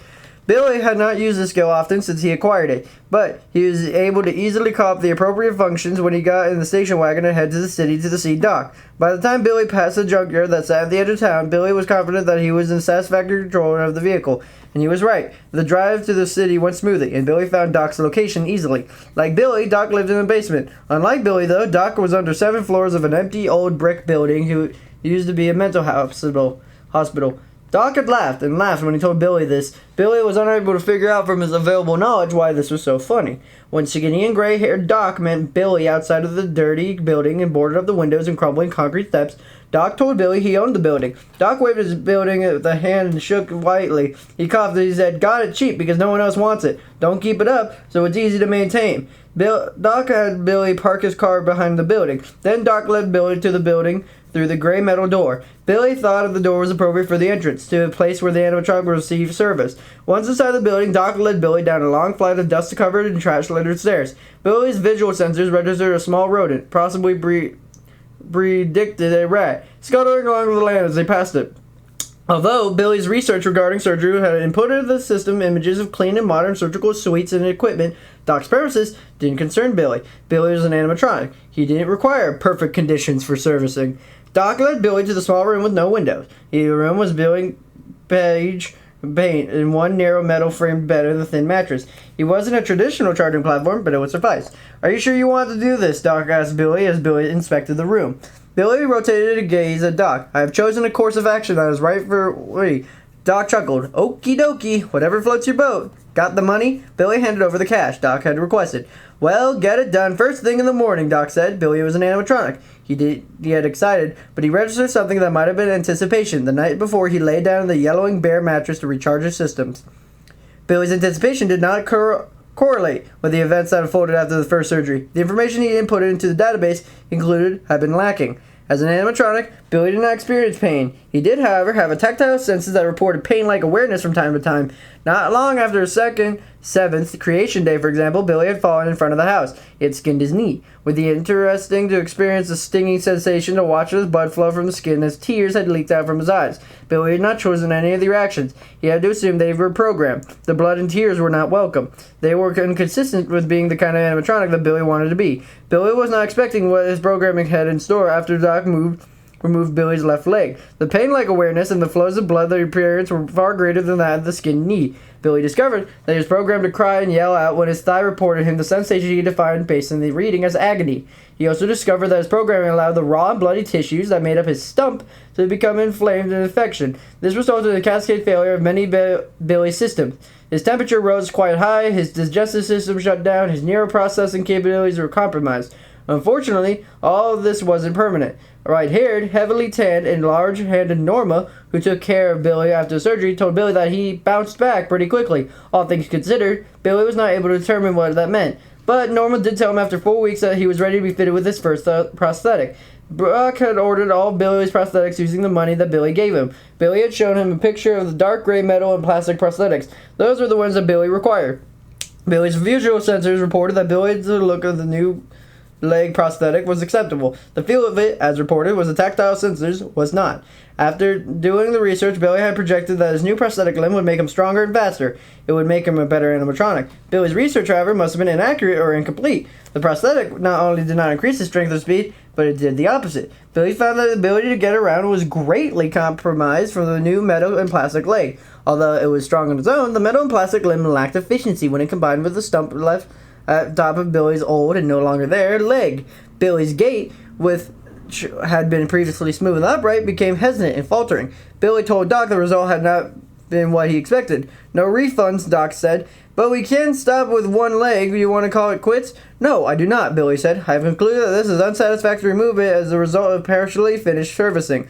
After another limbs have been replaced, I will function correctly. Doc laughed, coughed, and said, "Whatever you say, kid." Although Billy wanted to go ahead immediately with the next limb replacement, Doc refused. "I don't care what you say, kid," Doc said. "Your body needs time to heal and adjust to the shock before we move on." Billy opened his mouth to object, but Doc held up a hand. "Yeah, I know you're different, but what I say goes. If you kick the bucket because we push it, I don't get a whole feed," Doc cackled. Billy had discovered what the right word for the funny fact was cackle.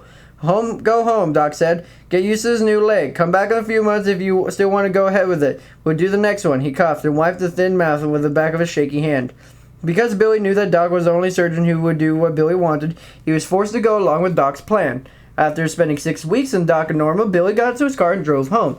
The drive home was harder than the drive to Doc's. The new limb made working the pedals awkward. Billy had to leave when he passed the junkyard. It meant he was a couple miles from his house. As he drove to the mountains, he discarded rubbish and the rusted and crushed medical vehicles. Billy's processor conjured an image of Billy rejected parts tossed among the debris. The thought of satisfied him more for some reason. It made him feel like he was on his way to becoming a whole and complete animatronic he wanted to be. After Billy's first leg replacement, Billy learned the basement recharging area was no longer going to suit him. The long flight of stairs was too difficult to navigate with the new prosthetic leg. Accordingly, Billy hired a moving service to remove his parents' bedroom furniture and bring up Billy's metal platform, table, chair from the basement. These were placed in a now empty bedroom. Because of the bedroom, unlike Billy's old room, was at the back of the house, Billy's auditory sensors could handle the noise level. Plus, even if the noise level wasn't ideal, Billy's olfactory sensors provided feedback that made his room more than satisfactory. They reported the scent of lavender, something that triggered in Billy's memory banks images of his mom. The images compensated for any increase in the noise level over the basement. Besides, the most important reason for using his room was a recharging area, thus removed need for negotiating stairs. Billy's second limb replacement was his left arm. That went better than the first one. Billy found that his substitute arm, though, was not efficient than his original one, functioned well enough to allow Billy to perform his daily task. The third limb replacement was the second leg. However, it was less than satisfactory when the first and second surgeries, with both original legs gone, Billy discovered that he was weaker and less coordinated than ever. Billy also began experiencing pain-like sensations constantly, at the junction between the remaining flesh and bone and the prosthetic connections. Billy's tactile sensors reported a chronic burning ache. They also reported arousingly similar sensations to the missing limbs. Billy knew that his new limbs were no tactical sensors. He would feel nothing from them, but he did. The resulting abundance of pain-like sensory input was more than a little distracting. Why was this project failing to meet Billy's expected goals? Was Doc the problem? Billy used all his computing capacity to tackle these questions. In the end, he determined that Doc, although old and shaky, was not as clean as normal surgeon would be. This was not the problem. The problem had to be, Billy concluded, his own shortcomings. Billy hoped that his last limb replacement would remove all problems he was having with the updated endoskeleton, but it did not. It simply added to his overall lack of coordination and weakness, and exacerbated the overabundance of input in his tactile sensors.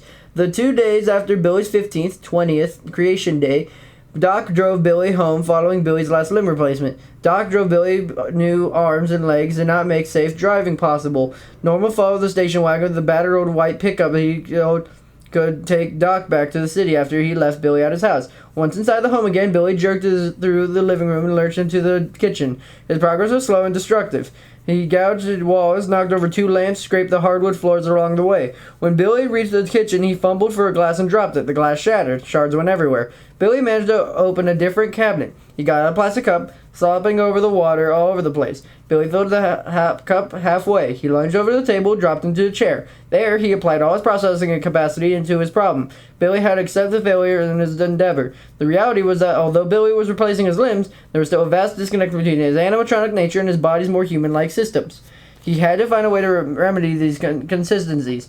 The day after Doc returned to Billy with all new limbs to Billy's house, Billy spent hours online researching the options for further modifications. In the course of his research, he happened upon an online chat room for people who were satisfied with their physical appearance. In the chat room, he met Malaya.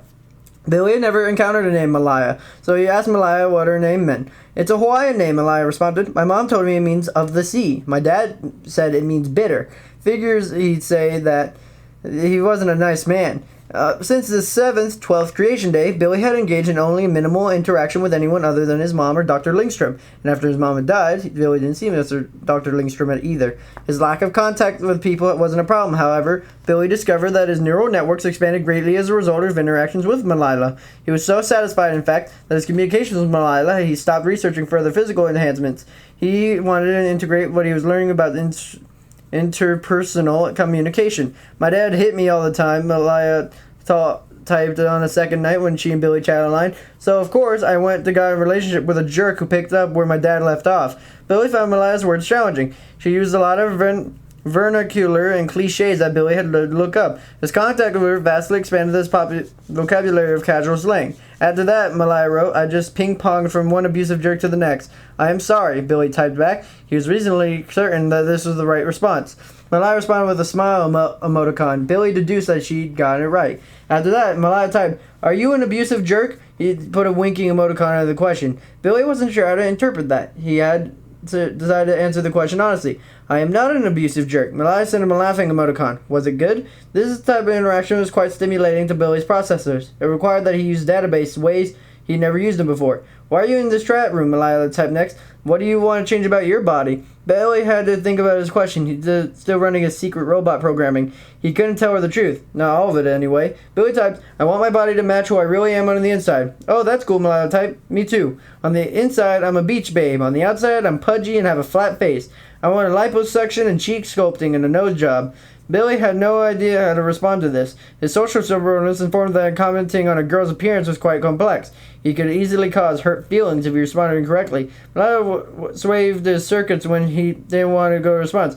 "What work do you want done?" Malaya's desire for cheek sculpting had triggered a cancellation in Billy's processors. "I want a facial sculpting too," Billy typed. "Metal plates," Billy realized. This is what he needed next. Now that he looked very much like his dad when his dad left, Billy understood the curves on his face were not remotely inconsistent with an animatronic appearance.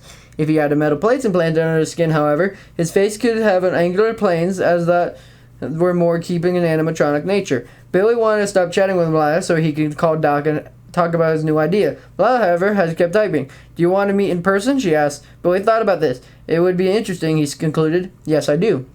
As Malaya pulled up to the small house in the center of a row similar house, she asked herself for at least the 20th time if she lost her mind. She was about to meet a guy she met online. She agreed to meet him at a house. Was she insane? Should he be a serial killer? And was she to serve himself up in a juicy roast? Malaya let her car idle and craned her neck to look through the passenger window. She studied the house. It looked okay, she figured. The yard was neat, the lawn was green and mowed, the bushes were trimmed, the house had a clean white sliding.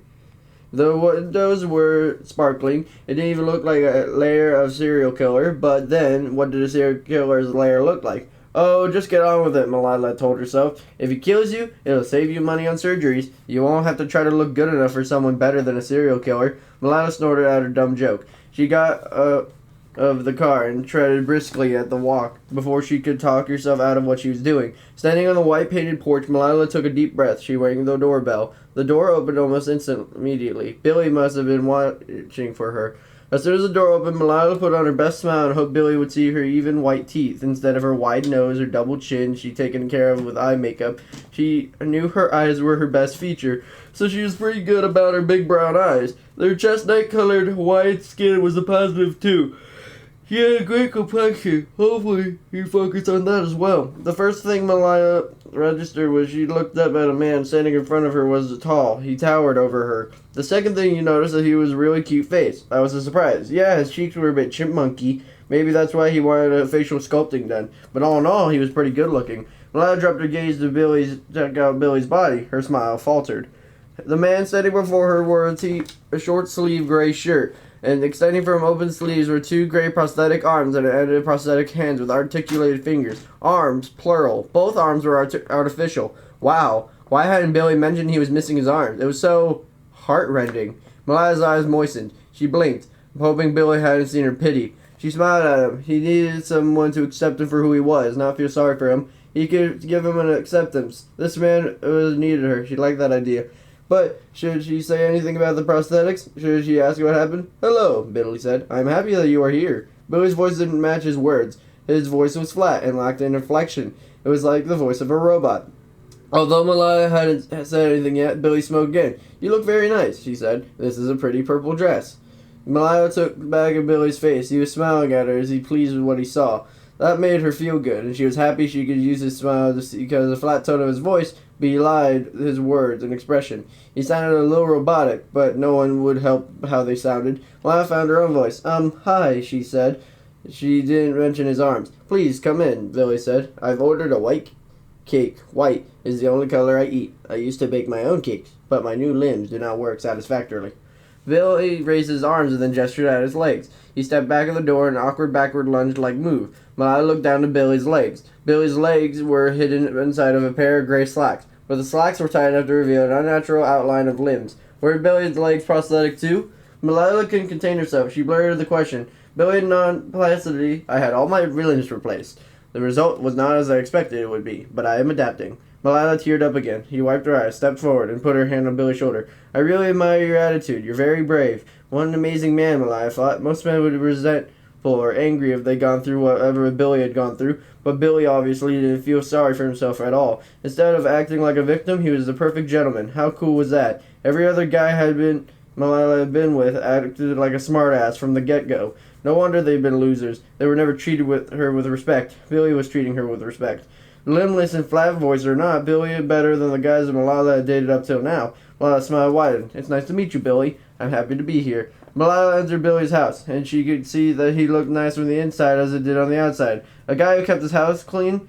Go figure. She was also delighted and surprised that she enjoyed the 2 hours they spent in white cake and milk in Billy's spotless kitchen. When Malala left Billy, she promised he'd come back, and intended to keep the promise in the past. She probably would have given Billy a pass. His android-like voice and his deal disconcerting, and his lack of limbs made him a pinch to reel all over the place when he walked, like he was walking on the deck of a ship in a tropical storm. But Malala had learned the hard way that superficial stuff didn't matter as much as the stuff you could see. In spite of the obvious limitations, Billy had 2 qualities Malala really liked. 3, actually. 1, he listened when she talked. He really listened. His gaze never left her face when she spoke, as if she was saying the most important thing in the world. 2, when he talked, he was interesting. He obviously well-read. He was a nice change of pace from the idiots Malala usually went out with. And 3, he was nice to her. He was very kind. Malala figured out she could do worse. In fact, she already had done worse. Much, much worse. In addition to Malila and Billy's life took up a lot of his time. This, he concluded, was a good thing. Expanded his knowledge base even more. It gave him a new purpose as well. After Malila's third visit to his house, Malila asked him what he was to do was to her.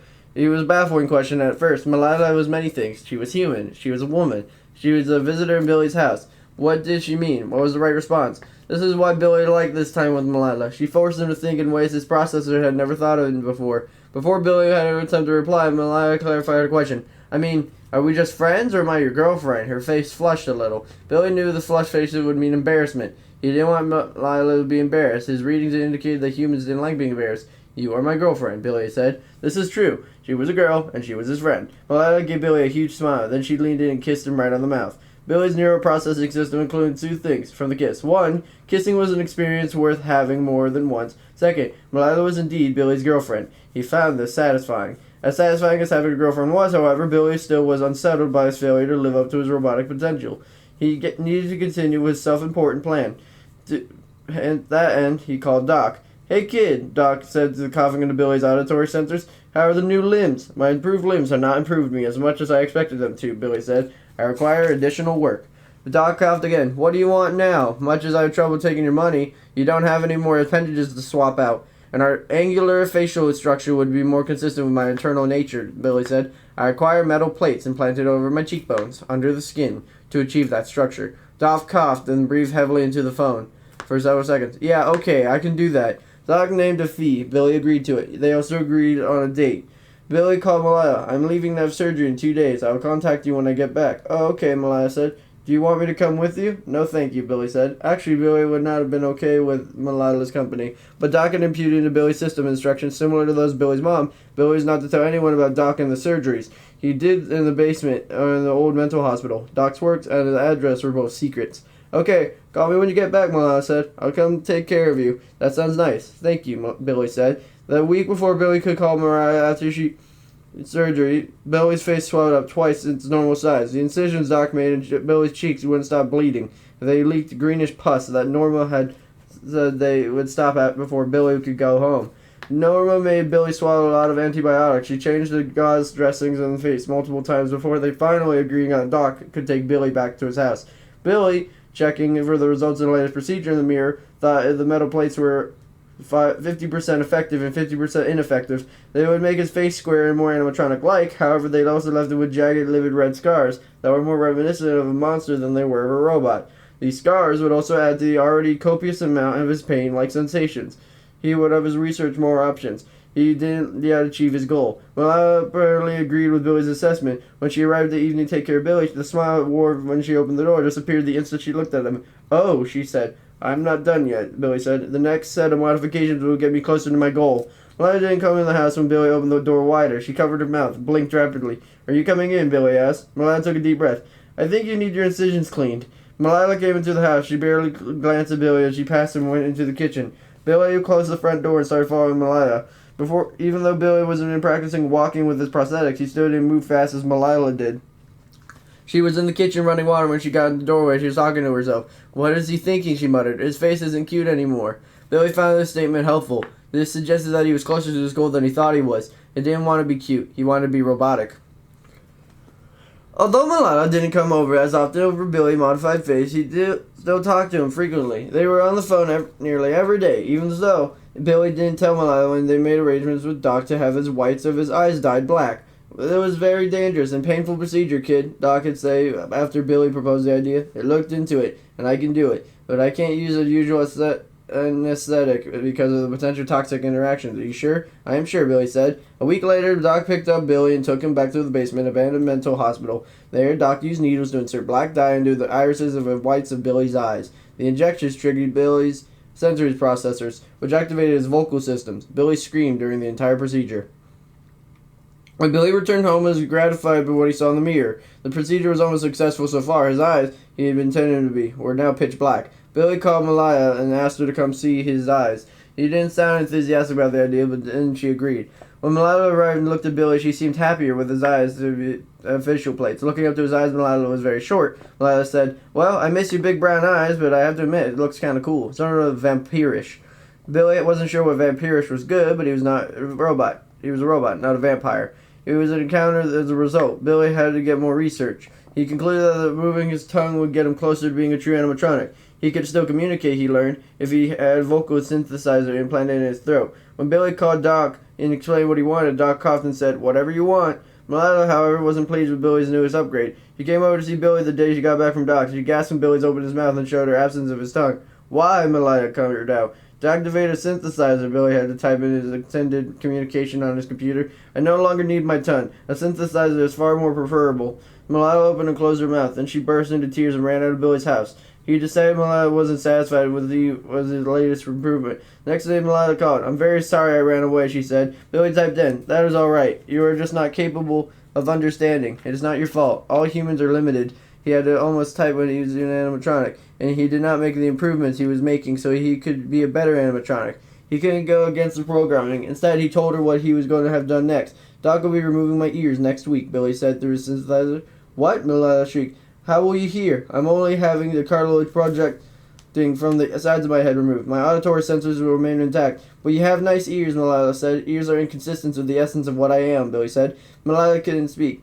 Billy could hear her breathing into the phone. "Call me when you get back," she said quietly. "I will do that," Billy said. And he did. Malala came over to see him the next day. When she looked at him, Malala chewed on her lower lip. "That doesn't look all great now," she said in a glance at sculpture cinching up at Doc's incisions. "But after the hair grows back around them, it won't be all that noticeable. I want you to shave my head after the incisions heal," Billy said. Malala walked away from Billy and sat on the other side of the room. She stared at him for several seconds. Finally, Malala spoke. Her voice was unsteady. "Are you done now? Nothing else?" Billy shook his head. "I am not done. I have other unnecessary parts I need to be removed." Malala blinked. "Unnecessary parts?" she repeated. Billy nodded. He considered explaining the procedure to Malala, but perhaps it was advisable. Malala stood. "I need to go, Billy." Billy nodded. "All right." Malala walked over to Billy, tipped her head back as if she was intended to kiss him. She closed her eyes and leaned toward him. Then she suddenly pulled back. She opened her eyes and stepped away. She lifted a hand and waved at him, and then left the house. Billy didn't see Malala anymore after that. She talked to her on the phone again, though. She called her the day she decided to change his name. "Hi, Billy," Malala, when she called. It didn't sound like she normally sounded. The way she sounded brought up an image of Billy's memory banks, an image of the way his mom had sounded the days before her death. "From now on," Billy said, "I would like to be called B7. It's a name more keeping with my true nature." Malala didn't respond. B7 heard a click, and then the whole phone's dial tone. B7 didn't call Mariah again until he had at last experienced changes done. A couple of weeks after the last surgery, however, he picked up a phone and dialed her number. "Hello?" Malala answered. "Hello, Malala. It's B7. I'm calling to see if you would join me in a celebration of my 16th. What my mom would have said is my 21st, Creation Day. Can you help me blow out candles?" Malala was silent for a few seconds, and then she said, "I'm sorry, but I'm busy." B7 heard a click on the phone's dial tone. On the morning B7's 16th, 21st Creation Day, B7 got up and prepared to put on his gray pants and gray shirt. Before he pulled them up, he felt compelled to do in his old room. He looked into the full-length mirror in the back of the room. He wanted to see the results of the work he'd done and become consistent with his true self. He thought about seeing totality of his efforts. It would be a fitting way to celebrate the day. When B7 faced himself in the mirror, though, something quite surprising happened. B7 no longer wanted to have a celebration ritual. Gazing at the prosthetic strapped in his four stumps, bright red lumpy scars on his face and the sides of his head, his ears used to be, the inky blackness of his eyes, the tongueless maw of his mouth. B7 got a sudden download of information. The download was system-wide. It was shocking. No, it was horrifying. B7 realized he was not B7. Billy's prosthetic went down from under him. He collapsed to the floor. He started to cry as if he was overwhelmed by an avalanche of memories and realizations. Mental images and sounds and words assaulted Billy as the result of completely reconfigured perceptions. In a mind-blowing instant, Billy saw himself not as the ideal animatronic he was trying to be, but as a complete failure of a man he would now never be. From the deep inside Billy, a ragged wail erupted. The sound was guttural and garbled, but Billy more felt than heard it. The singing tore up from within so violently that he felt like his emotions were trying to rip through his throat. Billy had no one to comfort him as the self-image he held for 16 years shattered around him. If his mom had still been there, he would have hugged him and told him it was okay and he was her son. But she was gone. Malala was gone too. Billy wriggled onto his side and curled himself into the tightest ball he could manage. He cringed at the way all of his body modifications prodded and poked at the remaining tender skin. It felt like every nerve ending in his body was on fire, screaming in rage and pain. His chest heaved, his heart pounded. His head was suddenly so pressured that it felt like it was going to explode. For a long time, Billy lay on the floor and struggled to breathe. He cried and cried and cried. Eventually, his body didn't produce any more tears. His breathing quieted and he was spent. Billy stretched out his prosthetic legs and tried to stand, but he couldn't. He had to crawl out of his old room and down the hall to his parents' bedroom. Billy dragged himself over to the metal platform he'd been forcing himself to sleep on for so many years. The platform was cold and hard. Billy grabbed the edges of it and pulled himself upright. Jerking across the room to the computer, Billy sat in the metal chair and linked his computer to a phone so he could use the synthesizer to communicate. Wiping his wet cube face with the back of his prosthetic hand, Billy called Doc. "Can you undo what I've done?" Billy asked Doc. Doc laughed so hard he triggered a coughing fit, and then in several seconds finally said, "Sorry, kid, no can do." Another Doc's cough racked him, and then cough ended. Doc spoke for one last time. "Good luck, kid." Doc hung up. Billy set the phone down, and he didn't disconnect it. He let the dial tone buzz until the recorded voice urged him to hang up the phone. He ignored the voice until it went silent. When the phone went silent, Billy didn't move. He couldn't move. All he could do was sit and stare straight ahead. Billy wasn't sure how long he sat and stared until he blinked and noticed the room was getting darker. He looked at the clock on the computer. It was sitting on a chair for most of the day. Painfully, Billy got up. He now knew what he needed to do. Billy limped to his parents' closet. There, Billy pushed aside his own clothes. Looked a few clothes from Dad hadn't taken that he had left. Billy had the same size as his dad. He reached for a pair of his dad's jeans and one of his dad's shirts, the green one. After struggling into his clothes, Billy went out of the living room. In the living room, Billy looked at the big plush gray sofa he hadn't used in years. The sofa was the same sofa his parents had sat on the night Billy was announced he was an animatronic. Billy closed his eyes, and he could see his parents, side by side, behind his little 5-year-old self. Billy stumbled to the sofa, collapsed on it. It was soft, and it embraced him. It was no human arms ever would again. Billy stayed on the sofa the rest of the night, faded from the day. He stayed on the sofa until the old dog across the street started barking. He stayed till dusk gave away to darkness. He stayed on the sofa a little while longer. Finally, Billy levered himself to the prosthetic feet. He walked to the front door and let out into the night. Billy hadn't driven since his last limb amputation. He'd never been able to get the prosthetics to work together and operate the pedals and steering wheel and gear shift at the same time. He had, however, gotten better at walking. Urgently and faltering, Billy's walk was more of a herky-jerky wobble than a walk, but it moved him forward. So Billy walked away from his house and headed down the sidewalk.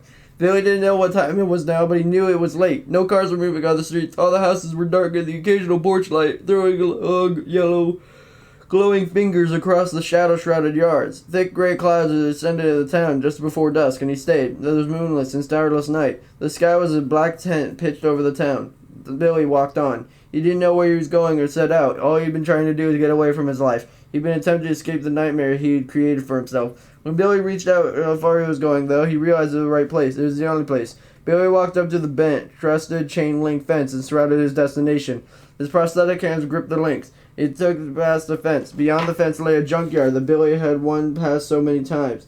On this way to and from Doc's old mental hospital, the junkyard, now sitting in a feeble light cast of a couple barely flickering security fixtures, was a place of discarded rubbish. Yes, this is the right place. Billy followed the fence line several feet, and he found a spot where chain-link fence bulged outward, and he turned sideways and wedged himself into the narrow opening. Inside the fence, Billy started wandering up and down the rows of derelict vehicles and old battered appliances. At the end of one row, he spotted a station wagon similar to the one that sat in the garage. The station wagon was tucked in the metal enclosure of a car compactor. The enclosed space appealed to Billy. It looked a little steel fort. Billy veered toward the car, grabbing the back door handle. Billy pulled onto it. The rusted metal door caught and creaked in protest, but Billy was able to wrench it open. He crawled inside the car. For the first time in 16 years, Billy the human crawled up on the side and went to sleep. The cloud that obscured the moon and the stars were gone when Billy woke up. At first, Billy thought it was piercingly bright sun that awakened him, but then he realized it wasn't light that intruded into his sleep. It was sound and vibration. A loud engine was rumbling. Metal was crunching and pinching and snapping, and the station wagon was juddering as if caught in an earthquake. Cringing, Billy raised his head as though to peer through the dirty back window of the station wagon. Beyond the edge of the compactor's enclosure, a man stood at the control panel. Where the man spotted Billy, Billy ducked his head down. He pressed himself against the station wagon's back seat, as in the shadow. Billy didn't think anyone could see him in there. Billy closed his eyes and waited. His wait wasn't long. A humming roar again, and the station wagon exterior began to crunch inward in high-pitched metallic screech. Billy opened his eyes. The station wagon's roof was coming down towards Billy. Even though Billy had feelings now, because he was no longer an animatronic, the collapsing roof didn't upset him at all. In fact, he welcomed it. It wasn't exactly what he wanted. As the roof plunged downward, the roaring and screeching sound amplified into a nearly deafening cacophony.